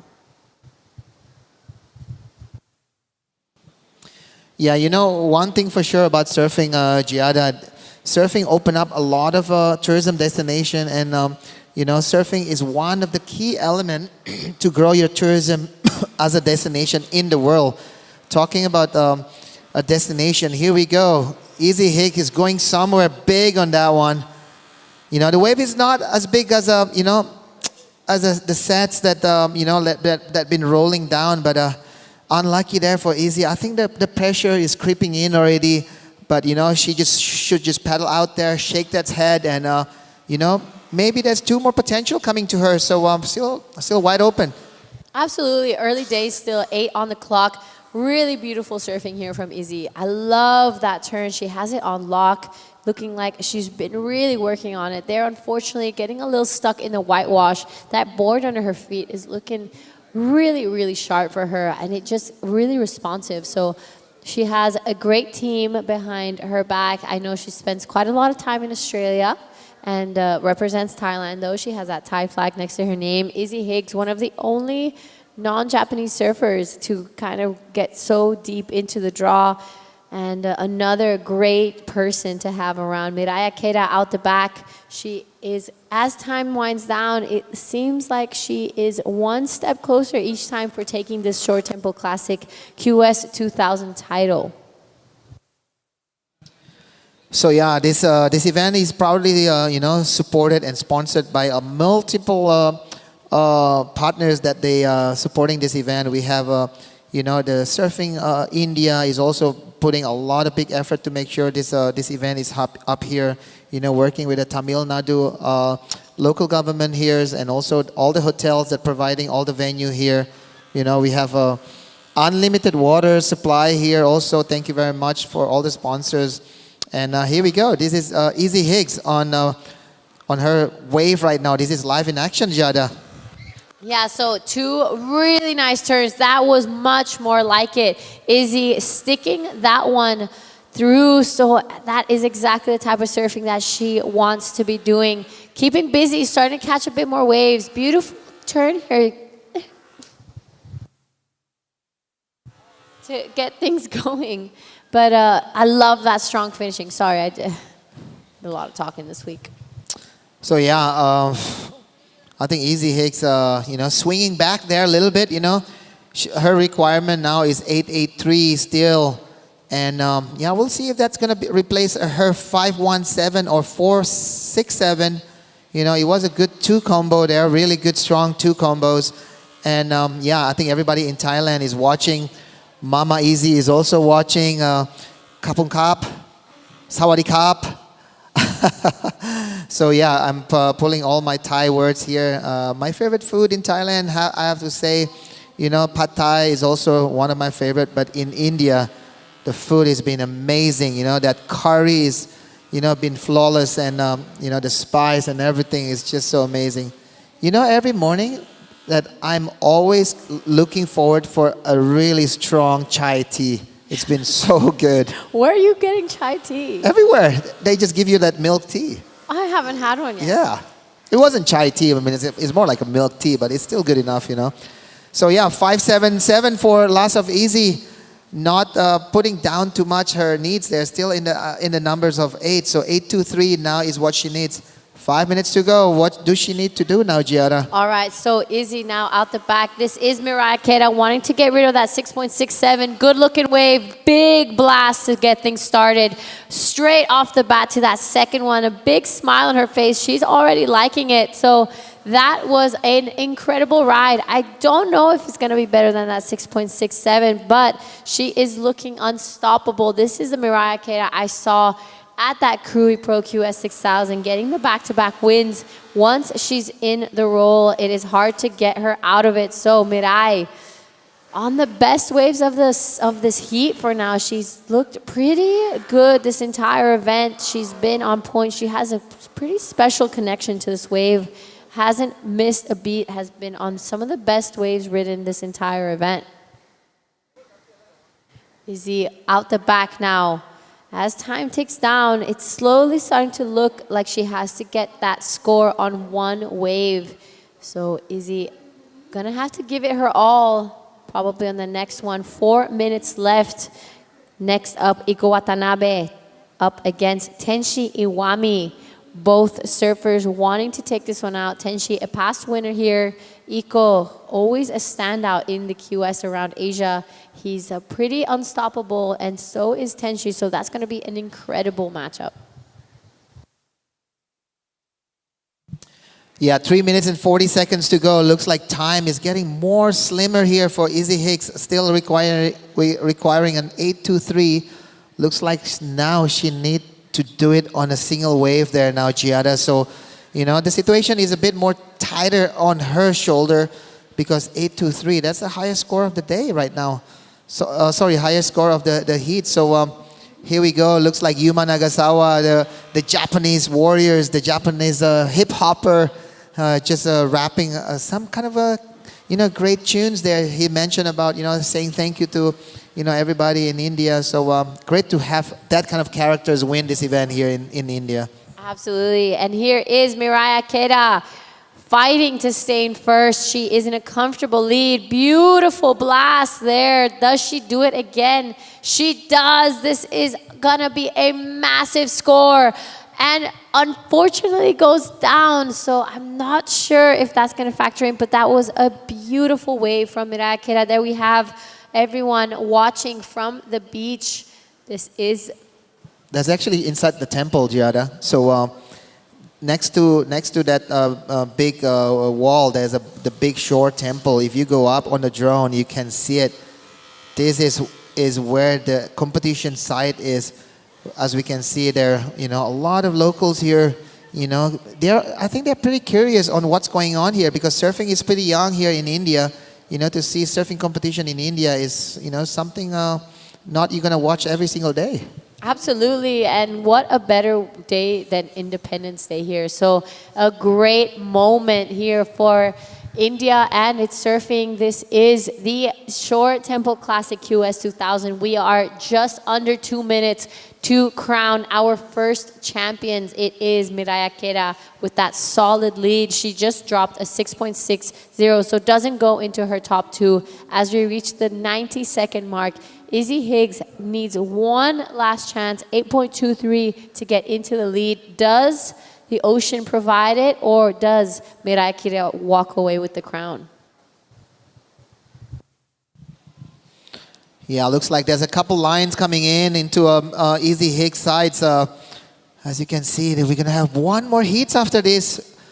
Iko Watanabe and last event champions, Tenshi Iwami.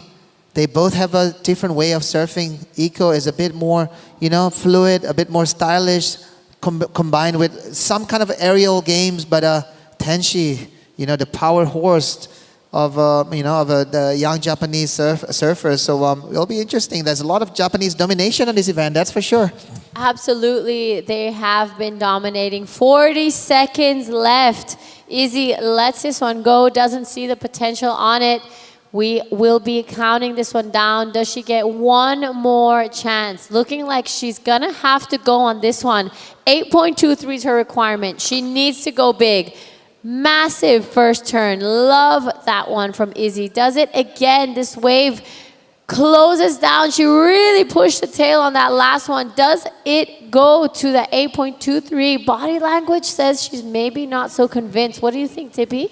Yeah, it could go into a 6 or 7s right there because this two maneuver is super strong, and the last one, she's pushing hard, tail slide, a little bit smaller wave, but it's a little bit too late where she's putting that pressure on that wave, but the requirement is 8.23.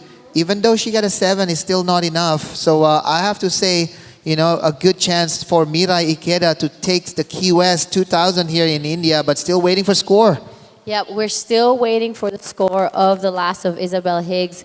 Let's see what the judges think. They're going to have to really look at it and think, because it is such an important score that has to drop now. That on your screen is Izzy Higgs waiting for that last ride to come in. It was beautifully done. I don't know if it was an 8.23. Yeah, if the requirement is from 6 to 7, we might have a buzzer beater going on here, but what a great sportsmanship there from Mirai Ikeda and also Izzy Higgs. Young Japanese surfer and also young Thai girls here. Amazing surfing from both, taking the QS 2000 into the final, represent Thailand and also represent India. Represent Japan. So congratulations to Mirai Ikeda taking the Shore Classic 2026 QS 2000. Mirai Ikeda from Japan. What a great result there, Giada. Yeah, absolutely. Congratulations, Mirai. 6.63, the last of Izzy Higgs, was not enough. So there you have it, your 2026 Shore Temple Classic QS 2000 champ. I'm gonna go have a quick chat with Mirai while we throw to a quick break and see the men's final.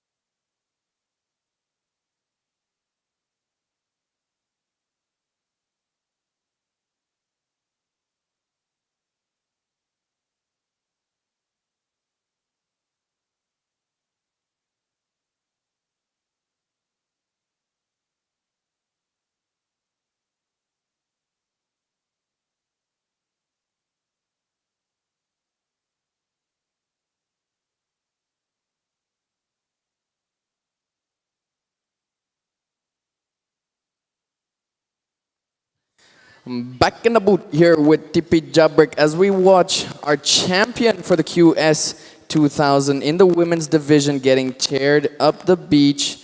That is Mirei Ikeda, who will be having a post-heat interview with Giada shortly, and we are straight into the finals for the men's. Tenchi Iwami and Iko Watanabe. What a big heat.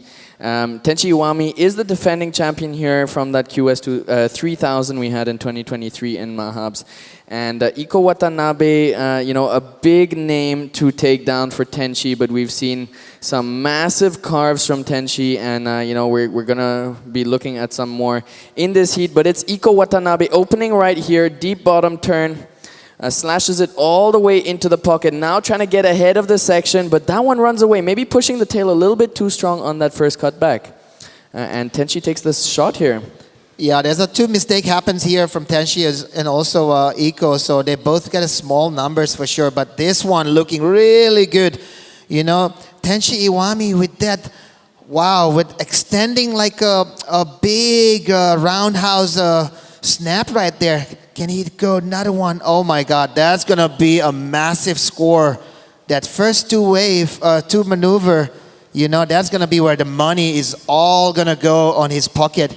You know, he's gonna have a big score on that opening exchange there. Look at this one, Percy. Yeah, and I gotta say that second section he hit looked like a snap section, but he went for a carve and really laid it down on the rail. It was absolutely amazing. Backing it up with that second roundhouse over there, and now just floating the elephant rock right here, getting around and hitting this one also super strong. So feeling super loose, feeling super strong on his feet is Tenchi Iwami, and he's gonna be putting down a massive number. Yeah, I think with that finishing right there on his last maneuver is just gonna put a lot of strong exclamation from his surfing to the judges, because judges want to see, you know, a complete ride. And then here we go. This is a little bit too much extension on that his you know, cutbacks there, and then the result is, you know, stuck behind that white water a little bit. So, but yeah, I'm really gonna be super curious to see what's Tenchi Iwami, you know, put as a standard on this final. Here's Boom. Another replay. Right there, just super extending, really pushing all the torque on his body right there. Three identical maneuver, but super strong, pushing all the spray out there. You know, all the cardios that he's been doing is being rewarded here. So just getting that white water around that elephant rock, and boom, right there, clean, strong, and looks like he's happy. Maybe could be into excellent right here. Percy, what is it? It comes out at an 8.67. That is an excellent wave there, an excellent score from Tenchi Iwami, and a big statement. for a claim to that crown for the QS 2000 here in Mahabalipuram. And he seemed like he was perfectly in rhythm with that previous wave over there. As we have a little break in the action here, we're going to send it down to Giada with the post-heat interview and the champion of the women's, Mirai Ikeda. All right, Mirai, congratulations. After so many heats, 2 finals, you took it out. How are you feeling? My feeling is really good now. I lost Pro Juniors final was 4th place, so I I cried, but I could reset my mind, and then I got first this competition. I'm so happy. How do you reset your mind when you're in that situation? I talked with my coach, and yeah, that's it. I'm sure you must be so tired. What's the first thing you're going to do now? I'm really hungry now, so I want to eat India food. Yeah, I love India food. You like curry? Yeah, I really like curry. All right. I know you have a lot of fans at home. I'm your fan as well. What would you like to say to everyone? Okay. QS2 戦優勝することができました。プロジュニア優勝してダブル優勝はならなかったんですけど、でもすごくいい試合をこのインドでできたかなと思ってます。皆さん応援ありがとうございました。Thank you. Thank you. Congratulations again. You did incredible. Back to you guys in the booth. Yeah, and this is Iko here, firing on all shots, not holding anything back from that wave, going to the air, and he lands it. We've seen him before, pulling magic from under the lead, and here he does it again with his air game. 2 very different surfers here. Beautiful surfing from Iko Watanabe, hitting that first critical section. I love how in time he is with these sections. Again here, Big John Akarv pushing so hard on the tail that his whole board disengages, and then just waiting here, cut back to start, and then we see this one loading up for the ramp, and he throws it out to the tail, makes the rotation, and he's really happy about that one. He's like, I'm in conversation here, guys. I'm not leaving up just to Tenchi. Yes. I am gonna make some statements too. Yeah, Percy, if you see that wave, all the damage happens at the end of the wave. So a little bit different from Tenchi Iwami's, like the way he surfs, it's more critical at the back. Those 3 maneuver is on the higher difficulty of the takeoff zone. But Iko Watanabe is doing it with a lot of flair and variety on that wave. So 2 different waves, 2 different surfing there. But, you can see that Iko Watanabe is putting more risk on that last maneuver of aerial 360 right there. We'll let it to the judge to give, the numbers, because I do like it, but is it going to be enough to battle that 867? Yeah, definitely. But also, he is not letting Tenchi Iwami run away with the crown that easily. He's really putting up a fight. And in this one, it felt like he was taking a jump, taking a bound for that crown. And he's definitely not going to let Tenchi become king in that easy of a fight in the first 5 minutes, So very important, big statements from both our surfers at the start of this heat. And we've seen Iko come back from, an off footing on the start of a heat. And we know he can do it again. Both of these surfers are absolute champs. I'm not sure if it's the first time they meet here in the competition, but yeah, Tenchi is the defending champion, so might be feeling a little bit more pressure. But honestly, the way he was surfing on that previous heat looks super loose, super confident. And yeah, he's definitely looking back at Iko like, okay, what are the judges going to give it? And that's going to kind of give him an idea of where he needs to go for the next wave. But honestly, he's just going to be trying to find another wave and trying to put down some massive surfing. The one where he got his 867, it wasn't that big of a wave either, So if he's able to find a bigger wave and put down similar kind of maneuvers, it might go even higher up into the 9s. 20 minutes and 30 seconds to go. Yeah, I think Tenchi Iwami is just also curious about, what's going on, because he probably also hears some of the, spectators was, like giving a, a little clap, little scream there, and then here, like Iko Watanabe was, coming into a screamer. But as I said before, they probably see what Tenshi Iwami's done is a bit more damage on the outside rather than Iko Watanabe's, amazing aerial 360 at the end of the wave, but it's still an 8.00, and right now it's open for anybody. Right now it's almost, you can, take out all those 8 or 8.67, they need to have another score. Yeah, the 8 and the 8.67 kind of, equaling each other out, and now Tenshi just needs a 1.66 if he wants to take back the lead, and Iko just up in the lead with just a single wave. So and Iko is under priority, so he is going to be able to fire under priority, and that is when we've seen him quite dangerous. Here he goes. He's going to probably look to the air game once again. Now going vert. Now going going for a huge drift, layback, drop the wallet before the rock, floating the rock again. And that one just takes him out though. Now Tenshi fires, and he is laying that rail work once again. Goes to the air, just misses the landing. So, but I think Tenshi might have the chance to, paddle back out with, a few quick strokes and regain priority over Iko. So still staying in that strong position. In terms of priority, both are surfers looking for some scores here. Both of them probably not really gonna be heavy hitters, but honestly, Iko's one maneuver there was massive. He just dropped all of his bank details there on that wave with the drop wallet. 18 minutes and 25 seconds to go. This is gonna be a super exciting battle between Iko and Tenshi. It's already proven to be a boxing match. Tenshi starting with the 8.67, and then Iko going to the air with that 8, and looks like there's a beautiful line out the back for Tenshi. Let's see what he can do with it.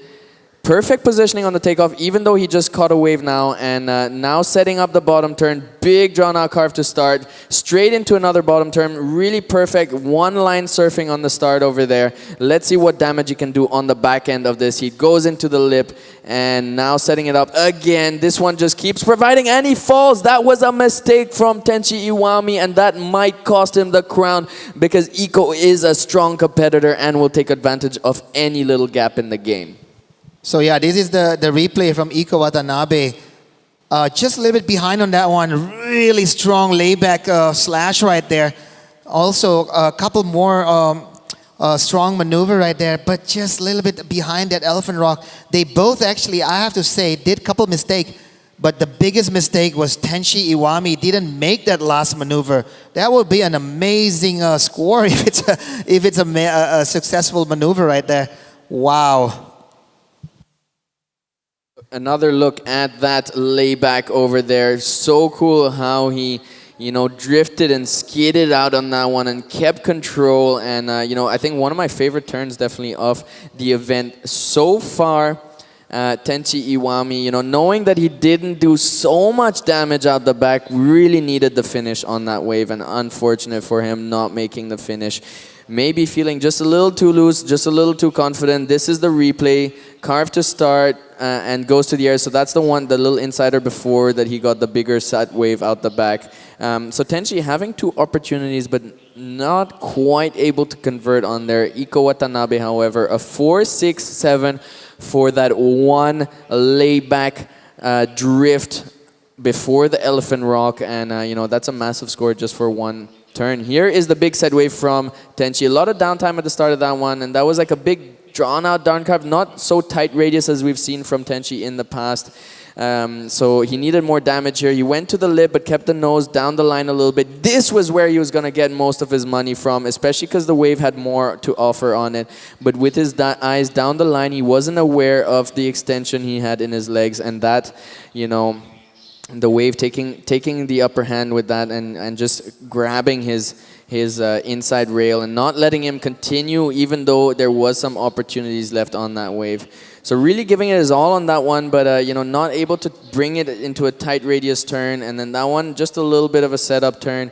Here is where he started to go to work. Deep bottom turn, a bit of a bobble there actually on the bottom turn, and that's why the quality of that maneuver wasn't as great. And there again, just keeping the eyes down the line. It's very important to look down at the bottom of the wave. Here is Iko now firing again. That looked like a textbook, beautiful carve. super extended, and this wave is still gonna provide. So dangerous here from Iko. Goes to the air, and he looks like he's gonna come out of that one. Let's have a look, and he's going for a body surf. So this is surfing. It's not body surfing, and he's definitely not gonna get the completion on that last maneuver. So it'll just be what he did out the back. He did do some good damage out the back, nonetheless. But Tenchi is out the back again with 14 and 40 seconds to go. Plenty of action in this heat. This is the final event of this day, of this competition, and it is proven to be such an exciting boxing match between Tenchi and Iko. Tenchi regaining the lead with the last one of 4.40, because of that fall. Tenchi got the upper hand on the first exchange. Then on the second exchange with the backups, it is Iko who got the upper hand. But however, they do have 14 minutes to go, and we'll see what Tenchi can do with priority. Yeah, the funny thing is they did really good on those 8 points there. Like Iko with a 8 point, and also Tenchi Iwami with an 8.67. But the funny thing is both of them also made mistake, and those mistakes will pay them a lot, if they're looking for a score, because Tenchi Iwami's wave, that was an 8-point score. And then this one also from Iko Watanabe, I have to say, he doesn't need to go that big, because that wave is just still running and giving him a lot of potential. So both going to learn with this 13 minutes and 30 seconds to go, what do they need to do? Because if they keep making mistakes, one of them going to take advantage. Here we go. Yeah, and it's important to make mistakes early on in the heat so that you can learn from them. And this is that one, overcooking this one a little bit, pushing it. Maybe he was in between maneuvers. He wasn't so sure if he was going to go for an off the lip or rather above the lip. And kind of in between those decisions, it's hard to really set it up for a perfect landing, a perfect, make. And so a little mistake there, but we'll see how they reset. We'll see how they go for the next half of this heat. And both of them in pretty similar positions here with strong waves, an 8.67 and an 8, and just waiting for some backups right now. Yeah, right now with 12 minutes and 30 seconds to go, Tenchi and also Iko, Tenchi right now is with priority. I know Tenchi's way of surfing, he loved to get a better quality wave. That's why he got that 8.76, because he did the maneuvers on a better wave. But Iko Watanabe, he's a guy that can manufacture score. With a 5.08, you give him an extra chance, he could make like a 7, a 6, and take the lead. So both of them have to be really careful and don't make any more mistake. With 12 minutes to go, still anything can happen. This is a very equally matched heat here, an equally matched final. Even though these surfers are so different in their style, in their approach, almost mirror opposites. Tenchi Iwami preferring those big, nice, quality faces to do big, tight radius turns where he can put all of his weight, all of his energy into them. And Iko, being able to take those insiders and generate scores on whatever he's given, going to the air, going vert, releasing the fins, doing those 50-50 grinds, all those kind of things, with all the diversity he has in his repertoire. So, and both of them are sitting in their preferred position. Tenchi probably prefers to sit in that priority position, waiting for those quality waves, and Iko probably, also doesn't mind being under priority and putting pressure, upping the ante on his backup scores as he sits under priority. And also maybe he's going to start to, try to sell some waves to Tenchi. So it's a very exciting heat that we have on our hands right now in the final event of the Shore Temple Classic QS 2000 and Pro Junior. We have already crowned our champions for the women's, for the junior women's, and for the junior men's. And this is going to be our final champion here between Tenchi and Iko. The ocean is, however, going a little bit flat, so very lucky for our surfers to have gotten some good opportunities in the first half of the heat. But it is going to be a very close battle between these two guys. Right here, Tenchi is the defending champion, and Iko is, a big name, a big competitor. And, Tenchi there asking for some time, a little update on the time. There is 10 minutes to go. I wonder what's going on in his mind. I wonder what kind of strategy he's gonna try to follow. We can see that backwash coming in. It really comes in, sideways kind of backwash, so it can really create those kind of ribs along the wave that can be very hard to serve. So it's gonna be very critical here to select the right wave. Sometimes maybe the insiders are going to have a bit better quality because there won't be some backwash on them. And but if Tenchi gets like a really good set wave that is clean, it's going to be a solid scoring potential. So very curious to see what happens. And it looks like there's a big set wave out the back. Tenchi with priority. Let's see what happens. Iko's definitely going to sell him on this one. And if not, he's going to take off as well. Tenchi takes off. Sets up the bottom turn, big radius carve to start. And now just another setup turn, a little bubble there, but let's see if he can come back from it. Driving down the line, caught behind the sections, in front of the elephant rock now, big carve, into the lip. Very curious to see where this goes. Strong finish nonetheless. I don't think this is gonna go as high as he would have liked it to go in terms of score. Yeah, judges, if you already go as far as the final, like right now, the judge is going to put any details on a microscope. So here we go, boom, right there, strong one. But there's a little bubble when you see right there, that means you lose some speed. And, judge is going to put a little bit of, emphasis there if that's, considered to take away some of your score. But right there, recover pretty good. So I'm going to say this is going to be his second highest score for sure, taking out that 4.40 and putting a little bit more pressure on that 5.8 that Iko Watanabe needed, the 5.08 for Iko Watanabe. And with 8 minutes to go, Iko Watanabe still have chance. Yeah, he is sitting in priority right now, and we know he can manufacture scores on whatever he's given, be it an insider, be it a set wave. We've seen some amazing surfing from him, really being in rhythm with the sections of the wave, hitting every critical bit that is provided that comes down his way. And here he is up and riding on a little insider, looks like. Interesting decision, goes for a big carve to start. He likes the shape of it, he likes how clean it is, goes into the lip for the second maneuver, now going to the air, lands that one with success, and he is definitely making a claim, grabbing for that crown there.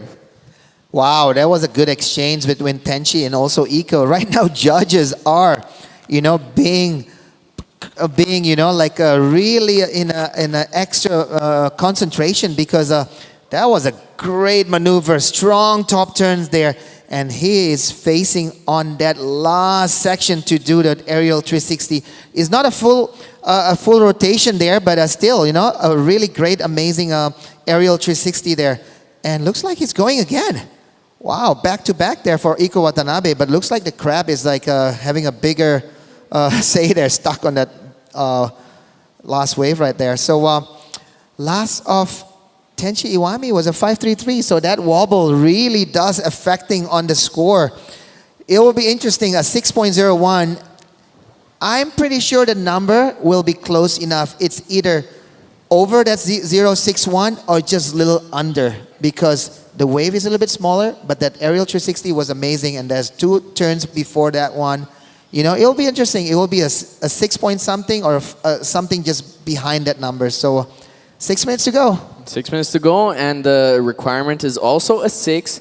And, Iko, we have seen him surf some insiders up to big numbers, so it's not all about the size, but about what you are able to do on it. But Tenchi Iwami has a chance right now, a beautiful looking wave, decides not to go, and I think that was a good decision. There was some lump and bump on it, and the face wasn't that drawn out, but this one out the back. Yeah, one thing for sure, Percy.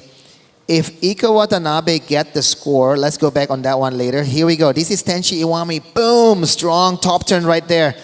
If he can finish this one, this is going to be coming into one of, the score that he's looking for. Wow. That maneuver is so strong. And if he can finish on this one, this is going to be super interesting. Wow. Yep. That was a good one for Tenchi Iwami. What I was going to say before, Percy, if Iko get the numbers and Tenchi didn't get that last wave, Tenchi will be screaming on his face, saying, why did he fall down on that one big set in the beginning? But this one is just replacing all the mistake that he did. That's for sure, and he put some good time in looking at the sections ahead to really make sure he's in tune with what the wave was to provide. And you know, he did some good damage out the back and made sure to finish it off really strong. So that is going to come close to an 8 again, probably. Really curious to see what Iko put down. He put a 9.10 on that previous wave on the inside with the big hit out the back and then the big air on the finish. So that is a big claim for the crown. Let's see where they go with the score from Tenchi's. Wow, that was crazy from Iko Watanabe, a 9.10, and now giving Tenshi Iwami an 8.44. So 8.44 is the second highest of his score. So 4 minutes to go. This is a lot of drama happening here. This is intense. Even for both of them, you know, putting a 17 and a 14 point scores out there in the finals. They're really putting a show right there. We have a massive heat on our hands right now. 8.44 is the requirement for the lead for Tenshi Iwami. He's already put an 8.67. We know he can get it, but Iko just absolutely blasting that score into the sky on a smaller insider, a 9.1. Here's the replay. So yeah, this is the replay of that 9. You know, my call there was, I was kind of like determined that was a smaller wave because the airs was great, but I think those 2 turns before was amazing. You know, so the finishing was there, and then also a little extra flair there. So really great judging there from the judging panel. A 9.1 for Iko Watanabe, a fully deserved score, and 3 minutes to go. And it looks like there's another beautiful opportunity for him right here, getting into that rail work, pushing as hard as he can. He needs to increase on an 8.0, so we're probably going to see some big turns out the back and maybe even an aerial on this inside section here. Let's see what he does. He goes around the rock and unable to get a finish on that one. However, wow, Iko just giving the judges super busy time to do a lot of what do you call that, like checking on the replay for Tenshi Iwami's, because Tenshi Iwami's wave we haven't got the score yet. He's looking for 8.44, but Iko Watanabe just making sure that all attention is to him on this one. Just unable to finish on that one, but really good surfing there on those 3 wave on the 3 maneuver on that wave. yeah, and I was actually having a chat on the beach with one of our surfers from Thailand this morning, and we were talking about the rock and like how much it comes into play. And we were also thinking, it could be the perfect opportunity to put one of those like grinds that you have in the wakeboarding parks. Oh my God! Last of Tenshi Iwami is an 8.10, so still not enough. Oh wow! This is a 17.10 and also a 16.77. Just couple score, separating them. So Tenshi Iwami still need to get out with 1 minute and 40 seconds to go. This has been a drama. This is like so much drama happening right now in this finals day. And he did have an opportunity there. A little wave came through, but he didn't really see the scoring potential on that one. Looks like Iko's firing on the inside. Probably going to take to the air. Let's see what he can do. Just the rail work, because this one is laid back and a little bit flatter for now. Pushing hard on that turn, and his surfing is looking so in tune. Massive release there, but that looked like a very rough landing. Yeah, you got to be careful on your knee there, Iko. You still need to claim your trophy. You don't want to come in a wheelchair. So 1 minute to go. Iko Watanabe is surfing on the inside. So Tenshi Iwami just asking for some kind of information. Here we go. This is Iko Watanabe's last wave here. That landing was really rough there, I have to say, Percy. Yeah, indeed. Look at this one. Goes up very critical section, can't hold back, and that tail really shoots out, and all that pressure is sent up into his legs, into his knees, into his hips. So that was a rough landing. But he is an athlete. He's put a lot of prep work into his physical training. So hopefully he can come out of that one unscratched. Yeah, so if you see the score right now, with a 16.77, that would be a win on any other heats.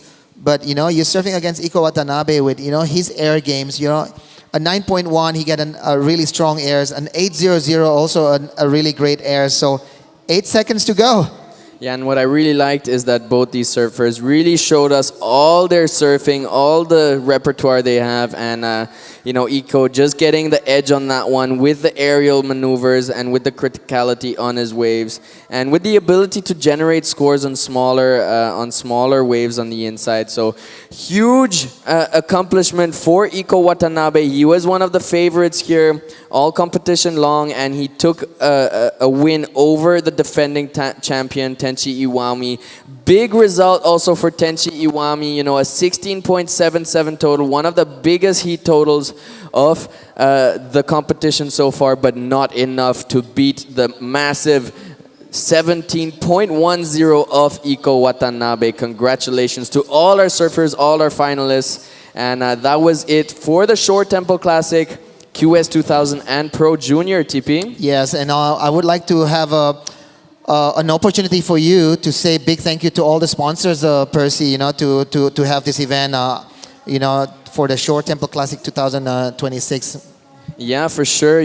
Thank you so much, all of the sponsors out there. This competition was organized, of course, by the WSL. Coming here after 3 years. The first time they came here was in 2023, and it's so nice to see them coming here. And they will probably be coming again in March of next year. To one of our islands there where we have. We have a great spot for performance surfing, but this time on the left hand does.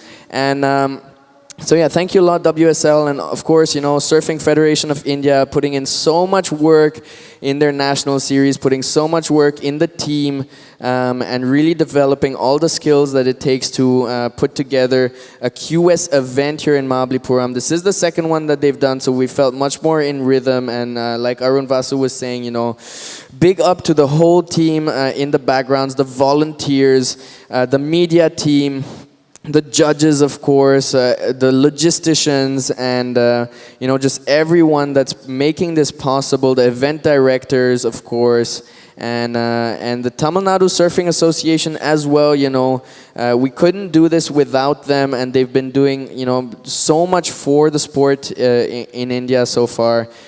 So that's really nice to have. And of course, our sponsors, the Sports Authority of India. We finally got recognized for surfing in India, and that's what created some big opportunities for us to really up the level of our competitions.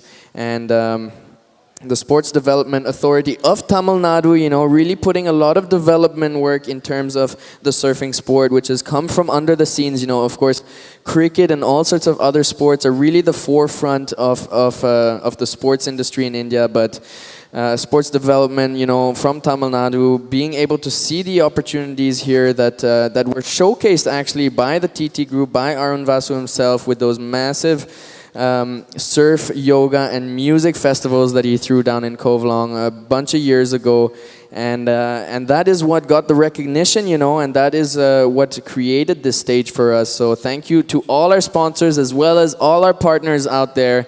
And this was an amazing competition. As we see our heat winner, our finals winner, the champion, the king, the crown holder of the Short Tempo Classic QS 2000, Iko Watanabe. What an amazing job from our surfer here in red. And that'll be it for the Short Tempo Classic. So stay tuned, as we'll be having prize distributions coming up real soon. Just giving 20 minutes of break before we go for that. And we'll also probably have a post-heat interview with Iko, just to get a bit of insights on what was going on in his head during that heat, and as well as how he's feeling after this ginormous win over Tenchi Iwami, the defending champion. See you guys soon.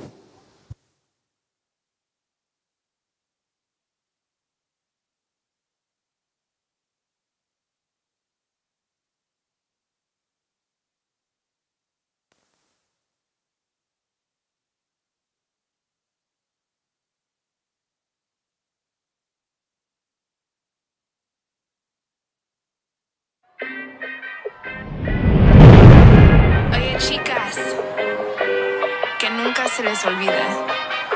Las mujeres lo hacen mejor.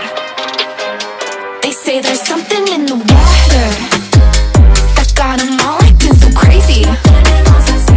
Don't know why they even bother showing up, calling me mommy. Can't get that summertime body for free.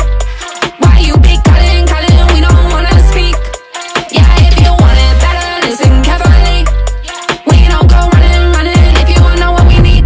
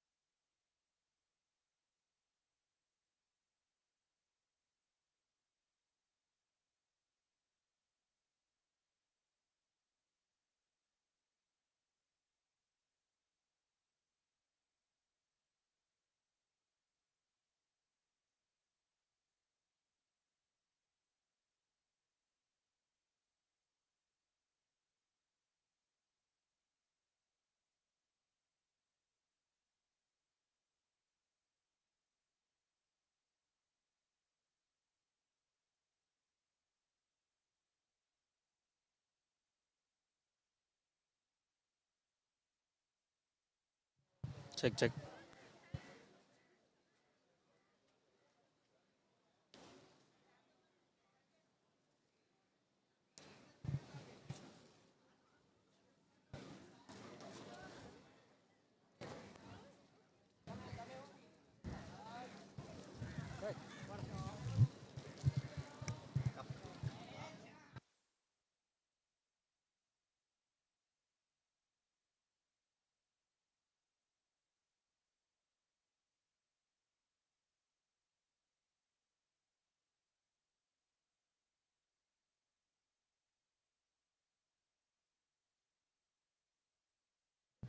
Yeah, here.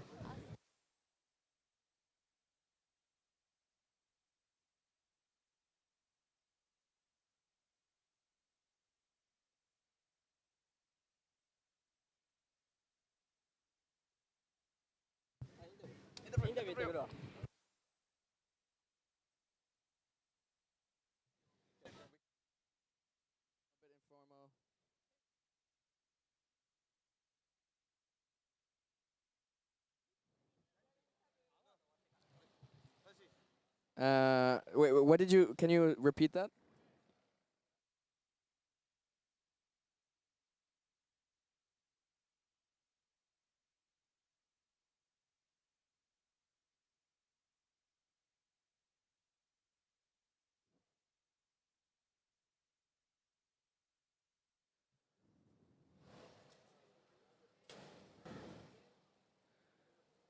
All right, I am here with the champion, with the king of the Short Temple Classic QS 2000. How does it feel to have a win here? I just so stoked. Yeah, so much energy from you in that last heat. You know, you on the first exchange you got an 8 right under Tenshi's wave, and we know you like those insiders that have the perfect shape. You know, and you fired off on that one, and I was like, all right, he's gonna go to it on that one, and you went straight up vert for the first turn, and then big air, really nice and tail high, easy landing, got you a 9.10, and so much energy after that one. So yeah, what are you gonna do with the win after this one? Where are you gonna go? そうですね、結構もうやっぱり天使は俺よりそのターンの部分ではもうすごい勝ってるんで、それに負けじと自分のなんていうのかな、天使に勝てるのがもうなんていうのかな、もう嬉しいです。とりあえずでもやっぱり探しながら自分の得意技やってました。頭回んないです。And you know, Tenchi, of course, probably a good friend, probably a good teammate in terms of, you know, Japanese surfing. You guys are all fighting for representing your country together. What kind of tips would you give him, you know, if you want him to start and getting to the level that you are, and getting, you know, to be able to even start thinking of beating people like you? もう海入ってる時はどっちが1位か優勝するのか分かんなくて、もう俺が乗ったら天使が乗って、俺が乗ったら天使が乗ってみたいな、こんな面白いヒート本当に多分どの試合見ても多分なかったと思うんで、本当にそうですね、今回の大会の中でベストアウトだったんじゃないですかね。ありがとう Sensei, and anything else you want to say to your friends back home? スポンサーの皆さんいつも応援ありがとうございます。家族のみんな、友達のみんな、優勝できたぞー Let's get it! Let's get it! Thank you so much for that amazing performance throughout the event. Congratulations, and keep it going throughout the year. We want to see you on the Challenger Series, Iko, so you better make it there by the end of this year. And that was it for the Short Temple Classic. Signing off here is Percy from the commentary booth. Thank you so much to all the people around, all the media team, all the organizers, and all the competitors. See you next time. ありがとうインディア